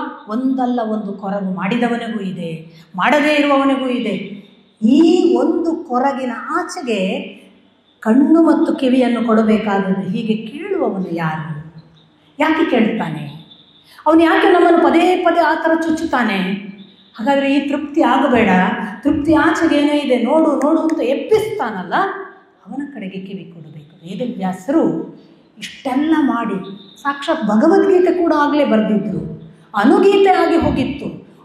ಈ ಒಂದು ಅಂತಹ ಉನ್ನತ ಸ್ಥಿತಿಯಲ್ಲಿದ್ದಂತಹ ವೇದವ್ಯಾಸರಿಗೆ ನಾನು ಏನೂ ಮಾಡಲಿಲ್ಲ, ನಿಜವಾಗಿ ಹೇಳಬೇಕಾದ್ದನ್ನು ಹೇಳಲಿಲ್ಲ, ಕೊಡಬೇಕಾದ್ದನ್ನು ಕೊಡಲಿಲ್ಲ ಅಂತ ಖೇದವಾಯಿತಂತೆ. ಆಶ್ಚರ್ಯ ಆಗೋದಿಲ್ವ? ದೊಡ್ಡವರು ಯಾಕೆ ದೊಡ್ಡವರಾಗ್ತಾರೆ ಅಂದರೆ, ತಾನು ಏನೂ ದೊಡ್ಡದು ಮಾಡಲಿಲ್ಲ ಅನ್ನೋವನು ದೊಡ್ಡವನಾಗ್ತಾನೆ. ಅದಕ್ಕೆ ವೇದವ್ಯಾಸರು ಇವತ್ತಿಗೂ ಉಳಿದ್ರು. ಅಂಥ ಖಿನ್ನ ಸ್ಥಿತಿಯಲ್ಲಿರುವಾಗ ನಾರದರು ಭೇಟಿಯಾದರಂತೆ. ಏನಪ್ಪ ನೀವು ಯಾಕೆ ಹೀಗಿದ್ದೀರಿ? ವೇದವ್ಯಾಸರು ಹೇಳಿದರು, ನನಗೆ ಇಷ್ಟೆಲ್ಲ ಮಾಡಿದ ಮೇಲೆ ದುಃಖ ಉಳಿದಿದೆ, ನಾನೇನು ಮಾಡಲಿಲ್ಲ. ಆಗ ನಾರದರು ವೇದವ್ಯಾಸರಿಗೆ, ನೀನು ಮಹಾಭಾರತ ಬರದಿ, ಭಗವದ್ಗೀತೆ ಆಯಿತು, ಅಥವಾ ವೇದಗಳನ್ನೆಲ್ಲ ವಿಭಾಗೀಕರಣ ಮಾಡಿದೆ, ಆದರೆ ಸಕಲರನ್ನೂ ಭಕ್ತಿಯಿಂದ ಮುಟ್ಟಬಲ್ಲ, ಎಲ್ಲರೂ ಭಗವಂತನನ್ನು ಅನುಭವಿಸಬಲ್ಲ, ಜಾತಿ ಮತ ಭೇದವಿಲ್ಲದೆ, ಯಾವ ವರ್ಣ, ಯಾವ ಕುಲ, ಯಾವ ನಿಯಮಗಳಿಲ್ಲದೆ ಭಗವಂತನನ್ನು ಪ್ರೀತಿಸಬಲ್ಲ ಒಂದು ಕೃತಿಯನ್ನು ನೀನು ಬರೆಯಲಿಲ್ಲ, ಅದು ನಿನಗೆ ಕೊರತೆ. ಆಗ ವೇದವ್ಯಾಸರು, ಹೌದಲ್ಲ, ಇವನು ಹೇಳುವುದು ಸರಿ, ನನ್ನ ಕೃತಿ ಕೆಲವರಿಗೆ ಮಾತ್ರ ಆಗಿಬಿಟ್ಟಿದೆ, ಎಲ್ಲರಿಗೂ ಸಿಕ್ಕುವಂತಹ ಕೃತಿ ಬರೀಬೇಕು ಅಂತ ಹೊರಟರಂತೆ. ಆಗ ಅವರು ಬರೆದದ್ದು ಶ್ರೀಮದ್ ಭಾಗವತ. ಆಗ ಹುಟ್ಟಿದ ಶ್ರೀಮದ್ ಭಾಗವತವನ್ನು ವೇದವ್ಯಾಸರಿಗೆ, ಅಂದರೆ ಬ್ರಹ್ಮನಿಂದ ನಾರದ, ಸನಕ ಸನಂದನಾದಿಗಳು, ಸನಂದನಾದಿಗಳಿಂದ ನಾರದರಿಂದ ಮತ್ತೆ ವೇದವ್ಯಾಸರು, ವೇದವ್ಯಾಸರಿಂದ ಶುಕಮುನಿಗಳು, ಪರಂಪರೆಯೇ ಬೆಳೆಯಿತು. ಶ್ರೀಮದ್ ಭಾಗವತ ಶೌನಕಾದಿಗಳನ್ನು ಸೂತ ಪುರಾಣಿಕರನ್ನು ಕೇಳುವವರೆಗೆ ವರ್ತಮಾನವಾಗ್ತದೆ. ಇಡೀ ಭಾಗವತ ಪ್ರಶ್ನೆ ಆರಂಭ ಆಗುವುದು ಶೌನಕಾದಿ ನೈಮಿಷಾರಣ್ಯದಲ್ಲಿರುವ ಋಷಿಗಳನ್ನು ಕೂತುಕೊಂಡು ಇದ್ದಾಗ ಅವರು ಸೂತ ಪುರಾಣಿಕರು, ಪುರಾಣ ಹೇಳುವವರೇ ಇದ್ದರು ಆ ಕಾಲಕ್ಕೆ. ಪುರಾಣ ಅಂದರೆ ಅತ್ಯಂತ ಪ್ರಾಚೀನವಾದದ್ದನ್ನು ಹೇಳುವುದು, ಪುರಾತನ ಅನ್ನೋದು ಒಂದು. ಇನ್ನೊಂದು ಅತ್ಯಂತ ನವೀನ ಅಂತ ಅದಕ್ಕರ್ಥ. ನವೀನ ಅದು ಪುರಾಣ. ಈ ಅತ್ಯಂತ ಹೊಸತಾದದ್ದನ್ನು ಅತ್ಯಂತ ಹಳೆಯದನ್ನು ಉಳ್ಳ ಪುರಾಣವನ್ನು ಹೇಳ್ತಾ ಬಂದ್ರಂತೆ. ಆಗ ನೀವು ನೆನಪಿಟ್ಕೊಳ್ಬೇಕು, ಜನಮೇಜಯ ಕೇಳ್ತಿರ್ತಾನೆ, ವೈಶಂಪಾಯನ ಹೇಳ್ತಿರ್ತಾರೆ, ಶುಕಮುನಿಗಳು ಹೇಳ್ತಿರ್ತಾರೆ, ಪರೀಕ್ಷಿತ ಕೇಳ್ತಿರ್ತಾನೆ, ಶೌನಕಾದಿಗಳು ಕೇಳ್ತಿರ್ತಾರೆ, ಸೂತ ಪುರಾಣಿಕರು ಹೇಳ್ತಿರ್ತಾರೆ. ಪರೀಕ್ಷಿತ ಶುಕಮುನಿಗಳದ್ದು ಒಂದು ಪಾಸ್ಟ್ ಟೆನ್ಸ್. ಶುಕಮುನಿಗಳು ಮತ್ತು ಪರೀಕ್ಷಿತನ ಜೊತೆಗೆ ಹಿಂದೆ ಆಗಿ ಹೋದ ನಾರದರ ವೇದವ್ಯಾಸರ ಕಥೆ ಬರುತ್ತೆ, ಅದು ಮತ್ತೂ ಪಾಸ್ಟ್. ಈಗ ಕೇಳುವಂತಹ ವೈಶಂಪಾಯನ ಜನಮೇಜಯನ ಕಾಲಘಟ್ಟ ಅಂತ ಹೇಳ್ತಾರೆ, ಅದು ಇತ್ತೀಚಿನ ಕಲಿಗಾಲ. ಇವತ್ತು ನಾನು ನೀವು ಕೂತು ಕೇಳ್ತಿದ್ದೇವೆ, ಸದಾ ವರ್ತಮಾನ ಶ್ರೀಮದ್ ಭಾಗವತ. ಅಂಥ ಕಾರಣಕ್ಕಾಗಿ ತನ್ನ ಖಿನ್ನತೆಯನ್ನು ಕಳೆದುಕೊಳ್ಳಲಿಕ್ಕೆ ಸಕಲರಿಗೂ ಹೇಳಬೇಕು ಅಂದಾಗ ದೇವರ ಸ್ತುತಿ ಮಾಡಿ. ನೀವು ದೇವರ ಸ್ತುತಿಯನ್ನು ಮಾಡಲಿಲ್ಲ, ಆದ್ದರಿಂದ ನೀವು ಈ ಕೃತಿಯಲ್ಲಿ ದೇವರ ಸ್ತುತಿ ಮಾಡಿ ಅಂತ ನಾರದರು ಆದೇಶಿಸಿದ್ರಂತೆ. ಇಡೀ ಶ್ರೀಮದ್ ಭಾಗವತವನ್ನು ನಾನು ಅದಕ್ಕೆ ನಿಮಗೆ ಹೇಳಿದ್ದು ಓದಿ. ಯಾಕೆಂದರೆ ಒಂದೊಂದು ಪುಟಗಳಲ್ಲಿ ದೇವರ ಸ್ತುತಿ ಬರುತ್ತೆ. ಅದನ್ನು ನಾನಿಲ್ಲಿ ಹೇಳೋಕ್ಕಾಗಲ್ಲ. ಬ್ರಹ್ಮ ಒಂದು ವೇಳೆ ನಾರಾಯಣನನ್ನು ಕಂಡ ಅಂದರೆ 10 ಪುಟ ಬ್ರಹ್ಮನ ಸ್ತುತಿ ಬರುತ್ತೆ, ಬ್ರಹ್ಮ ಹೇಳುವ ಸ್ತುತಿಗಳು, ನಾರಾಯಣನ ಸ್ತುತಿ. ಒಮ್ಮೆ ಕೃಷ್ಣನನ್ನು ಒಬ್ಬ ಕಂಡ ಭಕ್ತ ಅಂತ ಅಂದ್ಕೊಳ್ಳಿ, ಕೃಷ್ಣನನ್ನೇ ಸ್ತುತಿಸುವ ಸ್ತುತಿಗಳು ಬರ್ತವೆ. ಇನ್ಯಾವುದೋ ಪ್ರಹ್ಲಾದ ಅಲ್ಲಿ ಭಗವಂತ ದರ್ಶನ ಕೊಟ್ಟಾಗ ನರಸಿಂಹನನ್ನೇ ಸ್ತುತಿಸುವುದು ಬರ್ತದೆ. ಇದೆಲ್ಲ ನಾನು ಹೇಳೋಕ್ಕಾಗಲ್ಲ, ಓದಿ. ಸ್ತುತಿ ಒಂದು ಸಾಕು. ಕಲಿಗಾಲದಲ್ಲಿ ಭಗವಂತ ತುಂಬ ಸುಲಭ. ಉಳಿದ ಕಾಲದಲ್ಲಿ 1.5 ಕಾಲದಲ್ಲಿ 1000 ವರ್ಷ ನಿತ್ತ ತಪಸ್ಸಿನ ಭಾಗ ನೀವು ಕೇಳ್ತೀರಿ ಭಾಗವತ, ನಾನು ಮುಂದೆ ಹೇಳ್ತೀನಿ ಅವೆಲ್ಲ. ಕಲಿಗಾಲದಲ್ಲಿ ನಾಮಸ್ಮರಣೆ ಒಂದು ಸಾಕಂತೆ. ಅವನನ್ನು ನಿರಂತರ ನೆನೆಯುವುದು. ಕೂತ್ರೆ, ನಿತ್ರೆ, ಉಸಿರಾಡಿದರೆ, ನಿದ್ದೆ ಮಾಡಿದರೆ, ಕನಸಲ್ಲಿ, ಎಚ್ಚರದಲ್ಲಿ, ಊಟ ಮಾಡ್ತಿದ್ರೆ, ನೋಡ್ತಿದ್ರೆ, ಕೇಳ್ತಿದ್ರೆ, ಅವನು ಅವನು ಅವನು ಅವನು ಅವನು ಈ ನಾಮಸ್ಮರಣೆಯನ್ನು ನಿರಂತರ ಮಾಡಿದರೆ ಸಾಕು. ಕಲಿಯುಗದಲ್ಲಿ ದೇವರು ತುಂಬ ಸುಲಭ. 24 ತಾಸು 1 ಸೆಕೆಂಡೂ ಬಿಡದೆ ನೀವು ಭಗವಂತನನ್ನು ನೆನೆಯಲಿಕ್ಕೆ ಸಿದ್ಧರಿದ್ದರೆ ನಿಮ್ಮ ಮುಂದೆ ಅವನು ದರ್ಶನ ಕೊಡುತ್ತಾನೆ. ಇದು ರಾಮಕೃಷ್ಣ ಪರಮಹಂಸರು ಹೇಳಿದ ಮಾತು. ಭಾಗವತ ಹೇಳುತ್ತೆ ನಾಮಸ್ಮರಣೆ ಒಂದು ಸಾಕು. ಅಂಥ ನಾಮಸ್ಮರಣೆಯ ಪುಣ್ಯ, ಅಂಥ ಭಗವಂತನ ಅನೇಕ ಆಯಾಮ ಅವತಾರಗಳನ್ನು ಹೇಳುವ ಭಾಗವಾದ ಶ್ರೀಮದ್ ಭಾಗವತವನ್ನು ಇನ್ನು ಮುಂದಿನ 6 ದಿನಗಳಲ್ಲಿ ನಾನು ನಿಮ್ಮ ಜೊತೆಗೆ ಹಂಚಿಕೊಳ್ತೇನೆ. ನನ್ನ ಬಾಲಭಾಷೆಯ ಜೊತೆಗೆ ನೀವು ಕೂಡ ಆ ಭಗವಂತನನ್ನು ಬಾಲಕರ ಹಾಗೆ, ಮಕ್ಕಳ ಹಾಗೆ ಸ್ತುತಿಸುವ ಹಾಗಾದರೂ ಸಾಕು. ಜ್ಞಾನ ಮತ್ತೊಂದು ಅವನೇ ಕೊಟ್ಟಾನು. ಅಂಥದ್ದೊಂದು ಪುಣ್ಯ ಕಾರ್ಯವನ್ನು ಕೂಡಿ ಮಾಡೋಣ. ಇಲ್ಲಿ ಯಾರೋ ಹೇಳುವವರು, ಯಾರೋ ಕೇಳುವವರು ಇಲ್ಲ. ನಾವೆಲ್ಲ ಕೂಡಿ ಭಗವಂತನ ಜೊತೆಗೆ ನಡೆಯೋಣ. ಅವನು ನಡೆಸಲಿ, ಅದಕ್ಕೆ ಅವನು ನಮಗೆ ಬೇಕಾದ ಶಕ್ತಿ ಕೊಡಲಿ. ಬಂದು ಕೂತವರು ಒಂದಿಬ್ಬರು ನಾನು ನಿರಂತರ ನೋಡ್ತಿದ್ದೆ, ಮೊಬೈಲಲ್ಲಿ ಇದ್ರಿ. ದಯವಿಟ್ಟು ಮೊಬೈಲನ್ನು 1.5 ಗಂಟೆ ಬದಿಗಿಡಿ. 1.5 ಗಂಟೆ ಬದಿಗಿಡಿ. ನೀವು ಭಗವಂತನನ್ನು ಹತ್ತಿರ ಕರ್ಕೋತೀರಿ. ತಪ್ಪು ತಿಳಿಬೇಡಿ, ನಾನು ಯಾರನ್ನು ದೂಷಿಸ್ತಾ ಇಲ್ಲ. ಅದು ನಿತ್ಯ ಇದೆ ನಮ್ಮ ಹತ್ರ. ಅವನಲ್ಲದ ಆ ಒಂದು ಭಗವಂತನ ಸ್ಥಿತಿ ಇದೆಯಲ್ಲ, ಅವನನ್ನು ಮಿಸ್ ಮಾಡಬೇಡಿ ಅಂತ ನನ್ನ ಪ್ರಾರ್ಥನೆ. ನಿಮಗೆಲ್ಲರ ಕಣ್ಣುಗಳಲ್ಲಿ ಭಗವಂತ ಮಿಂಚುವುದನ್ನು ನೋಡಿದ್ರೆ ಅದು ನನ್ನ ಸಾರ್ಥಕತೆ. ಅದು ಹಾಗೆ ಆಗಲಿ ಅಂತ ಪ್ರಾರ್ಥಿಸ್ತಾ ನನ್ನ ಮಾತು ಮುಗಿಸ್ತೀನಿ.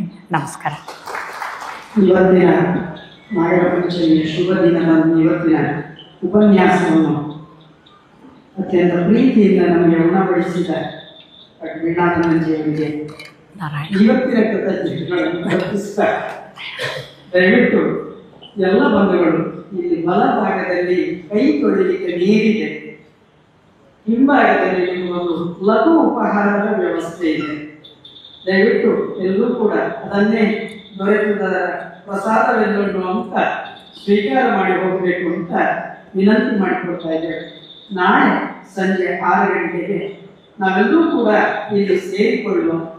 ನಿಮಗೇನಾದರೂ ಪ್ರಶ್ನೆಗಳು ಇತ್ಯಾದಿಗಳಿದ್ದರೆ ದಯವಿಟ್ಟು ಅದನ್ನು ಒಂದು ಪೇಪರಲ್ಲಿ ಬರೆದು ನಾವು ಕೊಡುವ ಪ್ರಯತ್ನಗಳನ್ನು ಮಾಡಬಹುದು.